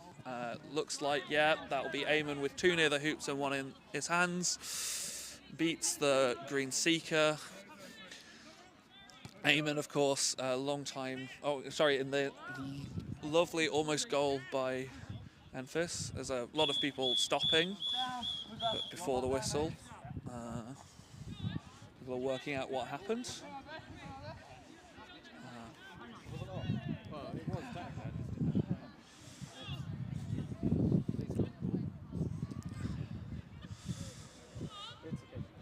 Not quite sure what happened there, but it seems like they're trying to work out if the goal went in. From my eyes, it did go in, but it might have been a beat before. It's mostly been falling there. Declan calling no good on the goal, so score remains 10-7 in favour of the blue team. Again, still just about in range for for Rebels. If they catch, they'll be going to overtime, but with equal score, either team can win off that. And Kelpies make another goal, making the goal split now 4, which is unfortunate for Rebels. That's out of range. If they catch now, they will unfortunately be have to go to overtime with a disadvantage in the score. We're seeing the Kelpies Seeker pushing quite hard here. Eamon makes a beat on Rugia and is inbounding a bludger now. There are 2 bludgers in the hands of Kelpies, 1 in the hand of Rebels. Kelpies are playing a hybrid bubble where one of their beaters worries about the Seeker, the other one worries about the Chaser game, and it seems to be working well for them. That strong coordination in the beater game helping them keep some level of control in both halves of the game as we are in flag game. Armitage now getting a few seconds to themselves as the Seekers on both sides are eyeing it up. Kelpies get beat a beat, but the immunity is called.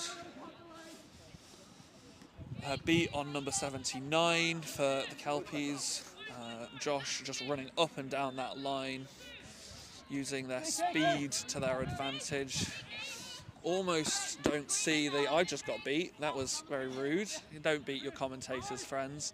We're seeing the blue Seeker trying really hard for Josh Armitage, but they're of course one of the best, if not the best Seeker flag runner in the UK, formerly or potentially still currently flag runner developer, and now the head of, I think it's gameplay, very proficient snitch, very proficient Seeker, just generally a very good player and official. We're seeing double beat from the blue beater. Got full control over the area, but leave a bludger behind to beat the blue Seeker by number 2 Griff for Rebels. Rebels are going to beat a Chaser while they're there, and then there'll be a little double beat by the beaters there. Enfys has got hands on the volleyball. A lovely almost pass, but doesn't quite go off. Chaser gets beat.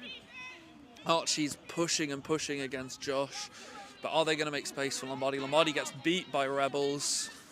Archie called safe there. Beater is beat. Archie's got some time to themselves. Can they push through? Can they muscle through? They've got strength, they've got determination, they've got arms that are swinging, but unfortunately don't quite manage to get that flag tag. Looks like they're going to take a substitution.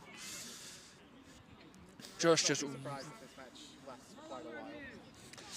I'm hearing from the live stream operator that they're expecting the match to last quite a while. Unfortunately, Josh just has so much stamina. They do marathons, they do rock climbing, they do everything, and they are fast, they are strong, and they are technically proficient. One of the best flag runners there are, really. And it's gonna see the scores getting still quite close together, still 3 goals in it, between 12-9 in favour of Kelpies. So it's sort of anyone's game depending on who gets this catch. But back to hoops called on Marco Lombardi for some sort of bad seeking. I won't claim to know the seeker rules very well. Alex calls a grab from the Rebels seeker there as well. Lombardi's back in. Has Josh seen them? Oh, Josh has seen them. Very close then. Dive from Lombardi, but there's about 5 or 10 centimetres in it, unfortunately. Fog gets beat and Green Beater gets beat. It looks like Rebels have got the control again. Trying very hard to get some good time for their seeker on the Josh, but will it be enough? Who can tell? Josh is, of course, incredible. Fog trying to get hands on a dodgeball. Got unfortunate things happening there. A lovely beat from Rugia onto the blue beater there. Bit tap beating keeper and a chaser there, looks like, as Rebels get some time with snitch Josh Armitage. But Josh is just pushing them and pulling them around, and they just can't get close. We're seeing Kelpies with the volleyball pushing up with one of their beaters, as the other one worries about the snitch. Both beaters now in the snitch game, the flag runner game. Got full control, maybe setting up a full bubble, but we'll see. No, one of the bludgers is being held back to defend the quaffle. I think they're just better than me. I don't really know what they're doing. They're very, very tactical, the Kelpies team. Eamon Harrison with a lot of rules and tactics knowledge, helping develop their play to a really high standard there in the beat-up game. Marco is eyeing up Josh, trying to get hands on that flag tag, but Josh has still got hands to make something happen. Control remains with Kelpies after a bit of a tussle, but Archie's coming in. That means both seekers are attempting on the flag at the same time. There's another goal for Kelpies there, making the score 14-9, sort of safely out of range. Fog is called safe, a beat before on number 2, and goes into tap beat Archie Wilson Seeker for Rebels. Kelpies send a beater into the chaser game to clear up a big huddle. Will they be able to score out of that? Who can tell? It looks like a good drive. Will anyone get in the way? There's a pass off and just a dunk into the goal. Always got to watch those passing options on defense. We're seeing a bit of contact by Fog, but it's not enough. Rugia gets a beat on them. Marco just pushing and pushing, but gets dismounted in the process. There's a numbers discrepancy here. Home team Kelpies have many more players than Rebels, and I think we're starting to see that stamina, that extended number of subs really coming to help, really making things happen in the long run. And I think the longer this game goes, the worse time Rebels are going to start having. We're really seeing tired Seekers, tired Beaters, tired Chasers on the Rebels side, and also on Kelpies as well, but not to the same extent. Josh Fogg gets a bludger and beats out the Seeker Archie Wilson, but the blue Seeker is dismounted as well. Goal scored now 69, or yeah, 69 in favour of Kelpies. Number 8 for Kelpies deflects the bludger into their own feet, which is still a beat. Enfys is running it round, trying to get that drive, passes it off, but unfortunately into the hands of Kelpies, who push it back. That'll be probably a reset used as Becca Norman pushes up. Seeing another sort of swing there from the Kelpies Seeker, now on first penalty for the snitch, which means they can only use one hand. Will this be enough to enable a catch against Josh Armitage? Only time will tell, but it's very possible for Josh to keep going to the next penalty and even to the time cap. They are, again, a very incredible snitch. There's really good dives here from the 97 for Kelpies, as there's a bludger held up at the hoops. There's Kelpies trying to make space on the attack with the volleyball, but looks like there are just too many chasers in the way. I'm going to run it around the side with the passing option coming in, but unfortunately it will end up in the hands of Rebels on the defense. Number 99, not scared to keep pushing when the hands are on it.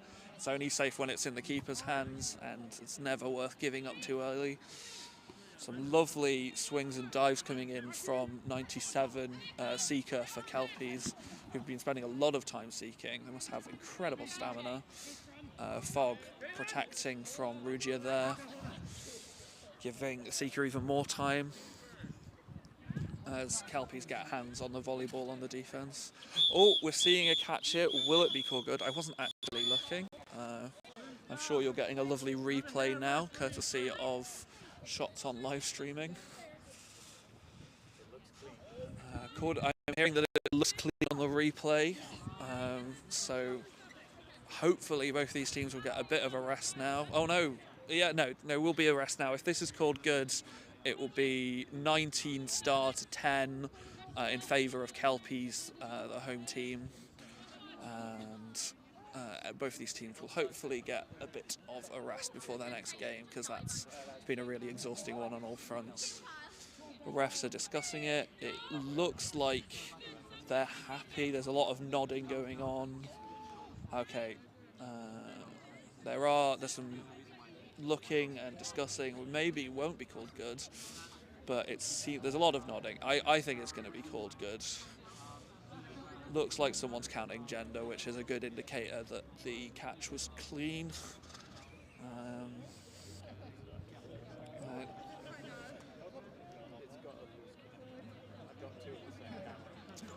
we'll see what happens. It's been a really well fought game on both fronts. Catch called good.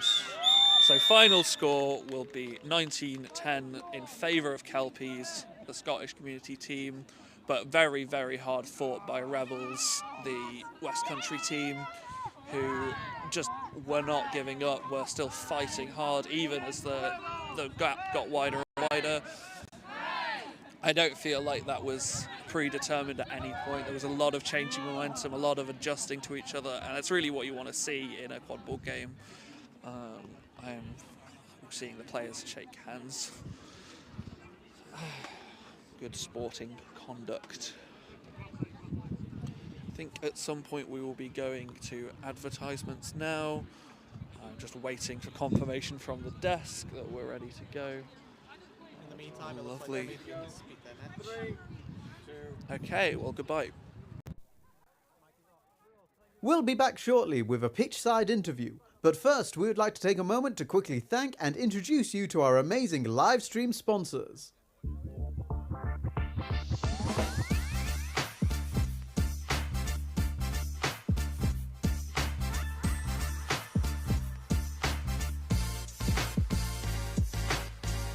Sponsors.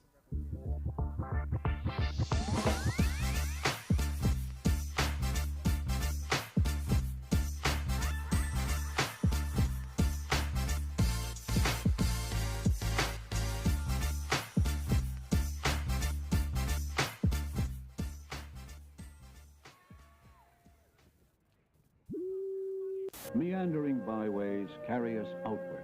Anyone who is willing to risk it can drill for oil.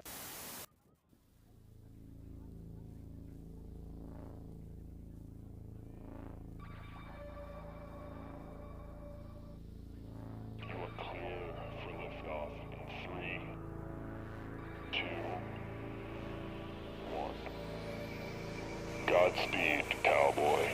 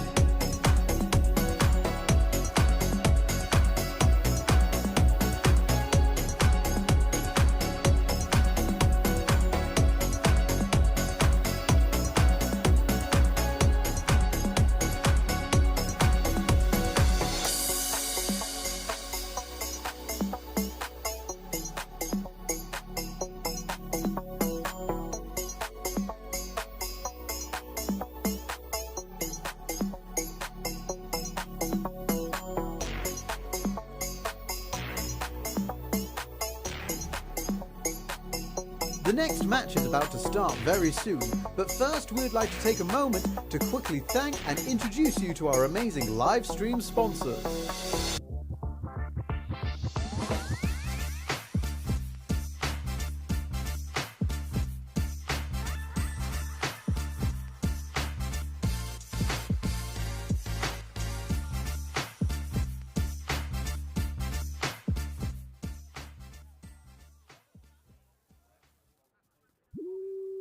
Meandering byways carry us outward.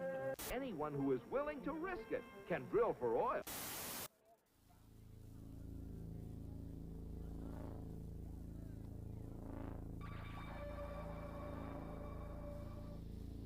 You are clear for liftoff in 3, 2, 1. Godspeed, cowboy.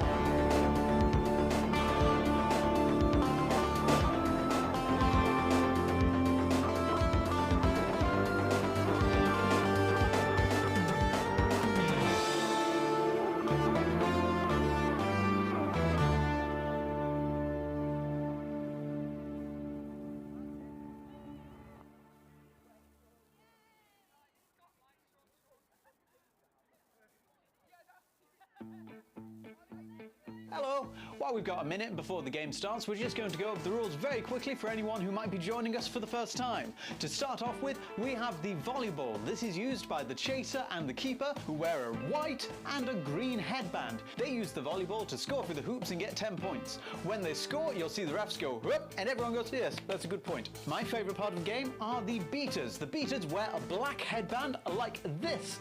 Their job is to use a dodgeball to beat out opposing players. If you're hit by a dodgeball, you have to dismount, which is get off your broom and drop any ball that you're holding and run back to your hoops and touch in at the middle. Once you touch in at the middle, you can rejoin the game and get back into it.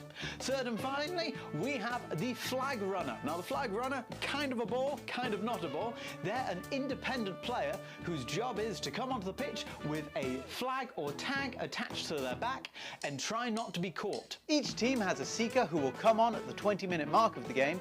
Their job is to get that tag off the flag run. Once they do, well, it becomes a little bit complicated then. If your team is in the lead and catches that tag, then well done, you've just got 30 more points, you've won, you can go down to the pub and celebrate. However, if you're behind on points, it gets a little bit more tricky. If you're 20 points behind and you are put into the lead by getting 30 points after a tag, then well done, you've won. Nice and simple. If not, then we go into overtime. 30 points are added to the score of the leading team, and that becomes the target that each team has to get to. Now, let's just go over a couple of the stranger rules of Quadball. Yes, you do have a broom and you have to keep it between your legs. If it comes out from your legs, then you have to run back, touch in at your hoops just like you would if you were beat. It is also a fully contact game, which means that players are allowed to tackle one-armed or two-armed and from the back, but only if they're not moving their feet when they do it. It's a mixed-gendered sport, meaning that people of all genders are able to play. In the UK, we play with a 3 maximum rule, meaning that only 3 players of the same gender can be on pitch at any given time. Now, if some of these rules are going a bit quick for you, don't worry, you're going to pick it up throughout the day and our commentators are there to help you. But if you want to read up more about the rules or find a team and try it out for yourself, visit Quadball UK. You'll find a link in the description and you'll get all the information that you need. Now sit back, relax, and let's go play some Quadball. Oh, by the way, before you go, it'd be really cool if you gave us a little subscribe and a like. Be very handy.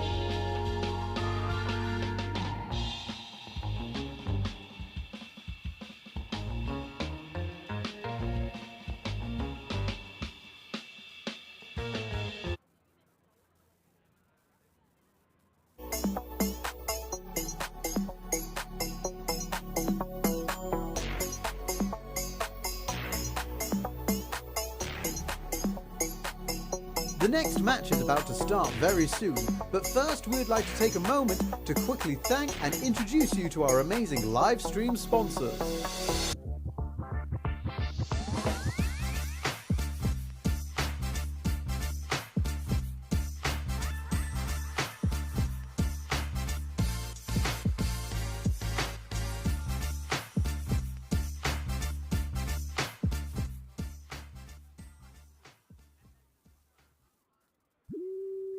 Meandering byways carry us outward. Anyone who is willing to risk it can drill for oil.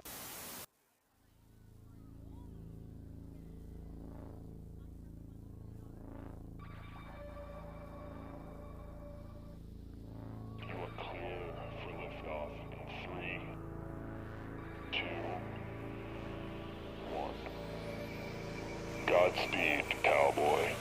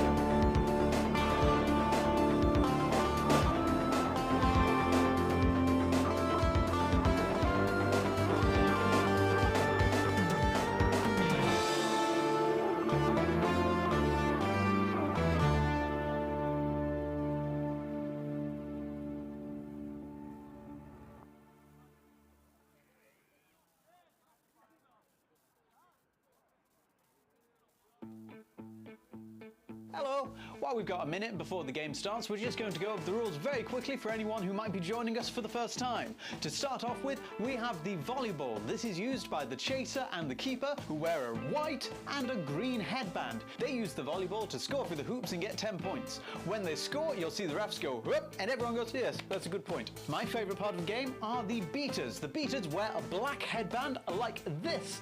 Their job is to use a dodgeball to beat out opposing players. If you're hit by a dodgeball, you have to dismount, which is get off your broom and drop any ball that you're holding and run back to your hoops and touch in at the middle. Once you touch in at the middle, you can rejoin the game and get back into it. Third and finally, we have the flag runner. Now the flag runner, kind of a ball, kind of not a ball. They're an independent player whose job is to come onto the pitch with a flag or tag attached to their back and try not to be caught. Each team has a seeker who will come on at the 20-minute mark of the game. Their job is to get that tag off the flag run. Once they do, well, it becomes a little bit complicated then. If your team is in the lead and catches that tag, then well done, you've just got 30 more points, you've won, you can go down to the pub and celebrate. However, if you're behind on points, it gets a little bit more tricky.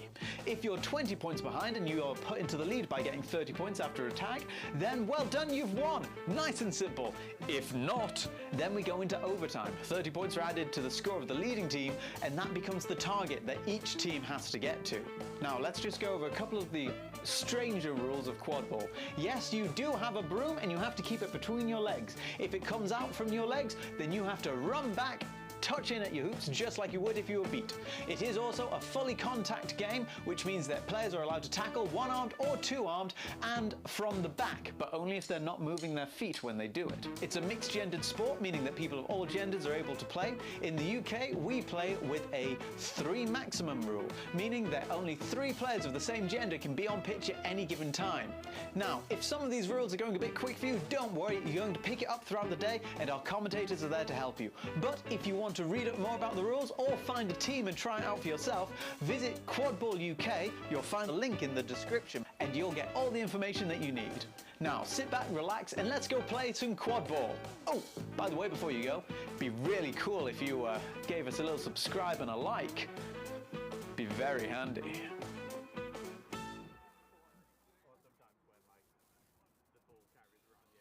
Or sometimes when like the ball carries around the edge of the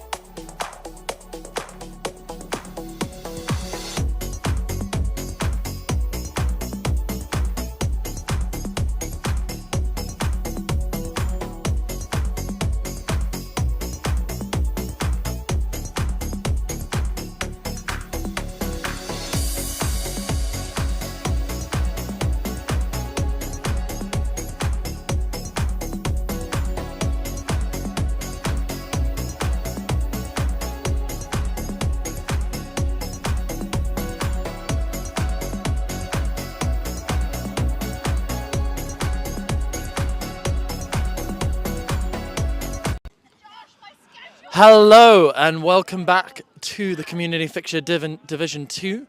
We have got a very exciting game for you. Here is going to be the West Country Rebels versus the Oxford Mammoths. Teams are just getting lined up to start. The sun is setting, but Mammoths do have the advantage with the sun behind them. West Country Rebels are going to be playing into the sun. Getting some words from the players. Will not be listening to them for the rest of the game. It's been a good day so far. Oxford performing very well. West Country Rebels coming from their Division 1 appearance at EQC last season, looking to start their season strongly.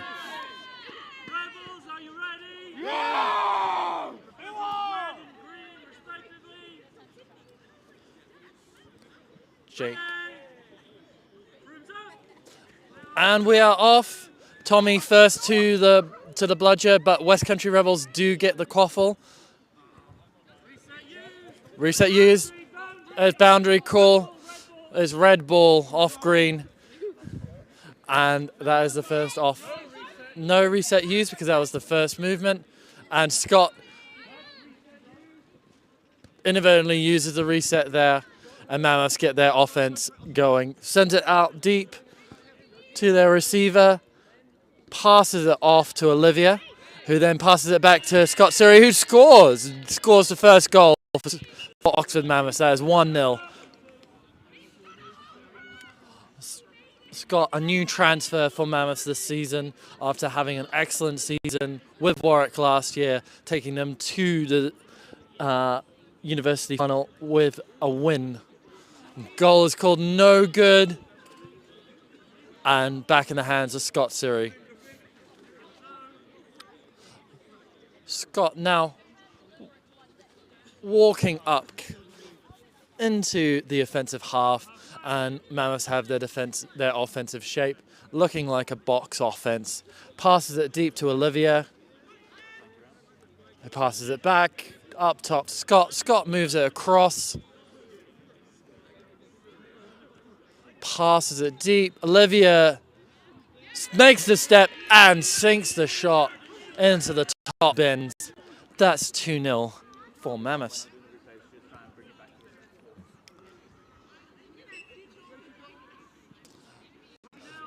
Olivia making a really great step there to shake the defender.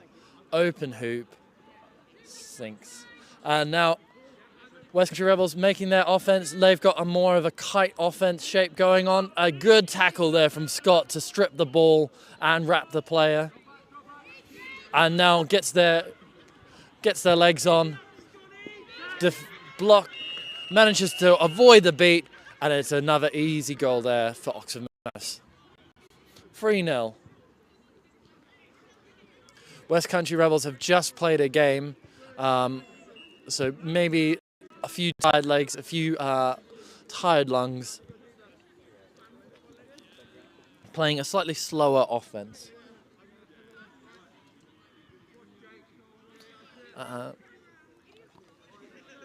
Now past the halfway line. Alex Roberts being defended there by Archie, the crossplay player from York. Passes deep, out of the reach of the receiver, and that is picked up by Mammoths, and they turn into the offense. Mammoths with control. Tommy moving quickly to match up with Jake, but doesn't make a beat. Mammoths now in their offensive shape. Olivia now playing up top. Scott as the receiver. As they move it around the box, trying to bait out West Country Rebels. Scott makes a good run and dive and score.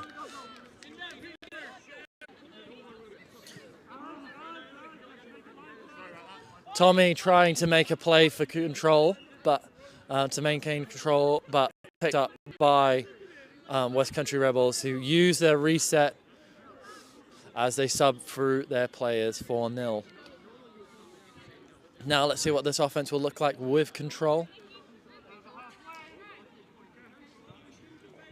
although they have used a reset already, so they're going to have a few limited options. Gruff lining up a shot, pass, goes to the feet of the receiver, but is picked up by Enfys.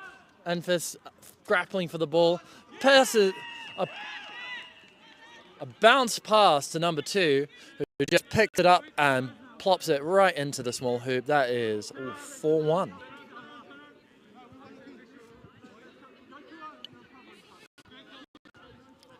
Mammoth still without control. We'll have to be a bit more patient on this offense as the ball reaches the halfway mark. Sees the trade. 34 makes a move. Passes to Olivia, and Olivia just pops it in.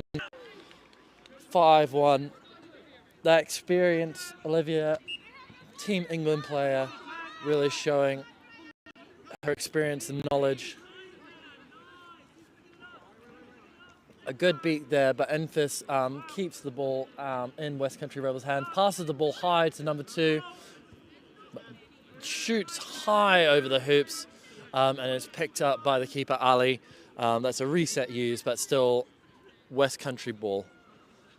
West Country looking a little bit different now in terms of their offense shape, a bit more of a square, but the ball goes a little too high for the receiver, and that is off the back into the keeper's hands of Scott Surrey for Mammoths. Mammoths still not able to get control. Since West Country Rollers have gone control, they have not been able to make a play to break this control by the West Country Rebels. Making a play there now, but still safely in the hands of West Country Rebels. And it's a good beat by Jake. It looks like the beaters may have been sucked into that beetle battle for a second, but Jake was able to turn quickly and make the beat on Olivia. West Country ball.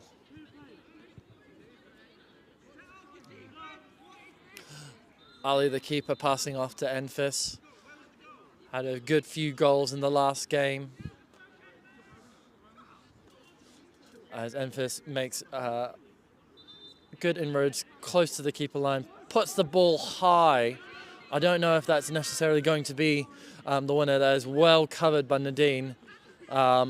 Stripped though by the player. Lewis Dixon tackling the player well after the ball had been called out. And that's going to be a card for Lewis Dixon for tackling a player without the ball. Could have disengaged.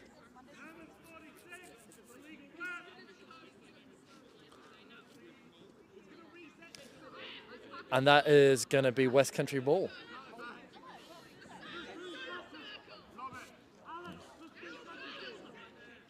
Gruff saying that they're off broom, so might not get the ball, but if they were off broom because they were being tackled, maybe they will get to be back on broom. Yeah, it looks like they will.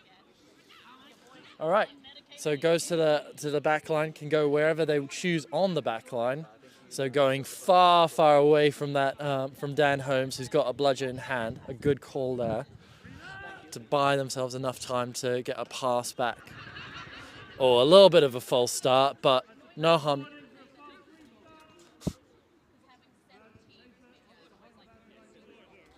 No.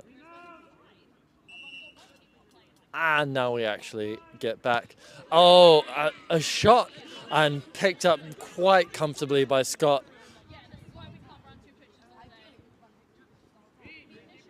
Pass it off to Nadine. Nadine now playing on the shoulder. Back up to Scott. Swapping sides, but Scott still playing at the top. Passes it down deep to Olivia. Passes it back to Scott. Just moving the ball around in their square. Meanwhile, the beaters just beating out loose chasers there. Dan making the West Country Rebel player run a bit, get them a bit fatigued. Olivia receives the ball over the top, sees the opportunity, and the same goal again. 6-1. Nadine can do, Olivia can do those all day. Ali now receiving the ball, steps back into the half and resets the ball, makes it live. Caitlin Riley now on for West Country Rebels. And bludger control is now back with Olympians. Not Olympians, sorry, Mammoths. Apologies. Scott Surrey reads the pass really well. Ali then gets the strip as well. But Scott recovers a fast break and a goal. Some great support running there by the chasers as well. Loads of options, but could just put it in themselves. 7-1.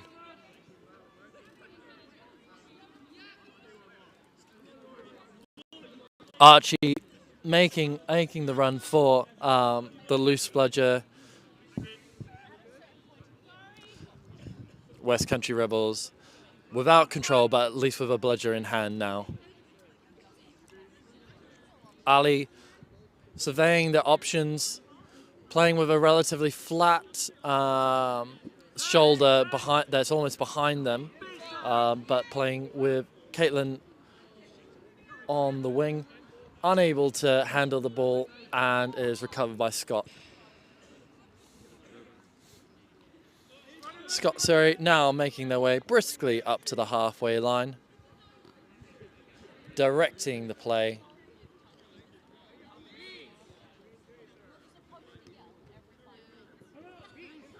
Passes to Swan, and the pass back to Scott, moving the ball laterally across the width of the pitch. The wing receiver looking at Ali with what looks like it might have been too high, but knocking the ball out and getting the turnover for West Country Rebels. And that's a brooms down there. Just a stoppage for bludger, nothing too exciting there. And ball in West Country Rebels' hands. Caitlin Riley taking the ball up to the halfway line. Now with Ali and Griff as their shoulders. One chaser, number 24, looking like the deep receiver. Passes it off to Griff, passes it to the deep receiver, can't handle the ball unfortunately, and that is going to be, Ali really getting there to hassle the chaser, and Scott hands it back off. And the chaser being really hassled, that's going to be a turnover. That's going to be not a turnover, sorry, but a reset used. And that's confirmed by Eamon, just letting Lewis Dixon know that they do not have a reset. Lewis Dixon now in the green for Scott Surrey. Passes it to Claxon. Claxon looks up for the shot, but goes for Olivia, the pass to Olivia instead. Sam Instone, the new transfer for Oxford Mammoths, hassling Jake Rugia for the bludger. But that... it's a safe call because it is Olivia's ball. So Olivia passes over to Lewis Dixon, who gets the pass off to Claxton. Claxton trying to get the ball through the hoop. I think tried to get the ball through the hoop of a hoop that had been dislodged, but that's a no good. And mopped up by the West Country Rebels for the defense, keeping the score at 7-1. Ali casually taking the ball up the length of the pitch to the halfway line. Defended by their beater.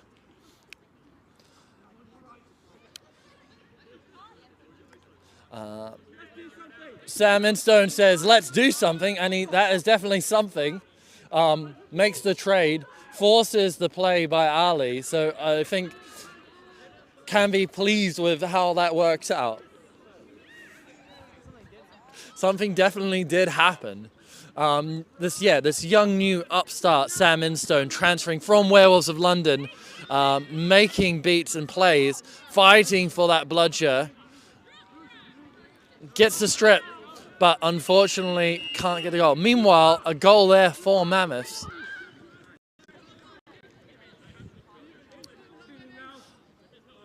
And that makes the score 8-1.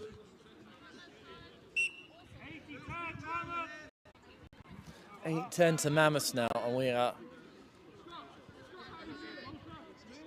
That sun is dropping quite rapidly, which is probably going to make it a little bit harder to get any shots off for West Country Rebels, especially on that left side where they will be looking directly into the sun. But passes it back to Ali. Ali gets a bit of a move on. Looks for the pass over to Enfys, but Enfys is well covered by the beater. And now Claxton is seeing open lane, passes it to Dixon, but Dixon can't handle it. Good wrap there by Alex Roberts, but then Lewis gets the drive on again.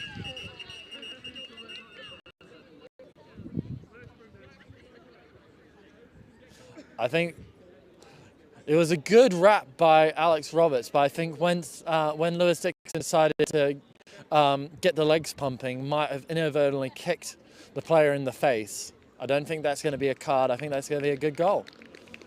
Goal is good. Lewis Dixon, I think, remembering their rugby training and using to pump the legs once the tackle's been made, broke through. An easy goal. 9-1 there for Mammoths then.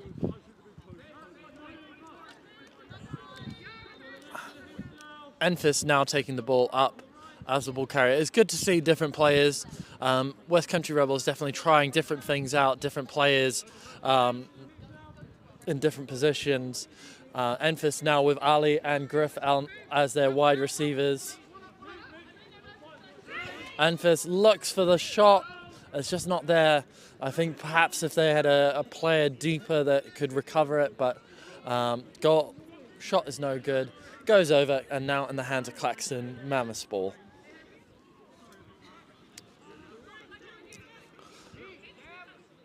Claxton striding up confidently, but waiting for the beater support from Meredith, and passes halfway. Passes to Abby Whiteley,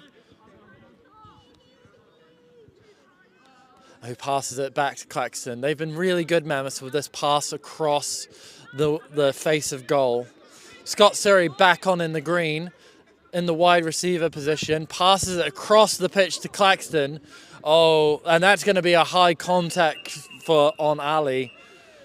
I think a little unfortunate for Ali because Claxton definitely was slipping there, but contact to the neck, you still got to make sure that even if the player is shorter than you or slipping, that you are attempting to get the wrap lower, and that is a yellow card for 82. Claxton's going to be in a relatively good position for if they want a goal, but they do have a beater right in their way, so they're going to have to be pretty quick smart about this if they're going for the shot. They do have options. Scott Surrey is behind as well. I think might be looking for the fake or the pass. Yeah, exactly. That's a nice little bit of commentary. Usually when you make a prediction, it doesn't work out, but that was exactly what Claxton did. Little fake, gave a bit of hesitation to the beater, and then slotted the goal in. 10-1.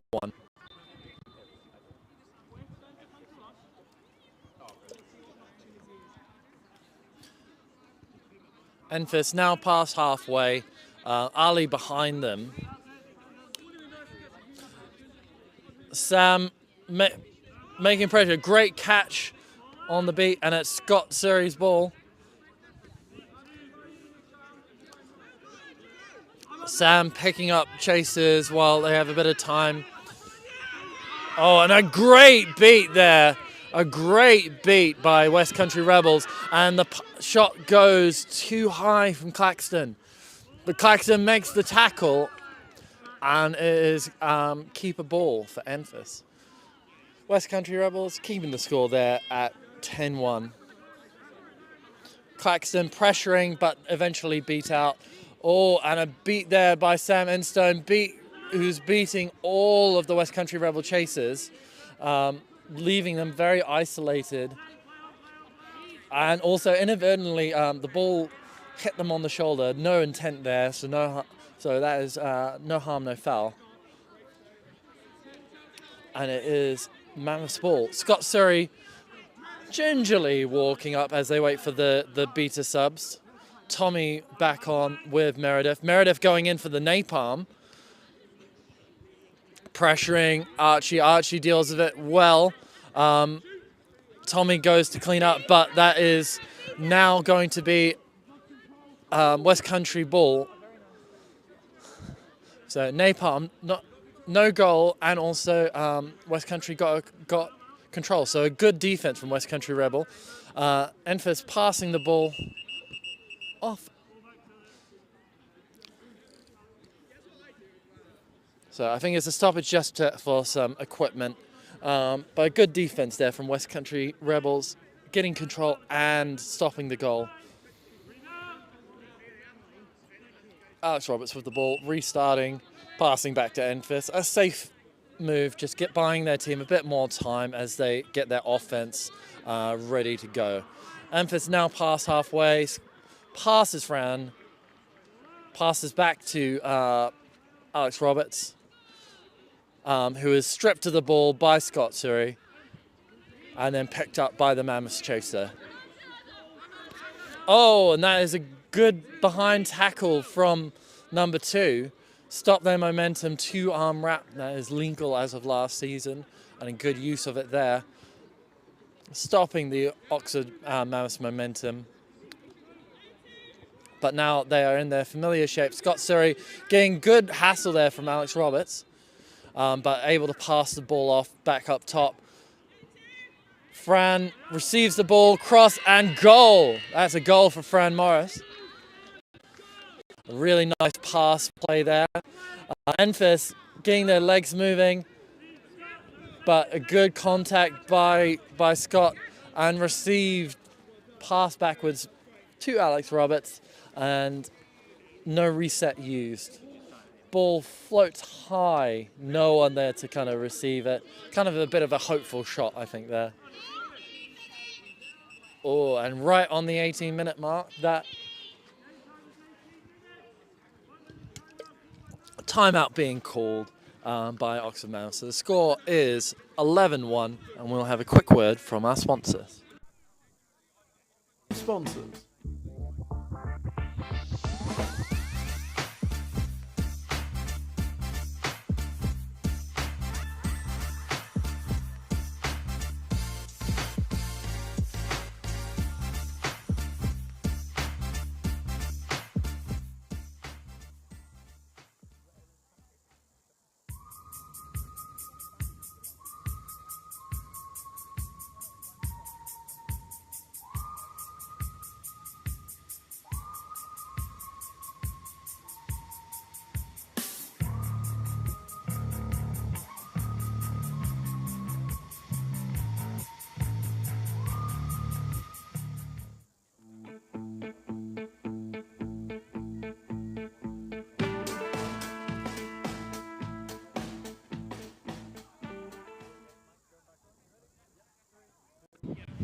And we are back. That is a timeout called by Oxford Mammoths. Score is 11-1. Control is with Mammoths. I imagine they were going to be prioritising it.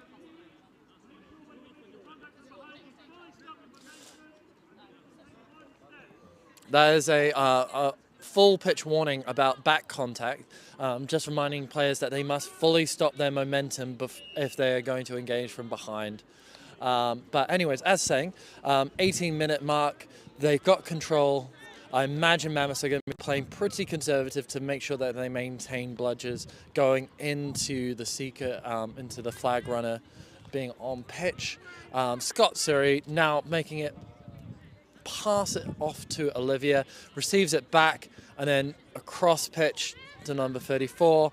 Nice little handoff play. Scott going for a bit of a glory, I think, there. Olivia picked up by the beater by West Country Rebels, and West Country Rebels have control.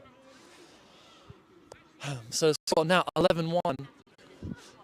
The snitch Josh Armitage going to be making an appearance on pitch very soon, and that is a big switch to have control.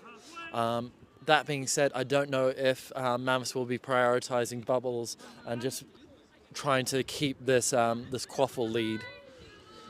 Good passing around from West Country Rebels. Ali now with the ball, making a drive into the lane. Floats the ball high to Caitlin Riley, who puts a shot in, but it's just a bit wide of the hoops. Ali then puts a shot in, but also wide. Picked up by Griff, also puts a shot up. And just the ball moving around a bit freer. Enfys now sees a driving lane, steps round one, and safe. And goal is no good. Ball stripped out. Griff, I think, calling for possibly a back contact with a bit of momentum, but the ball stripped out. And that is Mammoth's ball. Scott Surrey now subbing off. Lewis Dixon back on in the green. And we've got Seekers are now on. West Country Rebels are going to have a first go. Captain Fran Morland having a go, seeing if they can catch Armitage early. Mikey Ansell pushing Fran out of the way. And as a broom's down, oh, Mikey would have been excited for a bit, has gotten a bit of a gap between them and Fran, and a bit of alone time with the flag runner, and all that momentum just gets a bit lost with a stoppage. But it's a stoppage due to injury. Very fair play.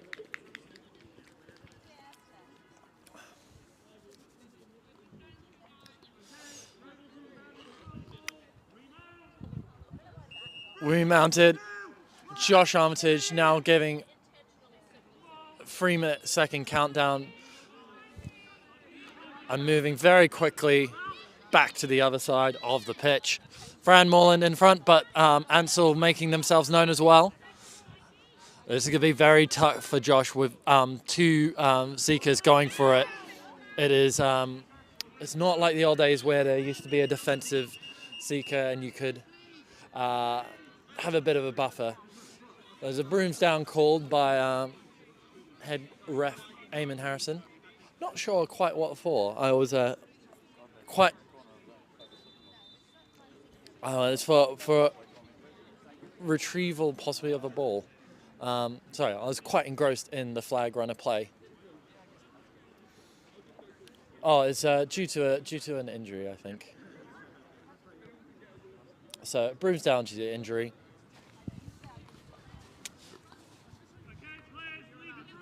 Okay, well this is going to be an extended stoppage, so we will...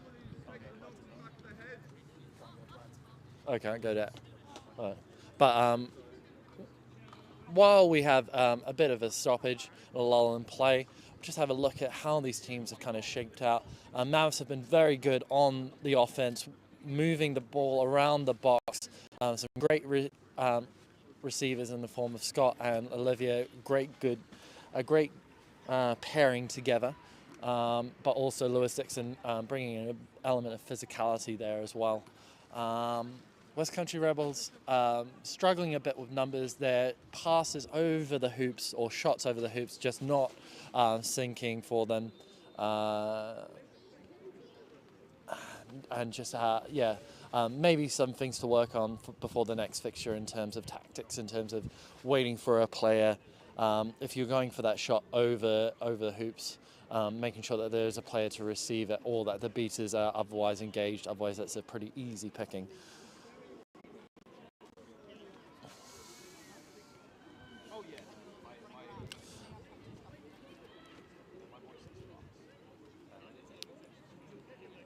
Looking further afield, we've still got one more game on this pitch, and that's going to be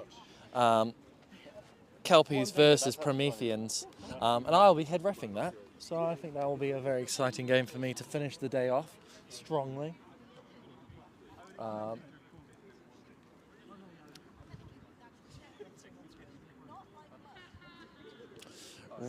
Ref team just bundled together, waiting for the player to be assessed to be able to leave the pitch so that we can restart. But they are up and they're talking, which is always a good sign.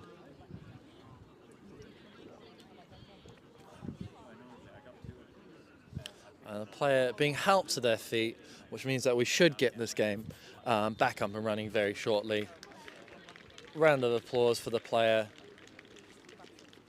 I believe that's Caitlin Riley's being walked off the pitch and will get further treatment and assessment.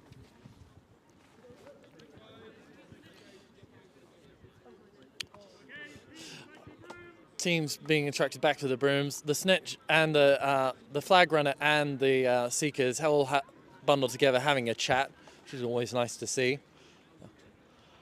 They're going to be all pretty close together, and I imagine as soon as the flag runner is released and they're enabled to approach them again, it's going to be right back to full action between the two.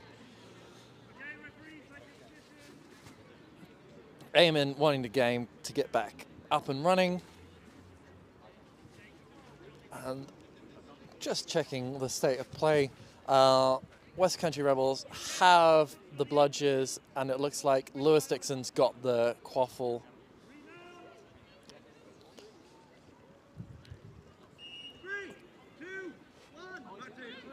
Fran instructed back to hoops. Mikey coming in strong as well. Oh, and it's a broomstick. Oh, I feel call for whether the goal was good or not, which is disappointing. Mikey picking up the flag run. I'm not sure if that's quite in the rule book, but a good show of strength. Just because he Eamon retrieving the quaffle, passing it back to the keeper. So I think that. So goal is good, and it is 12-1 to Oxford Mammoths. And we are back at it. Ansel is going to get to Josh first. Good physicality. Getting very close in. Oh, and another broom's down. Oh, and it's another injury, unfortunately, for the West Country Rebels.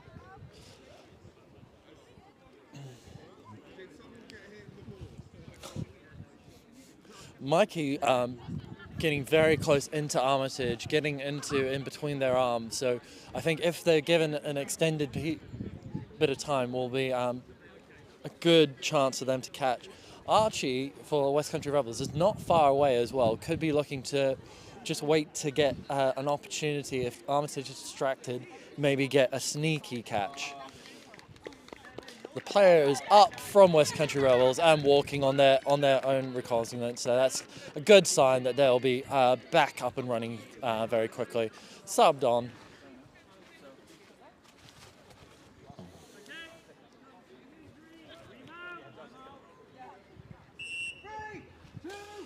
Game resumes, and Archie and Ansel making their way to Armitage. Ansel first to reach Armitage. Armitage, lot of speed, but Archie's actually going to have a moment alone with the flag runner. Ansel waiting to jump in, and now Ansel is grappling with the flag runner. Oh, goes for the reach across, just can't get there. Archie from West Country Rebels now having the opportunity, moving the arms, fighting every second. Ansel waiting. Oh, that was a close grab there, but no good. Ansel sent back to hoops. Archie working, trying to get lower, and that's another stoppage there.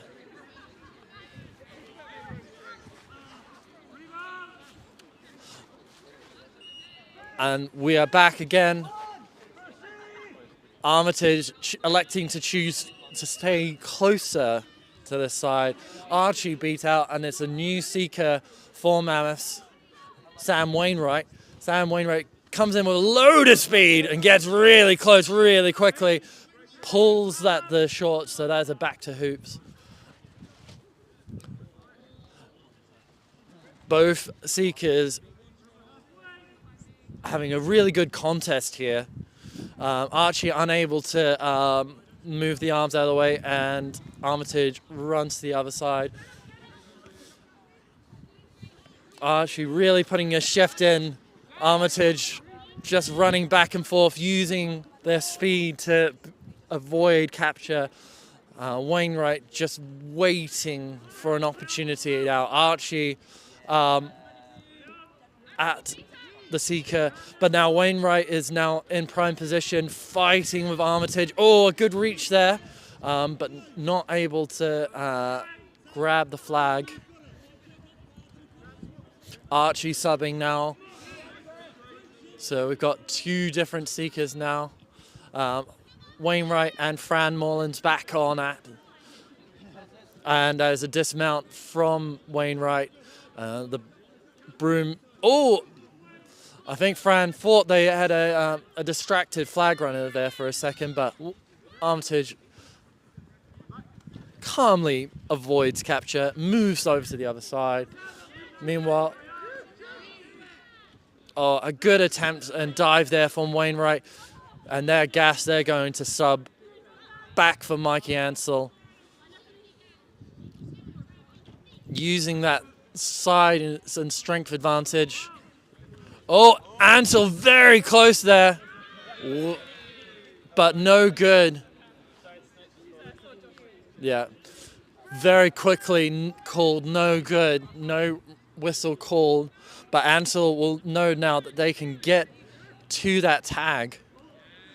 Grappling, fighting with Josh Armitage. Very physical. Both runner and Seeker. Oh, off broom again. Getting very close. Fran Moreland now with a bit of alone time. No goals to speak of really since the flag runner came on pitch. Neither team really able to break. New Seeker here for Oxford Mammoths now. Tommy coming in with a lot of speed. A lot of speed. But Josh again successfully evading the turn at the last second. Tommy now approaching with a lot of speed. Josh teasing the Seeker. Oh.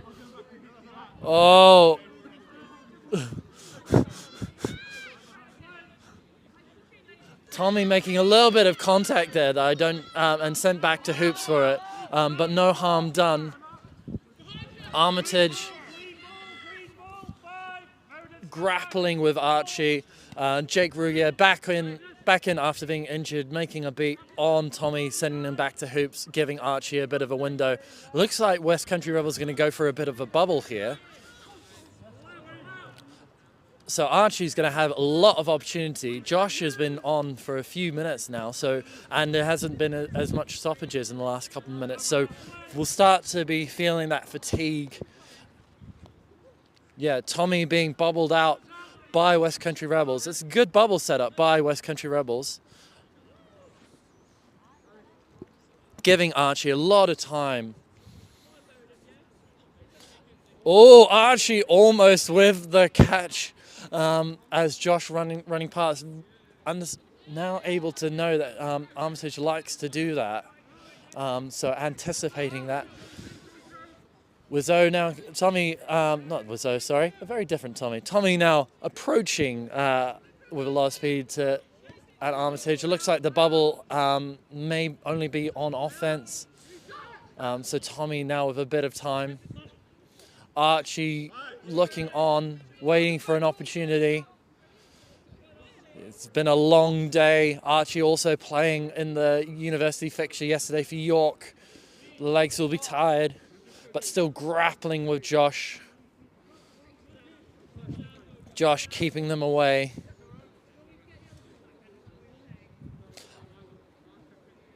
Archie looking to get low and drive in, but unable to do so. Mikey beat.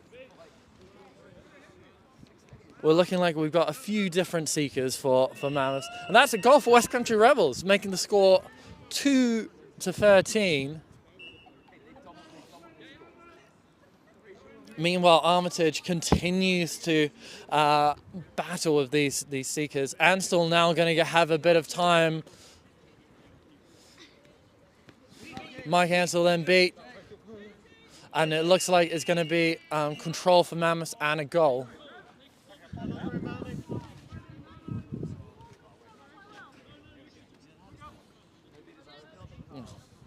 Wainwright back in now for Seeking. Wainwright having words with the with the flag runner. So close there with the catch. But Archie still, a great dive there by Wainwright, just skimming the sock there. And that is a handicap notification by the flag runner. Wainwright getting very close and very low, giving a good injection of speed and aggression there. Archie beat out, and this is a bit of time for Wainwright, but Jake Rugier steps up, and that is a sub from Wainwright.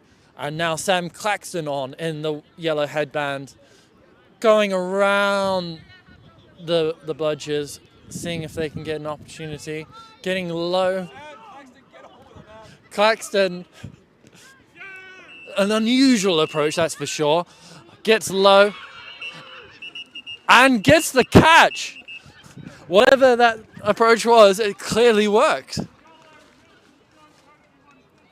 And now we're going to have an adjudication about the catch and the goal. I think the call there from Eamon was the goal was good. So that will be 3-15, and then if this catch is good, that will be 18-star free. But a very good contest between these two teams, especially between the Seekers. And that is good! A good catch there by Sam Claxton. Leaving the score 18-3 to Oxford Mammoths. All right, I have been your commentator, Dick Ramsey. And we'll go now to our sponsors, and then after that, Sam will have an interview with the Mammoths.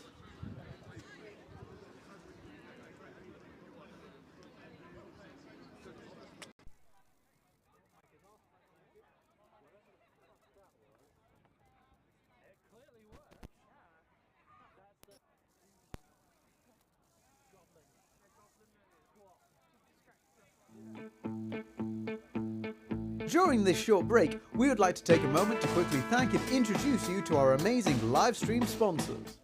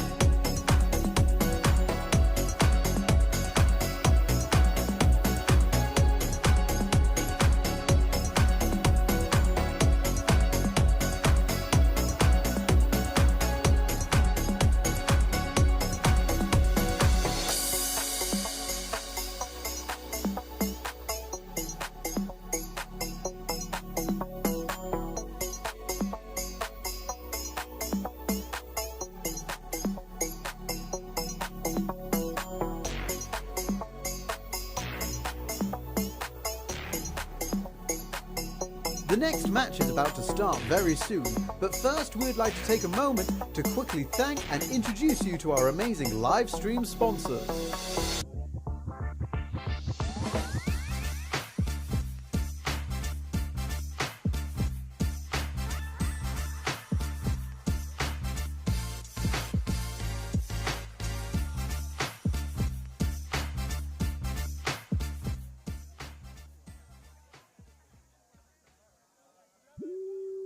Meandering byways carry us outward.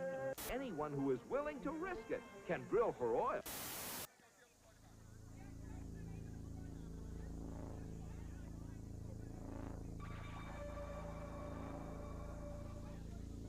You are clear for liftoff in 3, 2, 1. Godspeed, cowboy.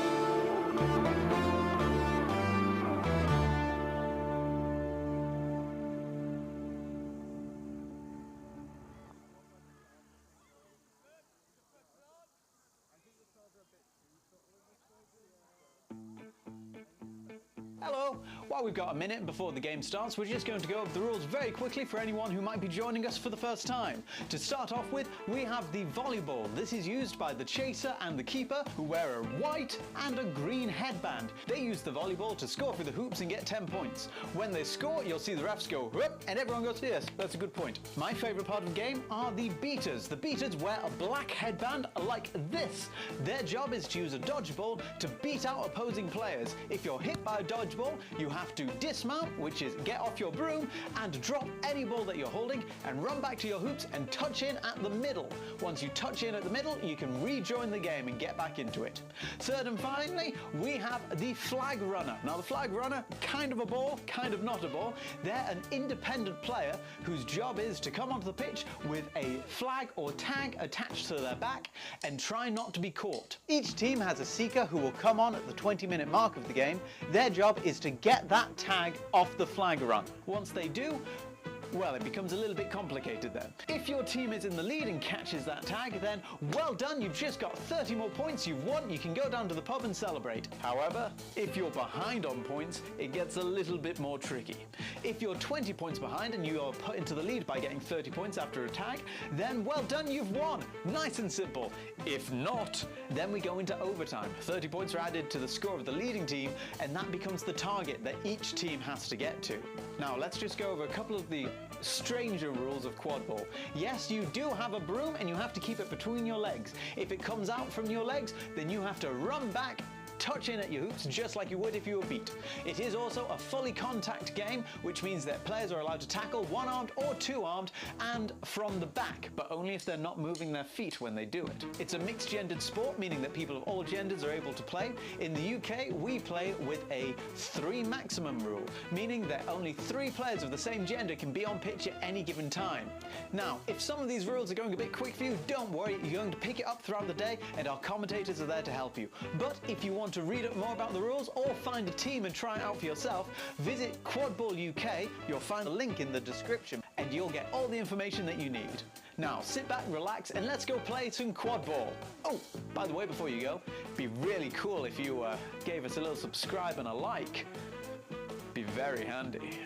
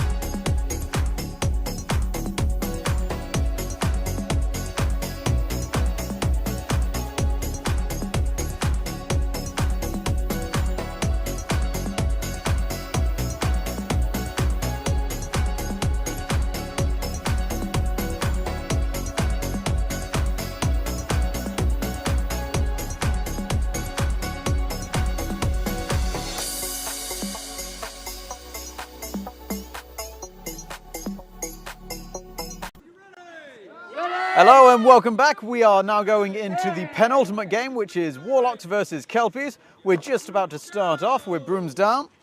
Kelpies are wearing a lovely orange today. Brooms up, and here they go.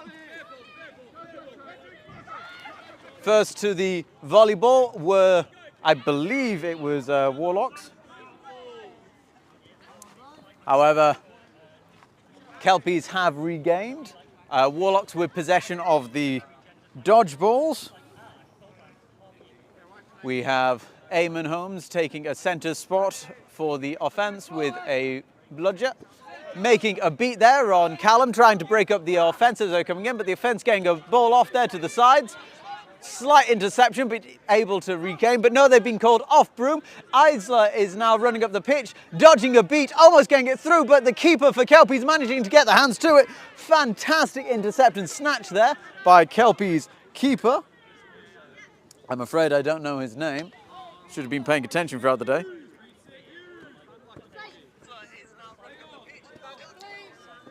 We now have possession of the dodgeballs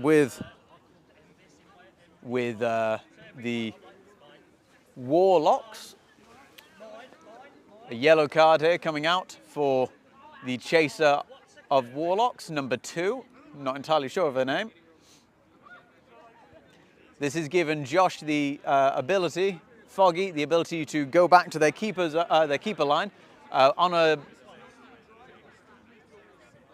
a brooms down. You can reset back if the call is given in your favour. Foggy has decided to reset back to the keeper line. This does count as their reset play, it seems. They've moved back so that they are far away from Callum, who is an armed beater on the Warlock side. Again, taking quite a considered approach down the pitch. Isla there, getting Eamon making a great beat there, which has opened up the pitch, but you did notice that Isla picked up the volleyball and has gone down the pitch, passing it off to number 91, and a brilliant goal there for Warlocks.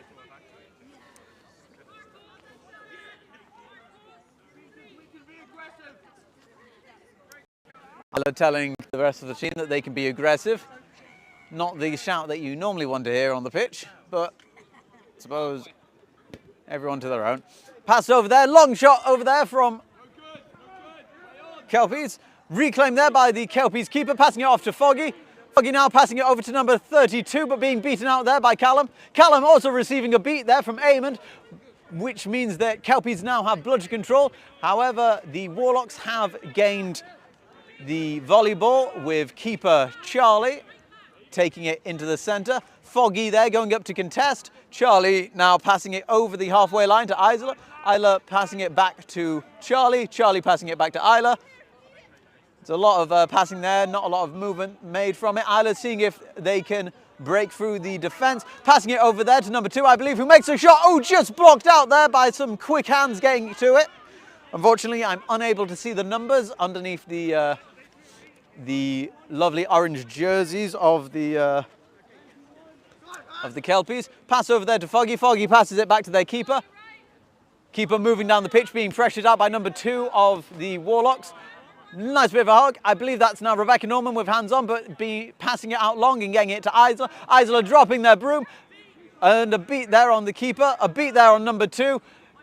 Charlie regaining the ball for Warlocks now with no defence over the Foggy between them. The keeper's just getting back in, getting the hands to them. Pass off there to number 52, and number 52 scoring for the Warlocks, bringing the score to 20-0 in favour of the Warlocks. We're having a yellow card from Josh Fogg, or for Josh Fogg of the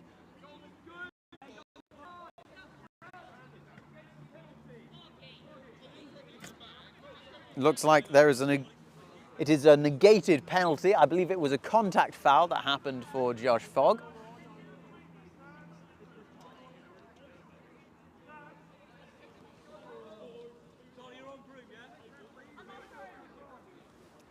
They're just asking the scoreboard to be fixed.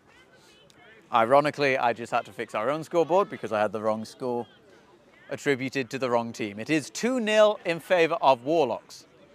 2-0 for the Warlocks. And we are remounting. And here they go. Bludger control is with the Kelpies. Keeper of the Kelpies with possession of the volleyball. We've just had a sub for Jandals. Jandals coming on as a chaser. Rebecca Norman close to the camera. Hello. Nice little wink there. It looks like we have a bit of a wide 2-2 going on. Changing the keeper up to come forward for the Warlocks so that they can't be beaten out in their own zone.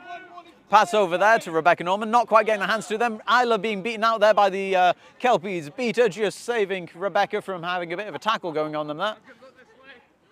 Jandals taking the volleyball around the hoops, trying to cut back in, but being caught out there by number 2 of the Warlocks.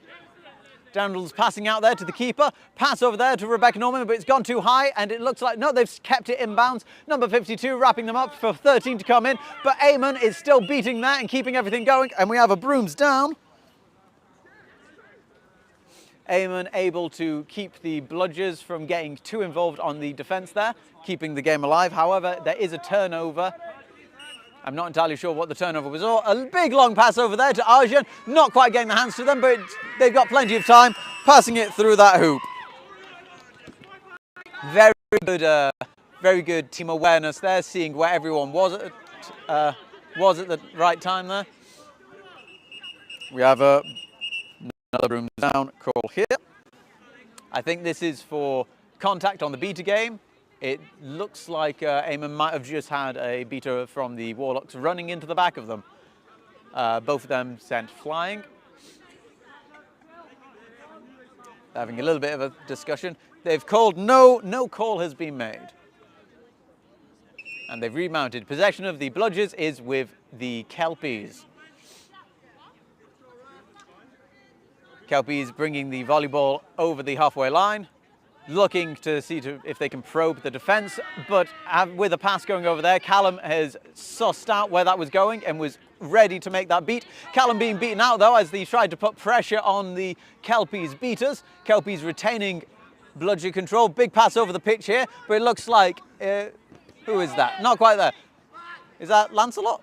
Yeah. Lancelot just preempting the run a bit too far, getting through that, and the Kelpies scoring their first goal of the game. Getting past that as a downed Quaffle, passed to Lancelot. However, it was passed behind them as they already started running upon the hoops. We now have bludger possession still with the Kelpies, putting themselves in a good, strong defensive position at the moment. Pass over there to Lancelot. Lancelot being contested, but passing it back over to Arjun, who shoots and scores with a lovely bit of a long shot there. Getting it through. The Kelpies taking a measured approach to going down the pitch once again. Kelpies using their beater superiority at the moment to give themselves a bit of shielding to get the volleyball nice and close. It looks like the keeper might try a shot at hoops, but no, passing it over to Jandals, who I believe is probably going to pass to number 99 momentarily.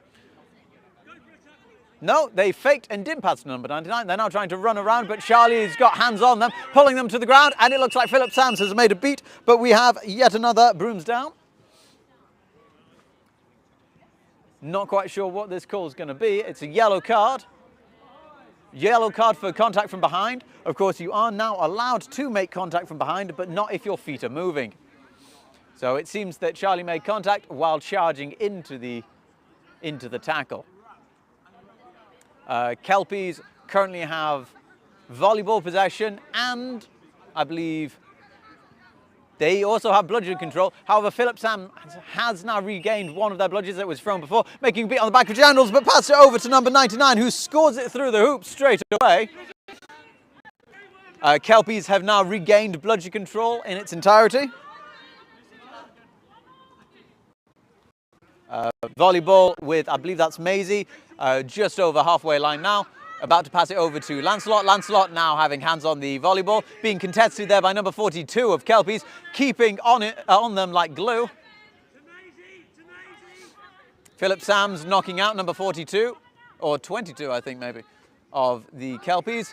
Charlie now with volleyball, coming in, making a shot, but pass off to Lancelot, who goes for another shot, and it looks like they're going to have a third attempt, possibly. Passing it back out to Lancelot, Philip Sam stopping the advance there on the defence, and Lancelot forcing their way through, getting a lovely quick shot at those hoops, bringing the score to 50-20 in favour of the Warlocks. Oh, Lancelot almost falling over the own player. They've reached their socks.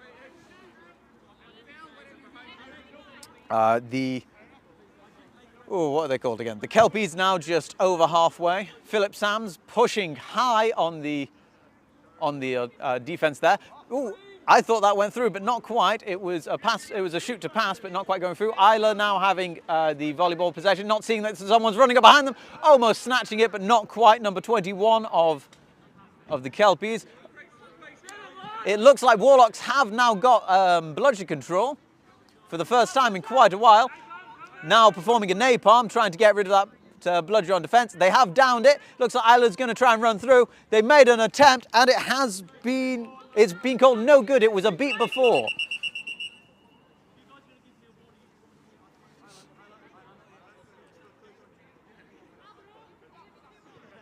It looks like the goal is being called beat before.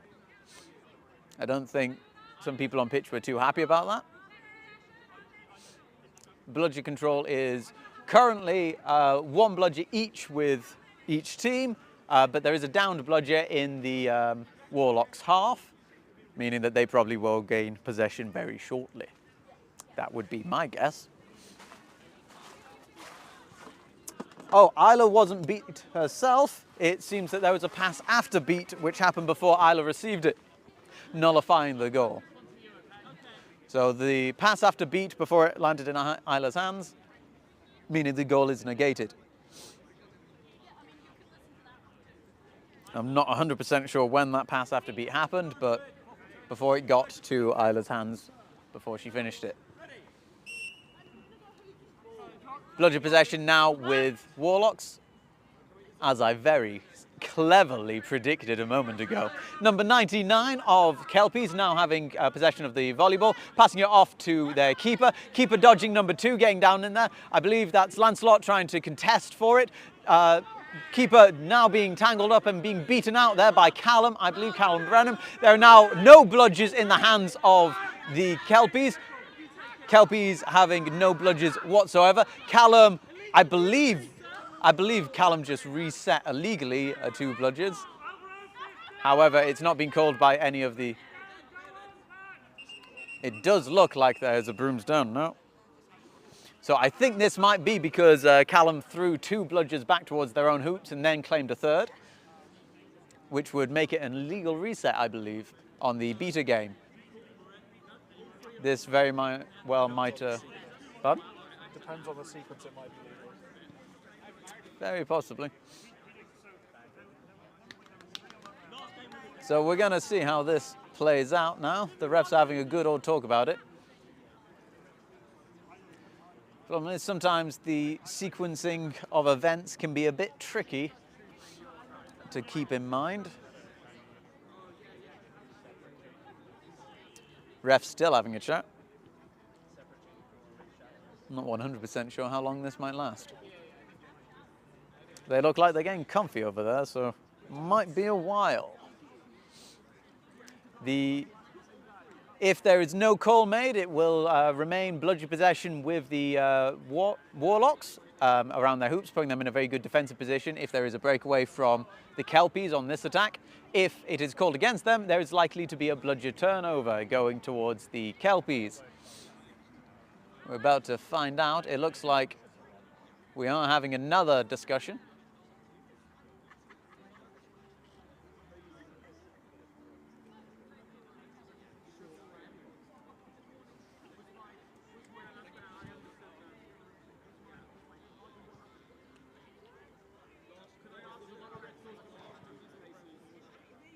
So we're about to find out.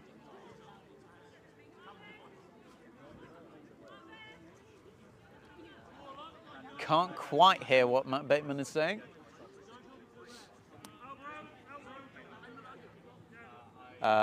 Eamon advising his beater not to talk to the refs. Very much like a lawyer there, just advising the client to plead the fifth. It looks like there's been no call.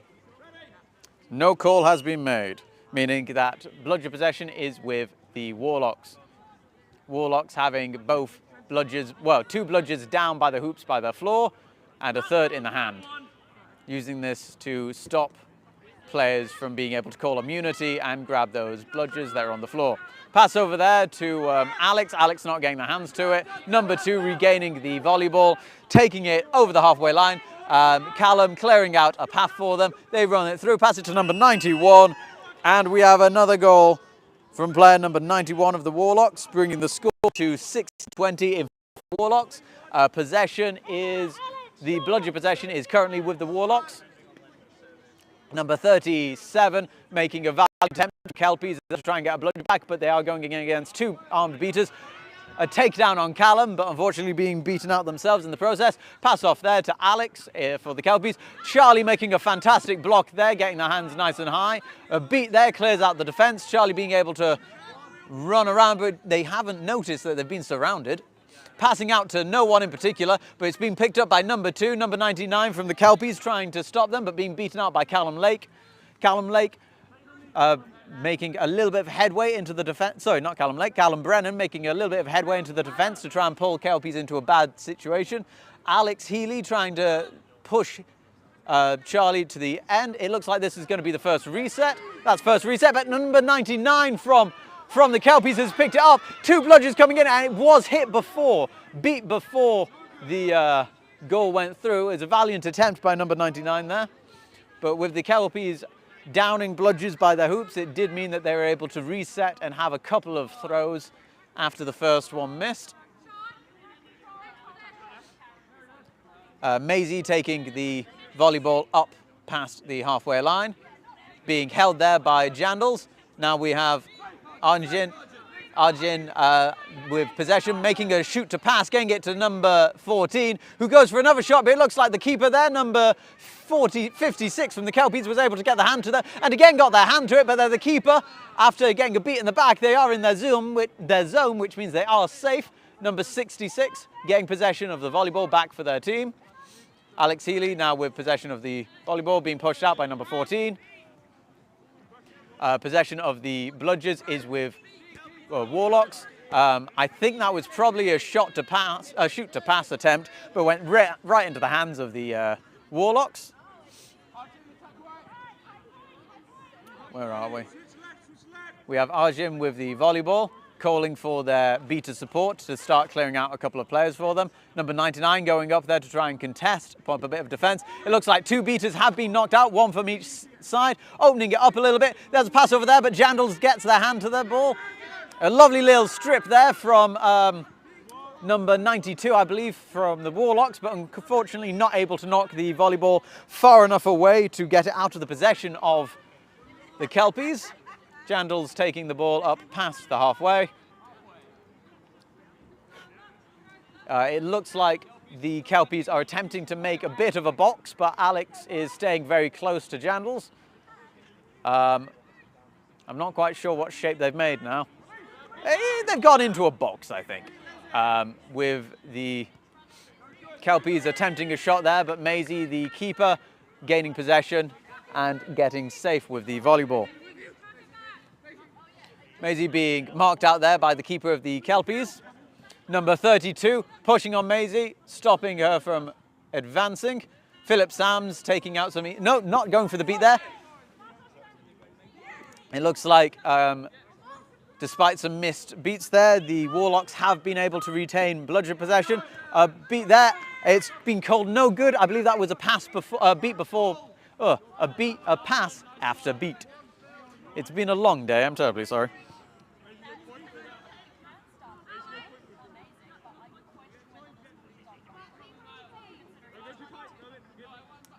We now have possession of the bludgers is still with Warlocks.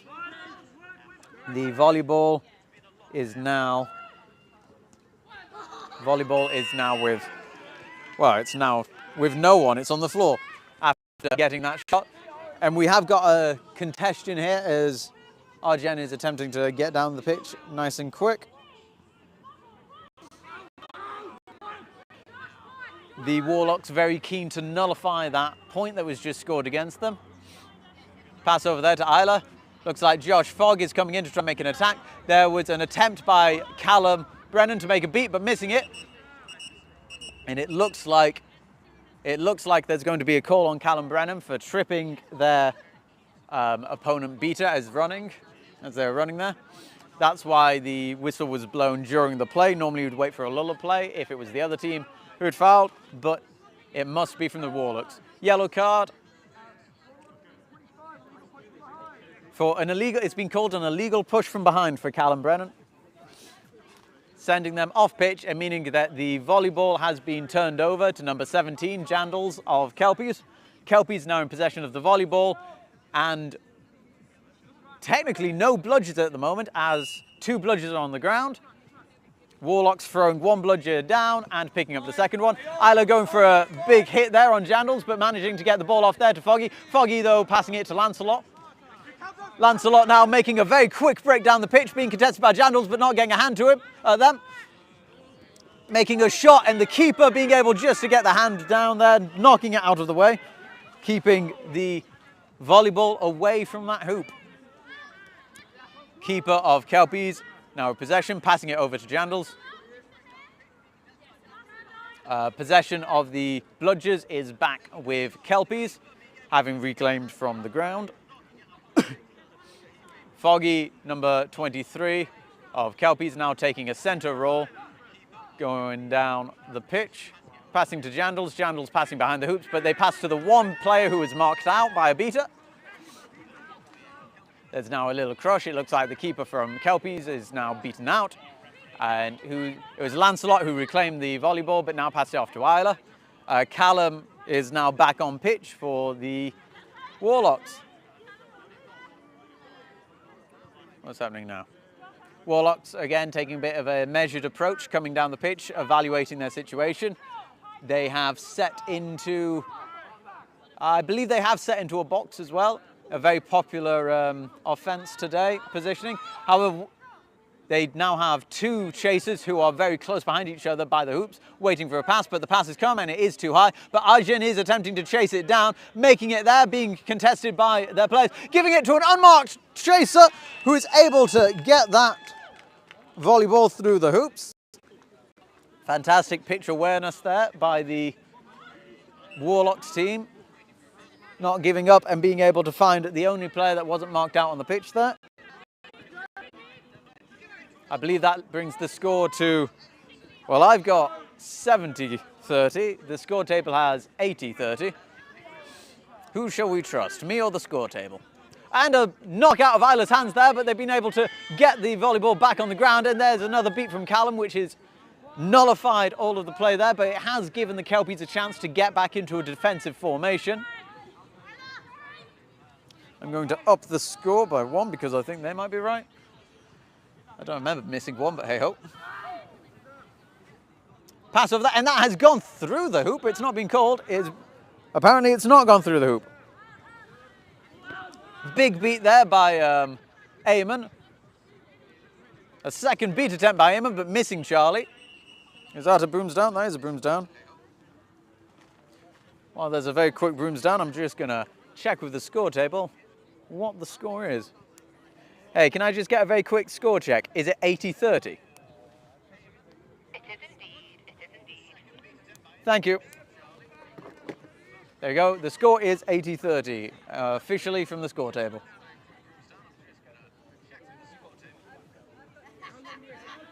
It looks like we're about to go back up again.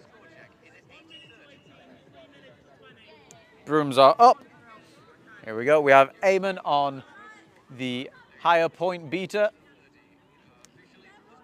Due to a hat, I can't quite see if that's a beater. Yeah, a beater for the Kelpies is wearing a black hat, which is difficult to quite see. But it looks like Kelpies are still in there with the volleyball, but being pulled down by Isla. It did look like that was pulled down by the Cloves, but it's not been called. Possession is with Isla of the Warlocks.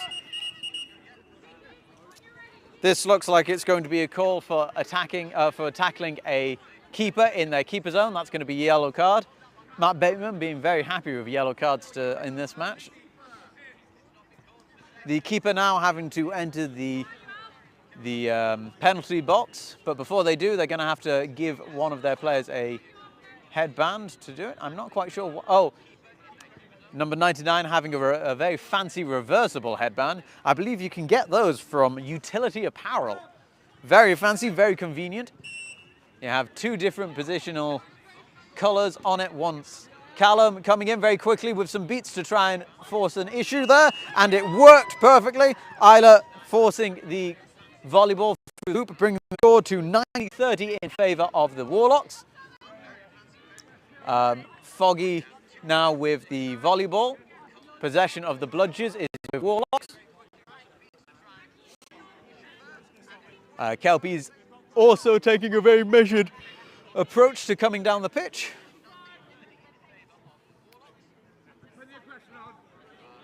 Charlie putting on a bit of pressure there, forcing them to pass off. Pass across the pitch there, a little bit high hands, but going for a shot, but being blocked out there by Isla, getting her hands to them before goal could be made. A pass off there, and beautiful work there from the... We have a quick breakaway, is it? Almost a quick breakaway. Beautiful work there from the Kelpies chasers. Oh, and it looks like that the Warlocks passing option there wasn't looking at the ball as it was thrown to them, meaning that Kelpies were able to very quickly regain the volleyball, taking it just past halfway now. Bludger possession is now currently with Kelpies as well. Beautiful wrap on Eamon there, but it's a little very gentle beat on the hands. Releases him. Pass over there to the Kelpies keeper. Kelpies keeper trying to find a break, but there are three chasers in front of them. A shoot to pass, but not quite through the hoops and not quite to the hands.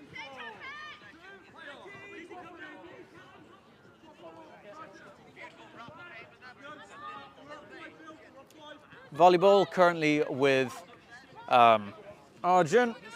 We have the flag runner entering the field now. And we have a brooms down.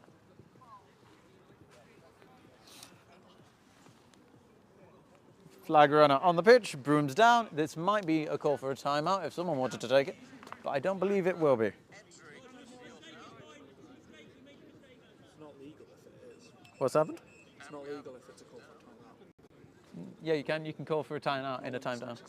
Yeah, you can if there's a brooms down. Well, if the brooms down was something else, yeah. Yeah. So we're just having a discussion here at the moment. Just to clarify, so once the flag runner's on pitch, you're no longer allowed to call a timeout unless there is already a brooms down. If there's a brooms down, you can now call a timeout. However, it looks like neither team is going to attempt that. I think I can hear a camera shutter going off somewhere. I can! There is a camera going off. It's all right. I thought it was one of my cameras. Here we go. It sounds like there's a lovely long exposure on that one. Or short exposure, I suppose, for sports. Archie Francis Photography, is that? Yeah, on Instagram. On Instagram, Archie Francis Photography. You're going to find some beautiful pictures from them later.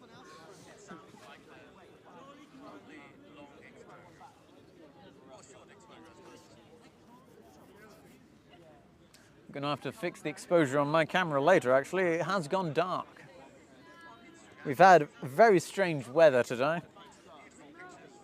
And here we go. We have got a remount going on. The volleyball is currently in possession of the Kelpies keeper.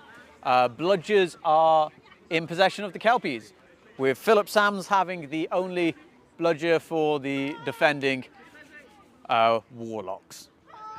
Keeper there, trying to lose their mark, passing it to number 99, but was marked out by Philip Sams there. Never a wise option to pass in front of Philip Sams.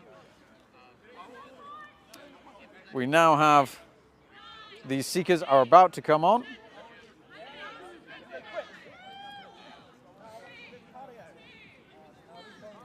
Let's see what happens here. So it looks like Warlocks are attempting to make a bubble with only one bludger possession.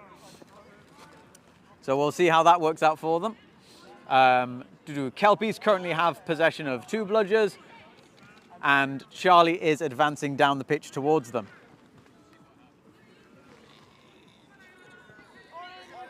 Warlocks beating out the beater there. Oh, sorry, the seeker there. Passing around the hoops going on with Warlocks, but it has been regained by the keeper. The keeper passing it over to Alex Healy there, not noticing that I think that's number 2 from the Warlocks, was ready to make a tackle on there, binding up their player. We have quite a lot of time here from the Kelpies seeker there, just having time on the flag runner.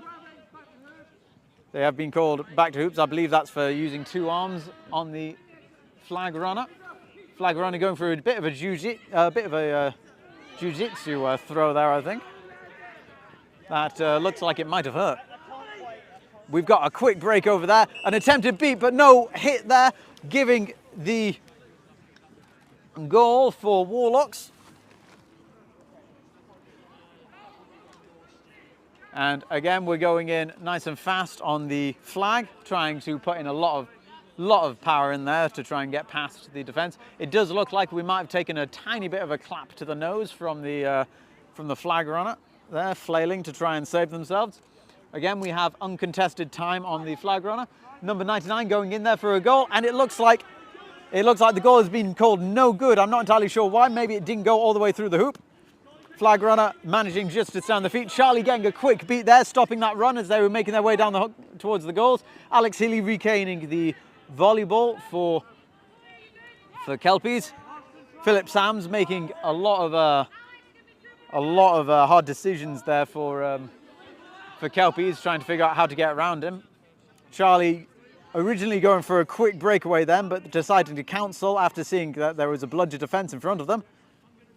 I believe that's now Lancelot on the flag game, trying to catch. The bludgers are currently in possession of Warlocks.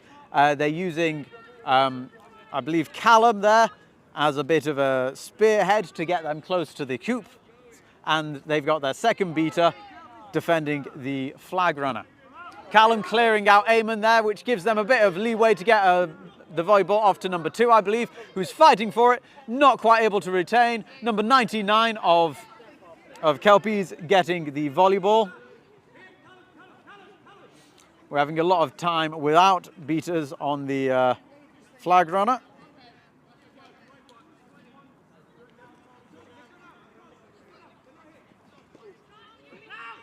Kelpies getting a sneaky little catch there. So there is a little bit of contention here. I think the flag runner is saying that they tripped over the seeker there. However, it was the seeker who made the catch, so I'm not entirely sure how this is going to pan out.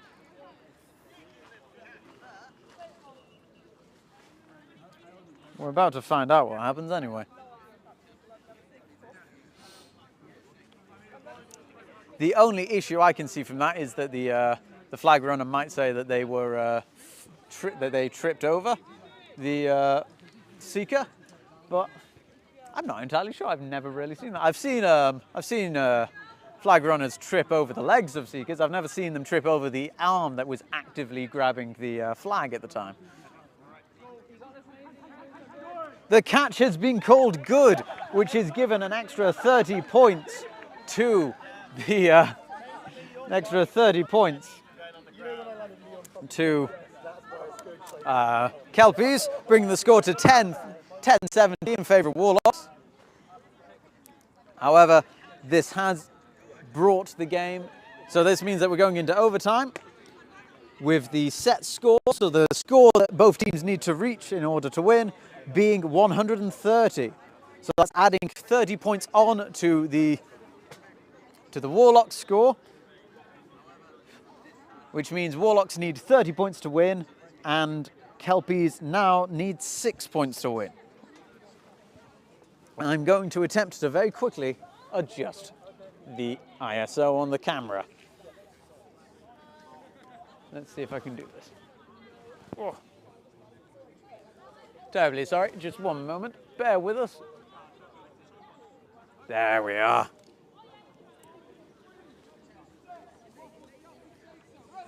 Yeah, and they get back off on the way. There we go. Uh-oh. And I'm falling off a ladder. Right, and we're back in. So game has resumed. Set score is 130. Set score 130. A good wrap there by number 2, stopping the Kelpies from advancing any further down the pitch. Big pass off by Alex Healy. It did hit the crossbar of the hoops, but not going all the way through. Arjen is calling for a go, go. There are no beaters in their way. Pass off there to Isla. Isla getting past Jandal. Not quite. Jandal actually stopping Isla. Number 99 knocking that out of the air. That went back to Isla, who manages to pass it off to number 92. 92 intercepted by the keeper there. Number 66 of Kelpies stopping that play dead. Ooh, that was exciting. I hope they don't do that too often because I ran out of breath there. Isla coming in to try and make a tackle on the keeper. Pass off to Jandals. Jandals passing it back to the keeper. Keeper now slowing the game down, strolling over the halfway line. Bludger possession is with the Warlocks. Callum going in there to force a long shot, a long pass over there. It looks like Jandals calling there, but it's being chased down by a beater very quickly, and they are beat in the legs. That's going to sting on the knees. It is getting a bit colder now. Callum there beating out, about to be both of their beaters, both of the Kelpies beaters, making a no bludgers situation for the Warlocks.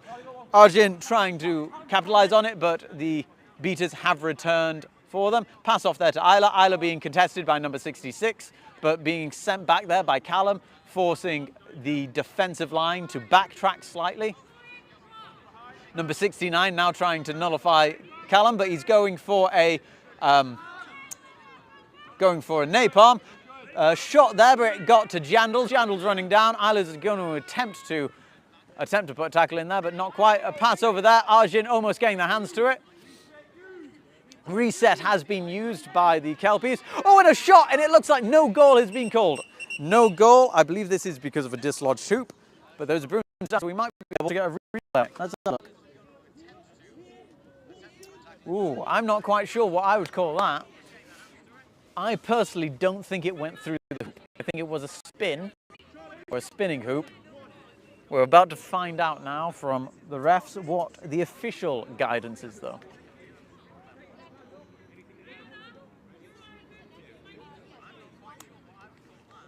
Goal is being called good. That brings the score to 1080. 1080. The score to get to is 130.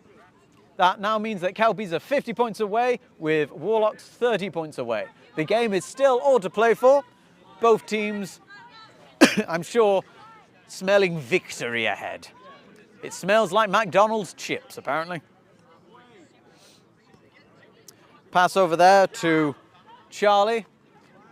Charlie deciding to try and sprint past the defence, passing over there to number 14. It did hit, but unfortunately not getting the hands to it. Number 56, the keeper for Kelpies getting... Oh, and we have another stoppage. Not entirely sure what for. There's been no call. Stoppage, no call. An extended little stoppage there for number 3 to be able to tie their shoes. Charlie there putting a tackle in there, but not getting the ball out of there. A pass over there to Jandals in the centre of the pitch. Throw over there, and that was a goal by Jandals from almost halfway across the pitch. Fantastic long shot. I believe there it was a shoot to pass with their player behind them. But getting it through, bringing the score to, I believe, 1090, with the score to get to 130. That now leaves Kelpies 4 points away, with Warlocks 30 points away. Maisie making a shot across the pitch there to their awaiting chaser partner, who is at a good position there, but unfortunately not able to be quick enough to get that ball through the hoops. A beat out there from the defensive beaters means that we now have Jandals cradling the ball, and it's being passed off to their keeper. Charlie, the Warlocks keeper, being sent back there by a very, well, I'd say that was a very caring bludger tap, you know. You don't always have to hit someone hard, I think. Sometimes it's nicer to give them a little kiss with a ball. Maisie trying to set up a block there, but being beaten out. Charlie being the next line of defense, chasing the quaffle down, the volleyball down. A pass over there to Jandals. Jandals passing it over there to another chaser. Pass over. Oh, and there is another goal for... Well, is it another goal? From this angle, I would say it did look like it went through. The hoop did spin, but it did look to me as if we did get it through. But what will the refs call here? This is where it's going to get interesting. The goal has been called good, which has equalised the score, bringing the game to, oh, we've got a timeout. That's very lucky because I just arranged these sponsorships. So the score is now equal between the teams. We have a timeout that has been called, and the score to get to is 130. Both teams needing 30 points. We're now going to have a word from our sponsors. Amazing live stream sponsors.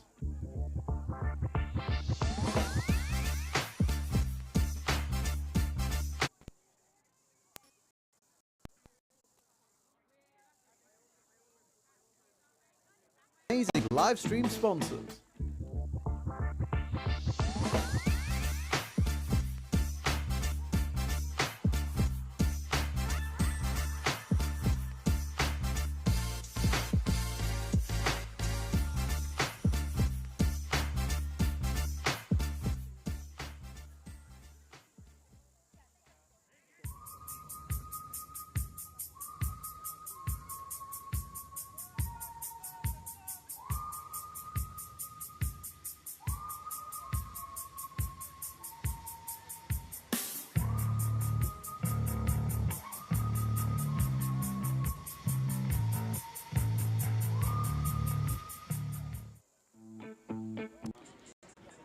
And the teams are back on the pitch. The quaffle is currently with Charlie, the keeper of the Warlocks. Bludger possession, I believe bludger possession is with the Warlocks. Philip Sams beating out the defensive beaters there. Beaters now regaining one bludger.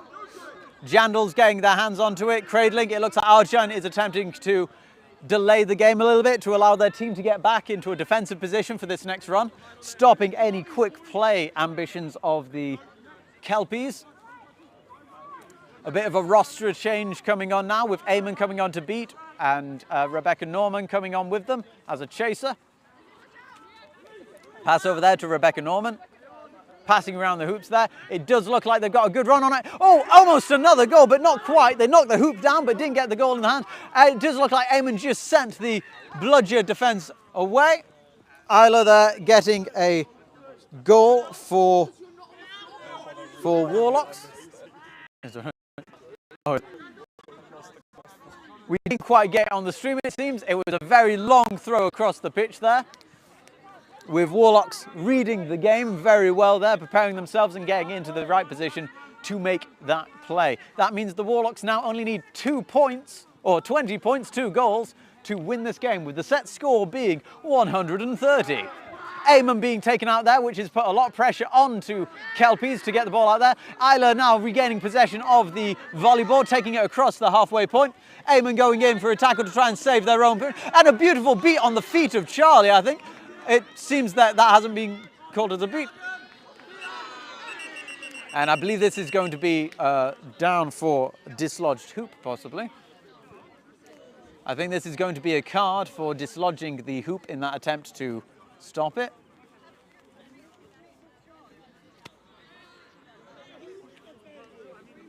That's a blue card. I think blue card for 2 players there, despite the fact there was only 0 who actually contacted the hoop. I believe the keeper and chaser have been blue carded, which has removed them from the game for 1 minute or until a goal is scored. That might be very soon. Bludger possession is with the Warlocks at the moment, with Eamon contesting for a bludger that's about to be inbounding. inbounded even. It looks like Jandals is going to attempt to wrap up Arjun the moment this happens. However, Arjun has the passing option of Maisie, Isla and Charlie all at once, which leaves Rebecca Norman to try and cover all three of those passing options. This is going to be quite interesting, I think. Let's see which option Arjun decides to go with. Pardon? I'm calling Maisie. You're calling Maisie? Personally, with three passing options around them, I think Arjun is going to try and shoot. Yeah. That is my call for it. I think Arjun will go for the shot, which will then be picked up probably by Charlie, which will then be a goal. Hang on, something's happening here. What's your bet on this, how this plays out? Oh, it looks like the volleyball has been given to Maisie. I personally think Maisie is just going to go for a run-in on this. Yeah, straight in run, and a goal there for Maisie, which has brought back one of the chasers, both of the only one of the chasers for Kelpies have now been allowed to re-enter the game. The Warlocks now only needing 1 point or 1 goal to win the game, with the set score being 130. The bludgers have now been captured by the Kelpies beaters. Isla now with possession of the volleyball, deciding what to do with it. The Warlocks, knowing that they can take a little bit of time here to evaluate the pitch, see if they can get rid of the bludgers in defence to force this last goal through. A big pass over there to Maisie. Maisie passing it over to Charlie. Charlie dodging that bludger and getting the ball through the hoops, ending the game. If this is good, which I believe it will be.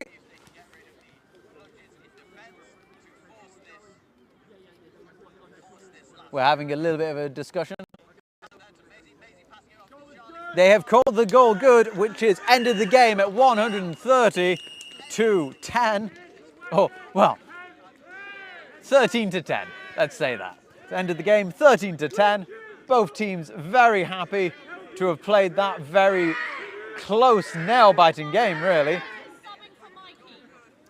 But I'm sure both teams also very glad that that game is now over. We're going to have a quick word from our sponsors now before getting into the final game of the day. Join us back in just a few minutes. Thank you for joining us up in Edinburgh for QUK's first fixture of the 2023 season. For further information about Quadball, how to get involved or to find a team, please visit www.quadball.co.uk. We would also, for a final time, like to thank and introduce you to our generous live stream sponsors.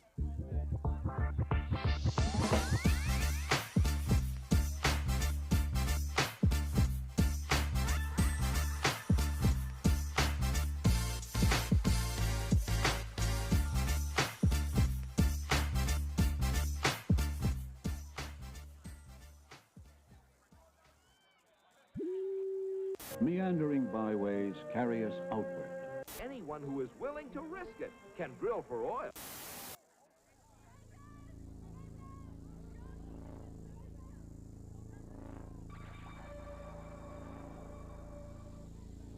You are clear for liftoff in 3, 2, 1. Godspeed, cowboy.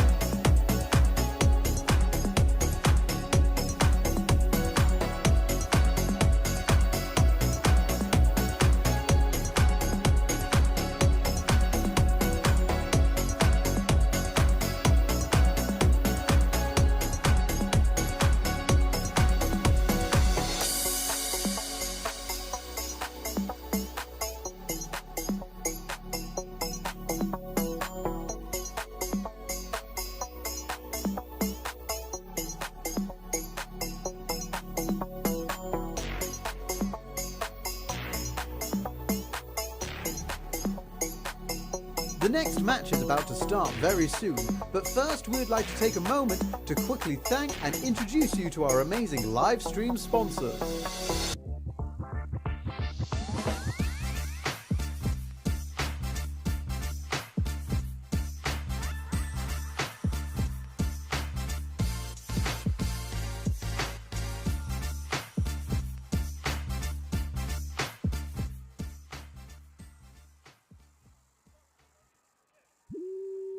Meandering byways carry us outward. Anyone who is willing to risk it can drill for oil.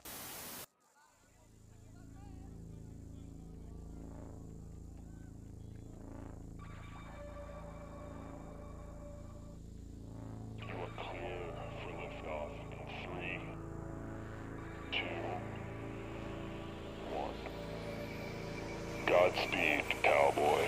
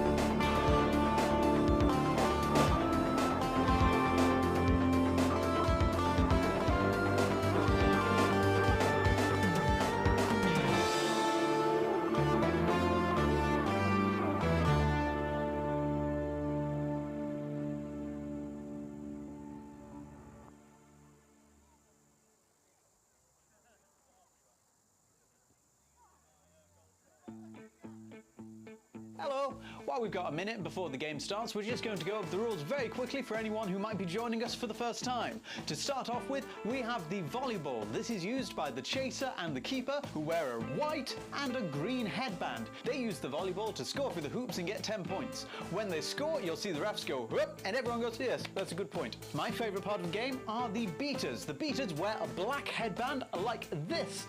Their job is to use a dodgeball to beat out opposing players. If you're hit by a dodgeball, you have to dismount, which is get off your broom and drop any ball that you're holding and run back to your hoops and touch in at the middle. Once you touch in at the middle, you can rejoin the game and get back into it. Third and finally, we have the flag runner. Now the flag runner, kind of a ball, kind of not a ball. They're an independent player whose job is to come onto the pitch with a flag or tag attached to their back and try not to be caught. Each team has a seeker who will come on at the 20-minute mark of the game. Their job is to get that tag off the flag run. Once they do, well, it becomes a little bit complicated then. If your team is in the lead and catches that tag, then well done, you've just got 30 more points, you've won, you can go down to the pub and celebrate. However, if you're behind on points, it gets a little bit more tricky. If you're 20 points behind and you are put into the lead by getting 30 points after a tag, then well done, you've won. Nice and simple. If not, then we go into overtime. 30 points are added to the score of the leading team, and that becomes the target that each team has to get to. Now, let's just go over a couple of the stranger rules of Quadball. Yes, you do have a broom and you have to keep it between your legs. If it comes out from your legs, then you have to run back touch in at your hoops just like you would if you were beat. It is also a fully contact game, which means that players are allowed to tackle one-armed or two-armed and from the back, but only if they're not moving their feet when they do it. It's a mixed-gendered sport, meaning that people of all genders are able to play. In the UK, we play with a 3 maximum rule, meaning that only 3 players of the same gender can be on pitch at any given time. Now, if some of these rules are going a bit quick for you, don't worry, you're going to pick it up throughout the day and our commentators are there to help you. But if you want to read up more about the rules or find a team and try it out for yourself, visit Quadball UK, you'll find a link in the description and you'll get all the information that you need. Now sit back, relax and let's go play some Quadball. Oh, by the way, before you go, it'd be really cool if you gave us a little subscribe and a like. Be very handy.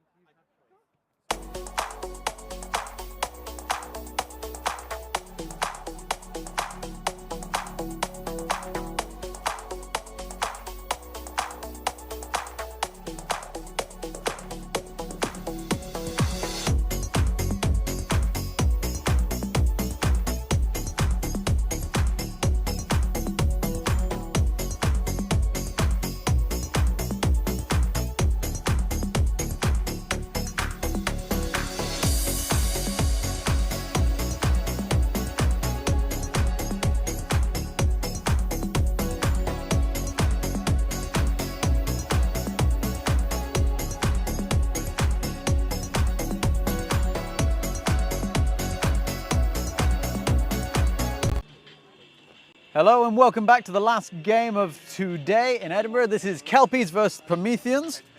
We have Prometheans in red and Kelpies in blue. Let's get the scoreboard up for that.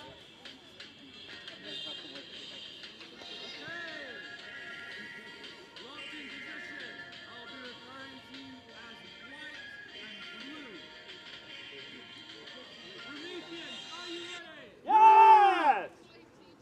Kelpies, are you ready? Yeah! Ready! Rooms up! And they're off.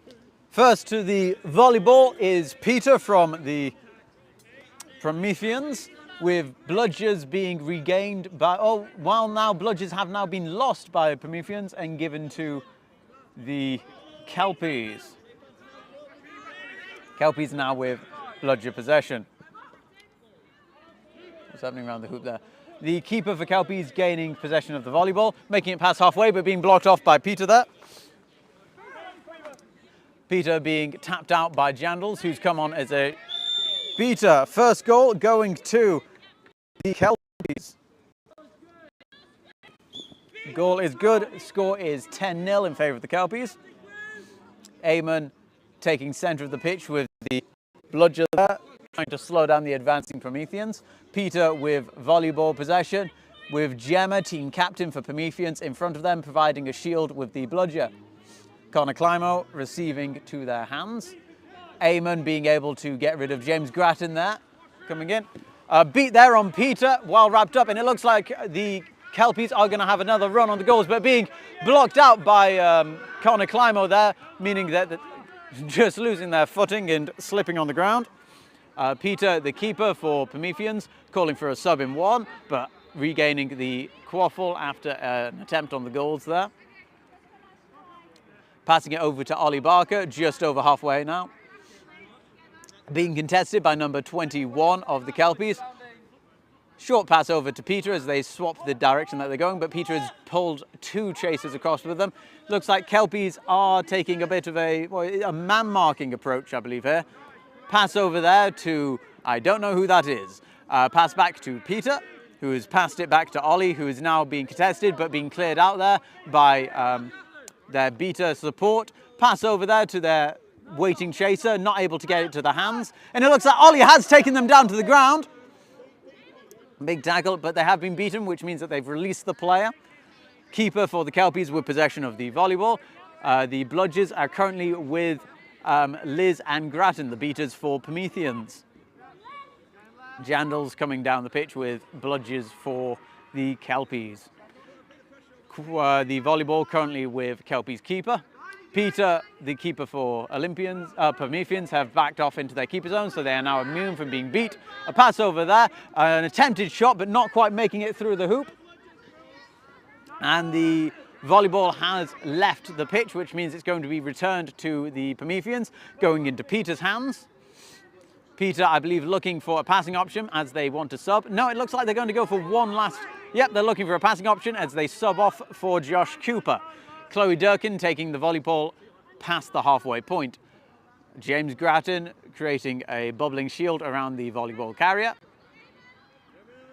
Being contested by Jandals, who's trying to block out beater support from the Prometheans. Josh Cooper running around the pitch, passes it off to Tash. Tash avoiding a bludger that went over their head. A big hit there by the keeper from the Kelpies, passing it out there to Josh Cooper. It looks like James Graham being able to keep bludger possession away from the Kelpies long enough to get an attempted shot, but it's been blocked out by Kelpies number 21.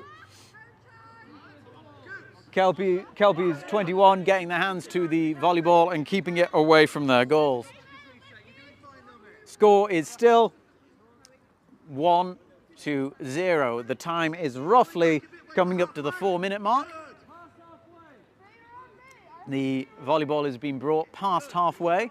Number 32 being contested. A lovely jump there by Grattan, dodging the beat, which has freed them up to press the attack. Josh Cooper, oh no, Ollie Barker, I'm sorry, almost getting the hands to it. Josh Cooper now with the handstand. Ollie Barker going for a sprint down there, knowing that there are no bludgers in their way. There has been some call by the refs, and they have stopped the play. Play has been stopped, which has stopped Ollie's charge towards the hoops and allowed the momentum to stop, with the Kelpies chasers now being in prime position to put up a defense. The refs are calling something. I think it might be stoppage as one of the bludgers was thrown quite far off pitch. I think that might be what the stoppage is called for.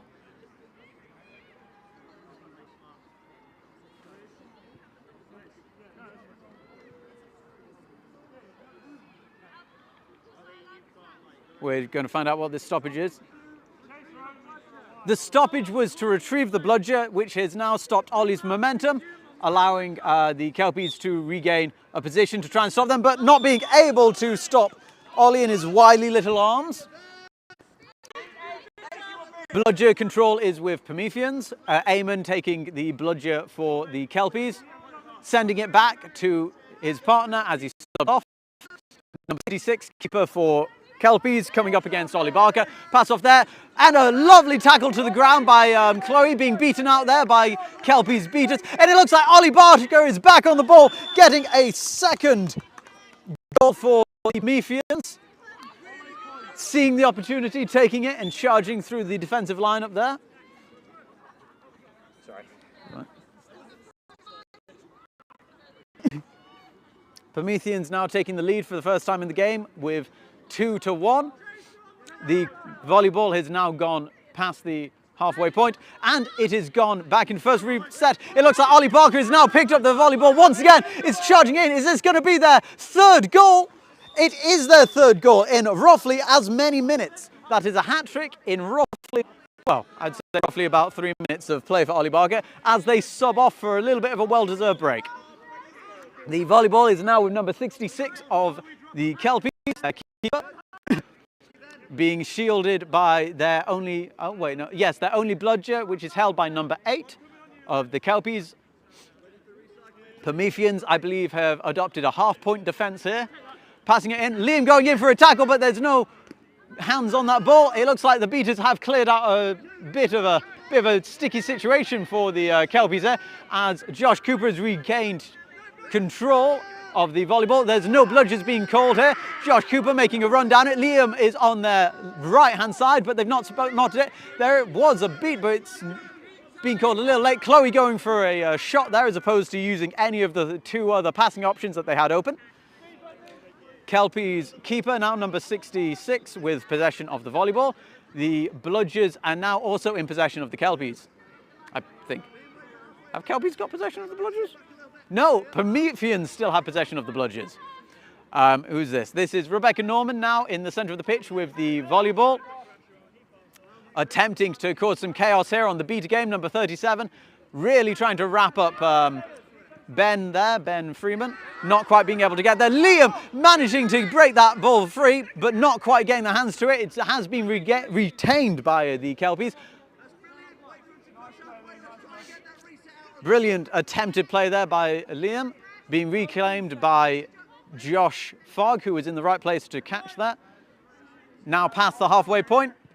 Liam is putting a lot of energy into this defencer. Now with partner, with the beaters being able to control the pitch on the defense there. There has now been a beat and the volleyball has been put down, and it looks like most of the, half of the players on the Kelpies have now been beaten out.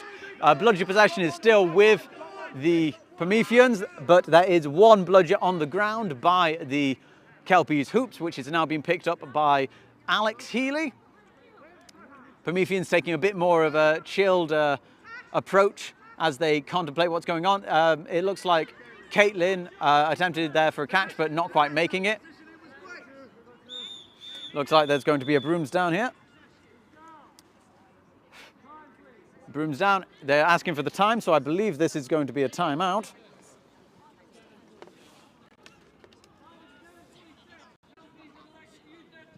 The time is 7:46. Kelpies have used their timeout, and we are going to attempt to go into an advert break now. So, thank you very much. We'll be right back in a moment. During this short break, we would like to take a moment to quickly thank and introduce you to our amazing live stream sponsors.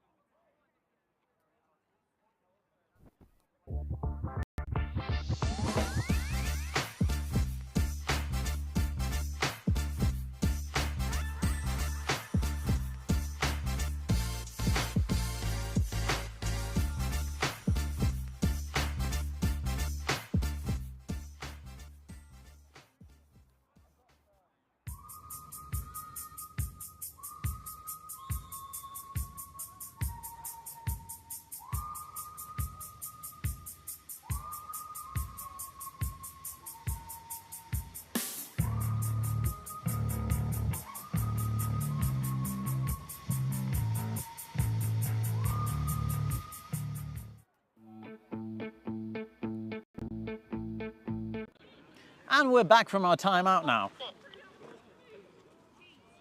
Thank you. Back from our timeout now.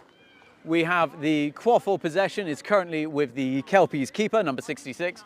Bludgers are in the hands of, I believe that's, Ben Freeman has one, Liz has one, and I believe Alex Healy has one. So that's bludger possession with the Prometheans. And they're off again. Here they go. Run, run, run. Fun, fun, fun. The score is 30-10 in favour of Prometheans. Number 79, new beater coming in for the Kelpies. Trying to force Liz back there. Looks like there's a big attempt there. Almost in there from Foggy, but not quite getting there. Just clipping the top of the hoop. Knocking it to the ground. Number 79, beater for Kelpies, putting in a valiant effort to try and remove the beater presence there, but being chased off by Ben Freeman. Prometheans lining up their passing options. There goes Connor Climo, no goal there, missing it, fast attempt. Unfortunately, their speed not making up for the targeting there. It looks like Ben Freeman has the bludgers tied up for a moment. Ben Freeman still holding on to bludgers. Down they go. And Ben Freeman has taken the bludgers from the Kelpies. Now meaning that all bludgers are technically in possession of Prometheans for a moment being, so they can press down. It doesn't look like they have pressed the advantage necessarily. Now here come the beaters. Beaters have been removed again. Connor Climo going in, being contested by Josh Fogg. Now the keeper getting involved as well. Climo going in for it, not wanting to pass off. Passing off there to Peter. Peter going for a shot and getting it through the hoops there. Bringing this by the keeper of passing over to number 0. Being contested by, I think, Chloe, but that's a big pass over there, unfortunately just too high and sent it flying off the pitch. It's easy to misjudge those throws, especially when you're under pressure there.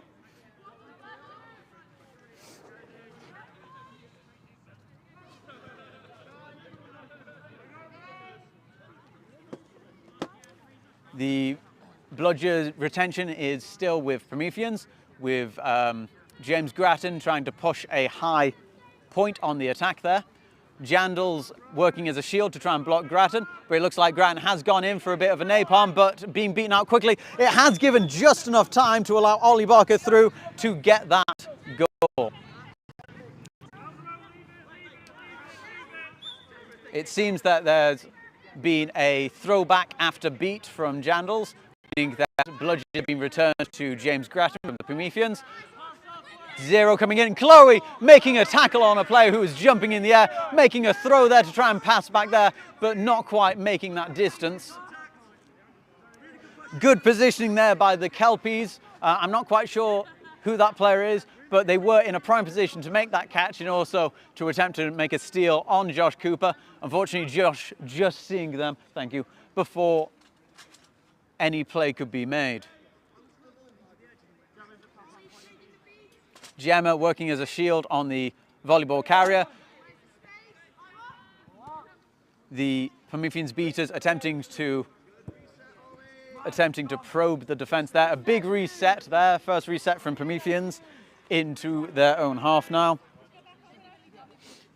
James Grattan again probing the defense, keeping their corresponding beater, I believe it's Jandals, out of the defensive lineup, not allowing them to get closer. Jandals is now on the opposite side of the pitch, going for a shot there. A pass over there, but it looks like it was a shot attempt actually, not going through. James Grattan making that beat, but not to any avail there. Bludgers retained with Prometheans. Volleyball with the 97 keeper from Kelpies. It looks like Kelpies are going to try and line up another long pass to their passing options on the side. Jandals going for a back hook on the beaters to try and divide their attention. It seems that James Grattan, though, being able to remove the beater attack there, has now caused another no bludgers, which is allowing Ollie Barker to run down the pitch. And I believe that that is Ollie's 4th or 5th goal. I think that's his 5th goal of the game. 4th? It was their 4th goal, I've been told. but that's given the score to 60-10 in favour of Prometheans. Bludgeon possession is with the Prometheans. Quaffle or volleyball is with number 97, the keeper of Kelpies. It looks like 21 is planning to go behind the hoops to try and set up a long passing option. It's not worked out great for them as yet, but it might do in the future. Number 69 going in, but Peter just getting his hands to that volleyball, stopping the momentum. It looks like there is another no bludgeon situation, but being held down by the Kelpies. Defensive chasers and keepers there. Fantastic work there, stopping that fast breakaway, keeping that pressure up. Reset has been used, I believe, there by Tash. Attempting to go in. The attack has stalled slightly. Bludgeon possession still with the Prometheans, meaning Prometheans have now cleared out all bludgers. Peter going through. It looks like we have a goal by Peter after a beat from James Gratting. Cleared out the chaser who is in front of the hoops, trying to block it for the Kelpies, bringing the score to 70-10 in favour of the Prometheans. We're around the 14-minute mark of the game. Eamon giving advice to partner beaters there that when you only have one bludger, you need to stay towards the centre of the hoops so you can try and cover both sides and give yourself a little bit of insurance from people attacking you, as you can tap in at the middle hoop. There was a big attempt at a pass over the hoops there, but it sent the ball flying quite far off. So there's a brooms down while we regain possession of the volleyball. In the meantime, the beaters for Kelpies have now regained bludger control at a crucial point in the game, as we are about 5 minutes away, roughly, for the flag runner coming on pitch. If Prometheans aren't able to regain the bludger possession, this could start to affect their scoreline in the coming moments. Prometheans taking a slower approach, coming up the pitch, forming into a classic box shape around the hoops. Tash managing to avoid that tackle there, but a beat coming in on their feet, and the Kelpies keeper, I believe, no, it was number 32 for the Kelpies, getting their hand on that ball. Brilliant positioning there and brilliant foresight by Kelpies, getting number 21 by the hoops and going for a long shot there. Unfortunately, not getting it to their hands. It looks like this might be a timeout, is it? Called by Prometheans. The time is 15 minutes. Our clock is 30 seconds fast, it seems. And we are going to quickly go into a little ad break.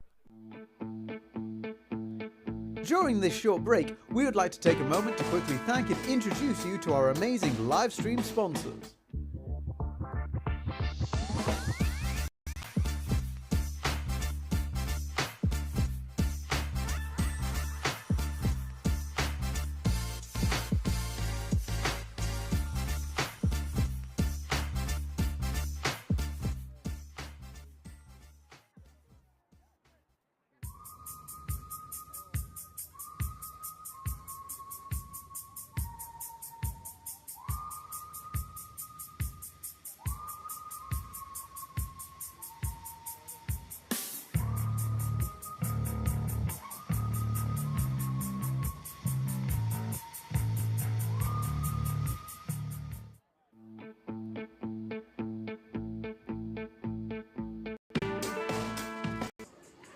Right, and we're back from that very red and blue orientated ad break.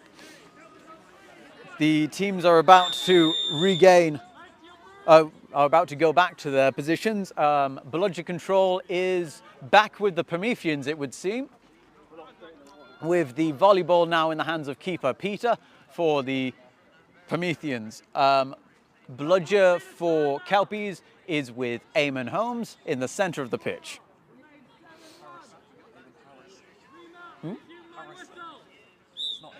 Oh, is it? Oh, sorry, Eamon Holmes is a different person altogether. Eamon Harrison. I've been informed. Right, Peter taking the ball up steadily, using Climo to go deep with their fullback, Chloe Durkin being passed to there. Prometheans beaters probing the defense again, looking for an option to get in deep to disrupt the hoop defense. Seems to have been working well for them as of yet. Peter, precariously the only defense there if Kelpies manage to make a breakaway. The bludgers have been downed, which has given Peter the chance to get in there, flail their arms around a bit, and dunk that ball. The bludgers have been gained by the Kelpies again, though. On the 16-minute mark, getting rather close to the seeker floor. Eamon being able to push back the defenders, tightening them up. Number 99 making a shot, an attempted shot over there, but it looks like again Peter has been able to body that to the floor. And there was a call of no beaters, but that came from the Kelpies side, momentarily confusing a couple of the Prometheans, but it looks like that's been amended very quickly. Chloe Durkin with the volleyball. It looks like the Prometheans have now formed a line as opposed to forming any sort of shape on the defense, which has punished them, unfortunately, giving them only one passing option deeply, which meant that the Kelpies were easily able to prepare for that and send them packing. Bludger possession is with the Kelpies. It very nearly punished the Prometheans there, as there is currently no bludgers for their defense, with Gemma throwing her bludger quite deep in. Ollie Barker with the volleyball, passing it off to Josh Cooper. Number 99 slowing down the attack there, allowing their team to regain their composure.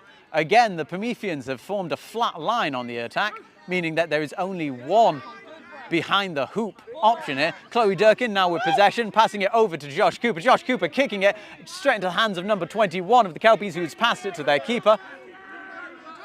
The bludger possession with Kelpies, I believe, at the moment. Number 99 doing some great footwork there and getting around the only defender, being Ollie Barker there. Ben Freeman regaining the bludger for Prometheans. Prometheans now having bludger control. Seekers are being called to the box.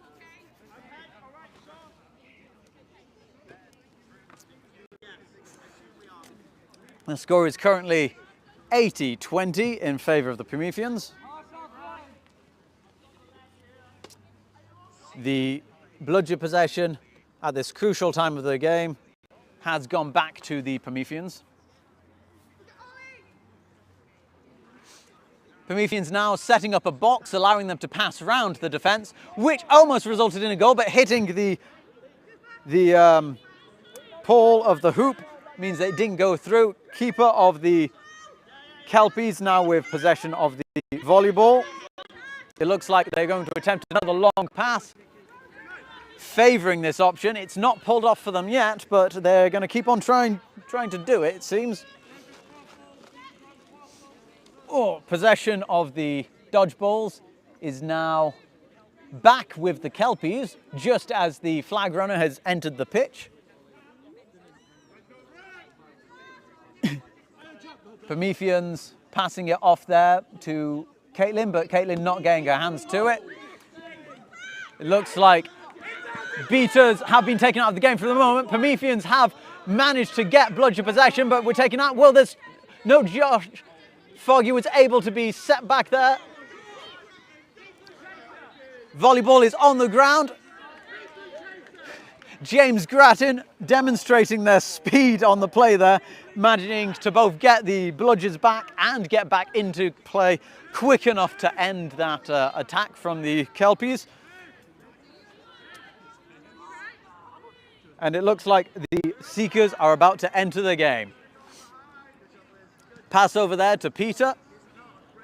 Peter trying to get around Foggy. There's an almost catch there by, I think that's Connor Climo on the Seeker game for the Prometheans. Snitches down. Ball is still in there. Pass over there to Chloe Durkin. Chloe Durkin go for a shot. And she scores bringing the score to 90-20 in favour of Prometheans. Connor Climo having a lot of time alone with the snitch there, with the flag runner there, as a bubble has been formed with, let's have a look, Liz making the bubble around, Liz and Liam making the bubble around the seeker. Connor Climo going again for some uncontested time with the flag runner. A run in there by the keeper of Kelpies. Attempted shot there, but just not getting into the hands of the Prometheans, as Josh Foggy has been able to retain possession. Passing ground, using their players efficiently to keep the ball in game. The keeper of the Kelpies now going for a run, but being taken down by two of the Prometheans players. The ball is still in play. There goes Climo for a catch attempt. We have a bit of a tight there, but Liam has come in with a bludger to clear that out, which has allowed the bludgers to clear out Climo.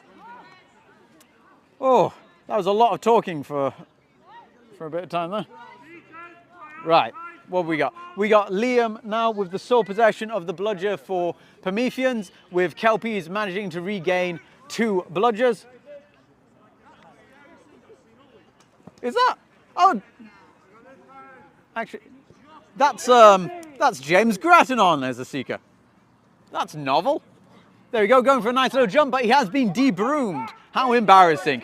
Chloe Durkin taking a big hit there, relinquishing possession to Rebecca Norman. The bludgers are currently in possession of Kelpies. James Grattan putting a lot of energy into this, but it looks like Liam has been able to get rid of 1 beater and retain 1 possession of a bludger. Kelpies now having some time uncontested with the seeker, with the flag runner. Camera is giving me issues. Liam coming back in with a bludger to give a bit of defence for James Grattan. On the chaser lineup, Josh Cooper has been given possession, making a shot again, a long shot. They've not paid off for him today. He should probably stop doing it. Missing that goal, sending the volleyball. Oh, lordy! Right, let's have a look at that in the replay. Oh, it looks like the snitch camera might not have been working, but hopefully we've caught it on the big camera, and we have. It has been caught on the big camera, just like that flag looks like it's been caught.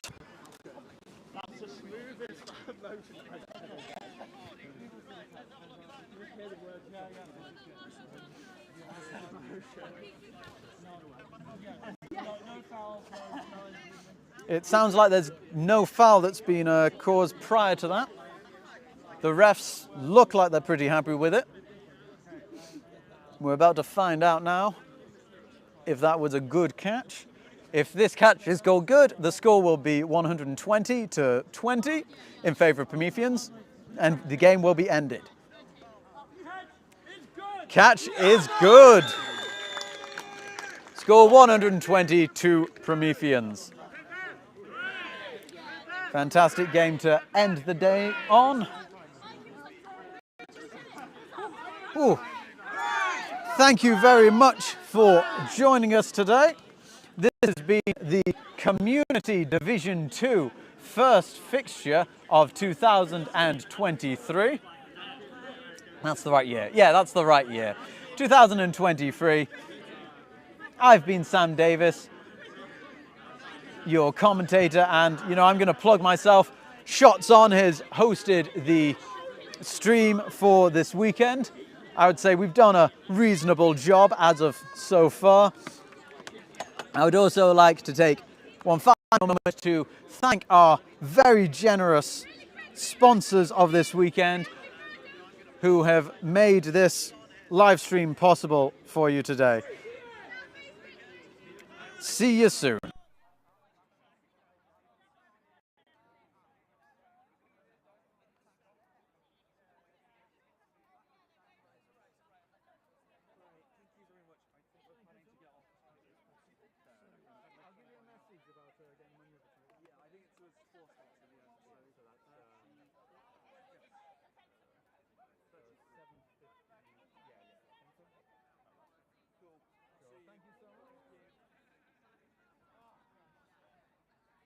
Thank you for joining us up in Edinburgh for QUK's first fixture of the 2023 season. For further information about Quadball, how to get involved or to find a team, please visit www.quadball.co.uk.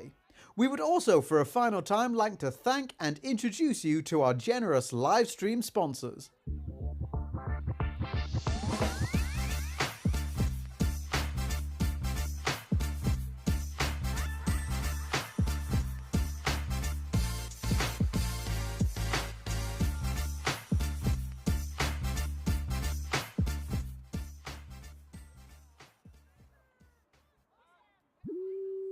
Meandering byways carry us outward. Anyone who is willing to risk it can drill for oil.